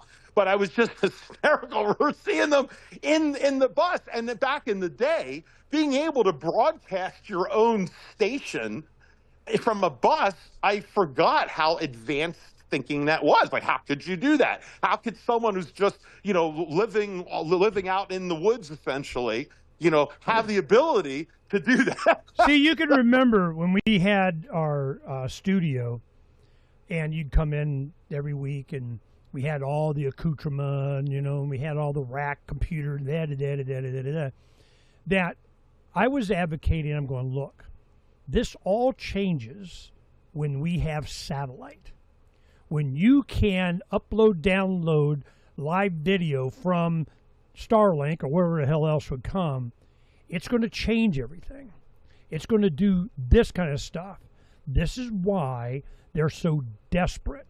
Their time line has got moved up really quick because they have all of the. Now, Trump administration, these guys, they thought that they'll bring the alternative media selected. They'll get Gary Phranq and friends and Tucker and all these, Megan, and all these, they'll bring them into the White House sphere of influence of we're going to together do. No. They're in competition with Max Headroom. They're in competition with people around the world in every country that has the ability to do what we're doing. But that's not my focus. My focus is occupy the land. My focus is getting ready physically for what's coming. I'll document it, and we'll talk about it, and we'll do Trump Report and, different stuff to kind of really, a lot of these things is for my entertainment, your information, and for me to maintain contacts. That's why I'll MC the Nonconformist series on the zombie apocalypse and Acapulco thing coming up this next month. I'll go this Friday. I think Don and I, tomorrow, we may head up to Prescott to see Derek Bros and Larkin Rose and say, yo, what's up, and press the flesh and, see some of the people, and I'll do, I might do some footage there for my Nonconformist thing. And then, so this is, we're staying in the community, be an ad, be an inspiration, Libertas.Earth, Corbett and I doing stuff, Phranq and I doing stuff. But I just had Alex Newman on yesterday, Derek Bros, Larkin Rose. I mean, we're still in, Karen Katowski, I love having her on. We do a lot of long form, we just go on for hours. But she's all over the internet now, Lieutenant Colonel out of the Pentagon that knows better, hardcore anarchist libertarian, what's up? So this is why we do it, and we can because of this technology Max Headroom had. This is, was that in my mind, when we were doing, maybe had an influence. But the big thing is, I knew that it was going to be some kid with their iPhone being able to have the footage of what happened right as it was happening when it happened. But how do you transmit it? I remember there was apps called Periscope. I remember Cop Block was doing a bunch of this stuff. I remember. And the one thing with Cop Block, nobody thought it was as rampant as a lot of the abuses by law enforcement. They just, that doesn't happen. And then it was, oh man, it became the evidence be a coming. Well, then they're like, whoa, damn, we got to, put some cameras on somebody or something. It's evolving. It's evolving with truth. What is it that matters the most with this kind of stuff in the future? Credibility. Who do you believe? This is what you got to believe yourself. And then you get the AI, and they may have 6 fingers, but they're saying what they want them to say. I mean, so it's credibility. Who do you believe? And is it going to be a Max Headroom? Is it going to be an AI? Is it going to be, something that, and you get into the Asian guy, the silver guy. Now there's an original one, but then they copied it because it was so popular when he came out against, who was it? It was J.P. Morgan, I think they caught it. And then all of a sudden, boom, a bunch of copies with that avatar, some Asian guy that, you didn't know which one was the real one. Whatever happened to him, Ernie? Whatever happened to him? I haven't seen any of those videos pop up anywhere. Have you? Yes. There's one guy that was the original thing. You had to track it down. And it's really kind of toned it down, to, be compliant with whatever. I'm not getting a lot of great new information. But the other ones are there reporting on a bunch of stuff, on physics, on what do they really like that Asian guy avatar. And so it's kind of come and gone. But it was a big thing, like November to December. I was bringing up a lot of precious metals stuff. Yeah. Well, now that information is becoming, common knowledge now. They taught you this avatar or whoever was doing it. We're teaching you what to look for. How many contracts are, how much silver is on the shelf, what's the drawdown level, what's to the point now we got Bank of America on front of Freedom's Phoenix today says what? Silver's going to be $300 and something here directly. Yeah. Well, I'm not for selling, so I'm telling Don, I go, man, we're going to need to start getting some stuff. We got to buy some yada yada. Well, we just wait. Wait a month. We don't need to be liquidating that stuff. We'll take income, go and kind of whatever, and we'll buy, because we don't really need it anyway. But we'll need it here directly. But I'm thinking silver's going to get stupid, but then they'll get you where you cash it in. And that's, I just had it to go put up. I got an email from PayPal. Oh, you can take crypto now and get USD, put in your account of We Track and See and QR code of We Know and thank you for sharing. And I'm like, what the crap? All this stuff that we have talked about is here. It's now. What is important? Not too hungry, not too thirsty, not too hot, not too cold, not too threatened. that you can maintain and enhance your life and communicate with others doing the same, that you have privacy, in your transactions, which is why last night we went over, James Corbett and I made a decision. Drew Phillips took over Agorist.market from Mike Swatek that does the Mid-Continental Freedom Festival. He had a stroke a little over a year ago that, just kind of slowed him down. He seems like he's coming back. He's all right now. But he couldn't run Agorist Market. Now James and I, for years, were promoting Black Market Fridays. We had a Black Market Friday that Davi Barker and I did, and 200 vendors signed up. We're like, damn, okay. But it was one day a year. So James and I go, man, people need to practice this way more, like every Friday. Don't order Amazon or Walmart on Friday. I mean, check out alternative vendors, use alternative currencies, and privately. It didn't connect. It didn't, wasn't like a Spotify. It wasn't a platform. It was just, I have stuff to buy and sell. I have stuff I need. Put the two together. You go, peace out, do it in your own private communication, work out, and kind of not our problem. So that started to take off. When we did Libertas.Earth, that you own yourself, and the philosophy of liberty animations that we promote in 54 languages, that started to take off. Well, Drew, that took over Agorist Market from Mike because of his stroke, he goes, this needs to be a thing, because I remember it used to be Open Bazaar and Open Garden and Open whatever. There's all these different efforts in the liberty community, and certainly anarchists, that wanted to have a agorist market, an agora market, which is means marketplace in Greek. So you go, okay, so you got this market.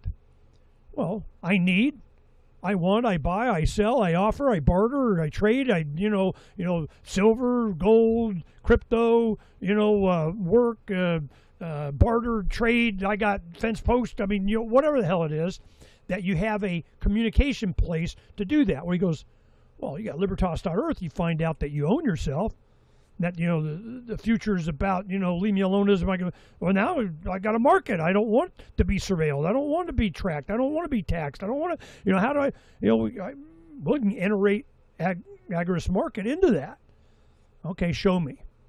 So he created it, did it in different languages. It's all language specific. It's French, Spanish, English, German, Japanese, Chinese, Russian. I mean, we have 54 languages. So he created that, a page for each one for them to self-replicate, to create their own market in each language.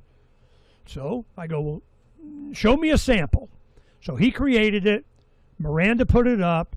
We did the show last night, and before we went live, James and I went over it. I go, all right, this is what he did. This is how it works. It's the banner at the bottom. This is how it doesn't. There's no commercial thing. There's no bank accounts. There's nobody collecting money. There's no interface with it at all. It's just an information thing. Peace out. You guys go offline, do what you want. Cool. Let's do that. All right. So James and I agree that this would be a good idea and did. So that's what Drew has created. Now I got to pay Miranda to put it up. I'm like, whoa, so I got to pay for it, But anyway, so we are doing that. Why? Because we know that's where it's going. The future is going to be about communication. That's why that's always number one on our Pirates Without Borders list. And Occupy the Land. That you have the ability to generate surplus food, income, things. I got enough solar, a building, put in a CNC of a laser, Wretched Bob making gizmos and gadgets and whatever, and give me money. All these different channels, all these influencers, all these, home, they got their, the soaps, and they got their little gizmo gadgets of you can support and Patreon, whatever. But every single one of those is linked to the man. Somebody gets a cut, somebody tracks it, somebody sees it, they know who you do it with, they know who the supporters are, they know, I don't want them to know. So our philosophical support of this is why we did IPFS, interplanetary file sharing, how this information can be stored and it can't be deleted. How are we able to facilitate this? Max headroom, communication, satellite, being able to it not be deplatformed. All this stuff, we used Occupy the land is a use case for it with privacy cryptos like Xano. So these are all the things, this zombie apocalypse, whatever, it's surviving the apocalypse, or whether the nonconformist series or Narcopoco, yada, yada, yada, that they do, you know, throughout the years. I've emceed different functions in Mexico. I've gone to present it, you know, since the beginning. And what happens is they wanted me to MC this and asked if I wanted to have a section, a segment that I would do. And I go, no, I don't need it. Because all the things that these people are going to do are going to be integrated. If I can use it, I'll talk about Unoccupy the Land. My 5 minutes between each presentation, of which are going to be, I don't know, a dozen or more. I'll get what I want to present and say and use as a mechanism to forward along the program of, look what this guy's doing. How can we use that in our ability to be free of centralized control? We're going to have to, because here it comes. You got the UFO things. We got schools are now, I'll just hit the highlights really to finish up the news.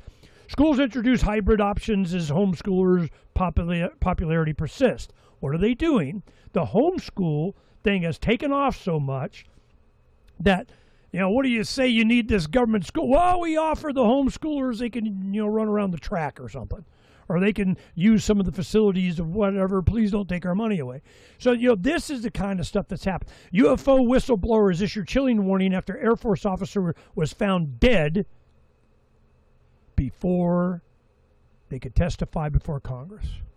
Okay, it's just keep happening. When trust is gone, what's left? Got Charlie Kirk, Trump, Bibi, the Russell Brand show. Even GOP hawks now alarmed over Iran war fallout as 60 days hits Friday. This is the War Powers Act stuff. Trump can only do all this kind of crap without a declaration of war from Congress, you know, for so long, and them doing extra of, you know, whatever, some kind of law thing, which they weren't supposed to be able to do ever anyway. They just do it anyway. This stuff is coming out. Why are we giving these, the power to declare war was left with Congress, which was not the Senate, not the President, not the Supreme Court, Congress, which every 2 years represent the people you vote for, that republic go in war. Did they declare war? No. And this is why you had that. So you don't have this crap that you get so deep in, you're screwed, you can't get out.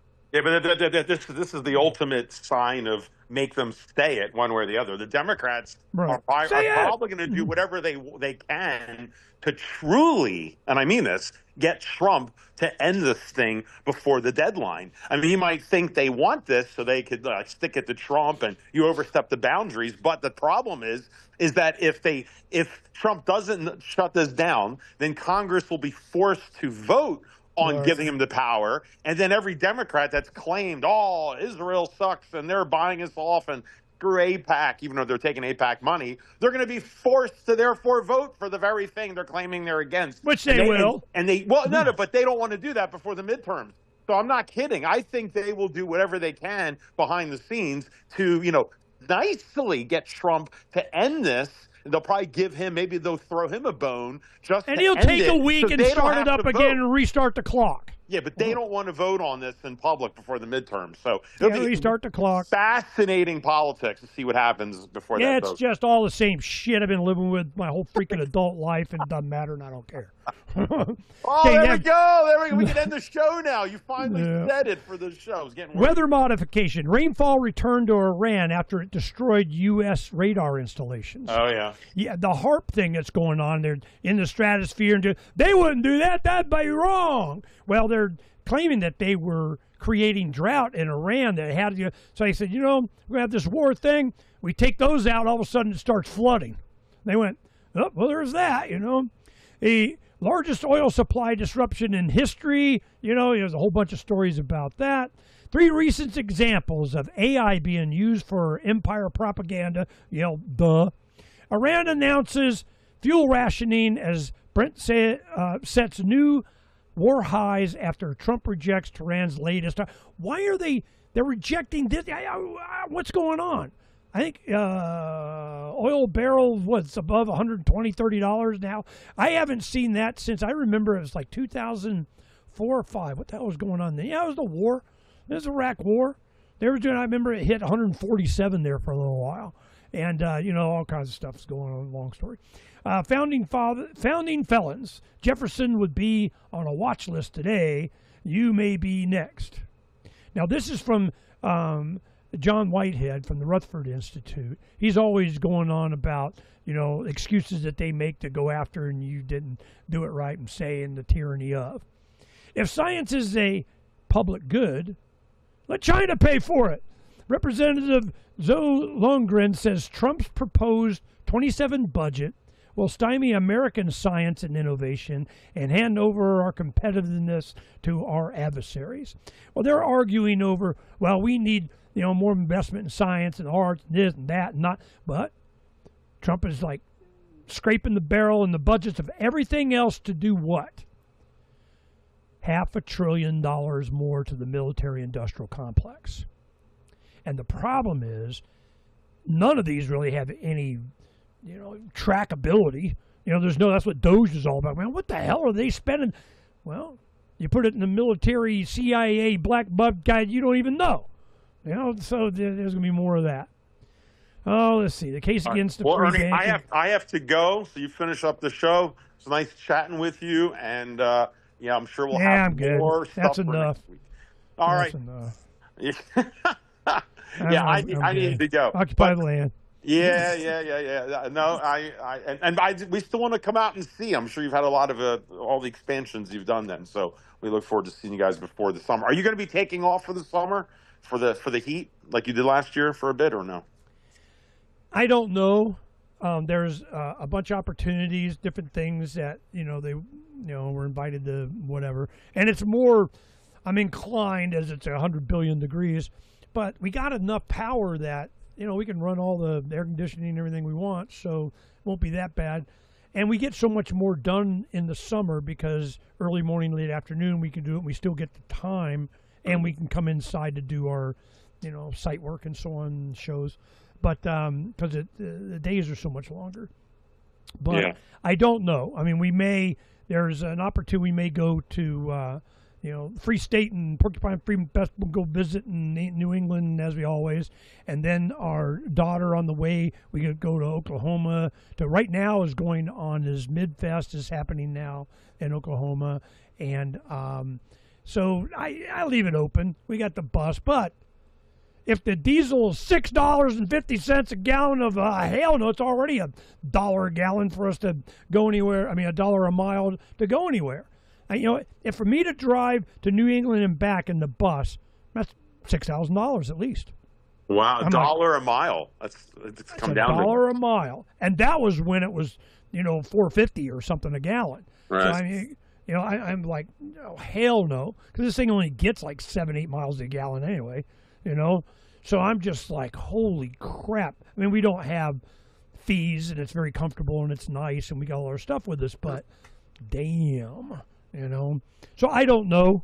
I don't know. We have a big interest, a lot of the freedom community. They want to come out here this coming winter. And so we have been lining up, okay, well, it's going to be, around the Thanksgiving or right after Thanksgiving or in middle of November or later. I mean, it's really nice weather. And I got to remember, it is April.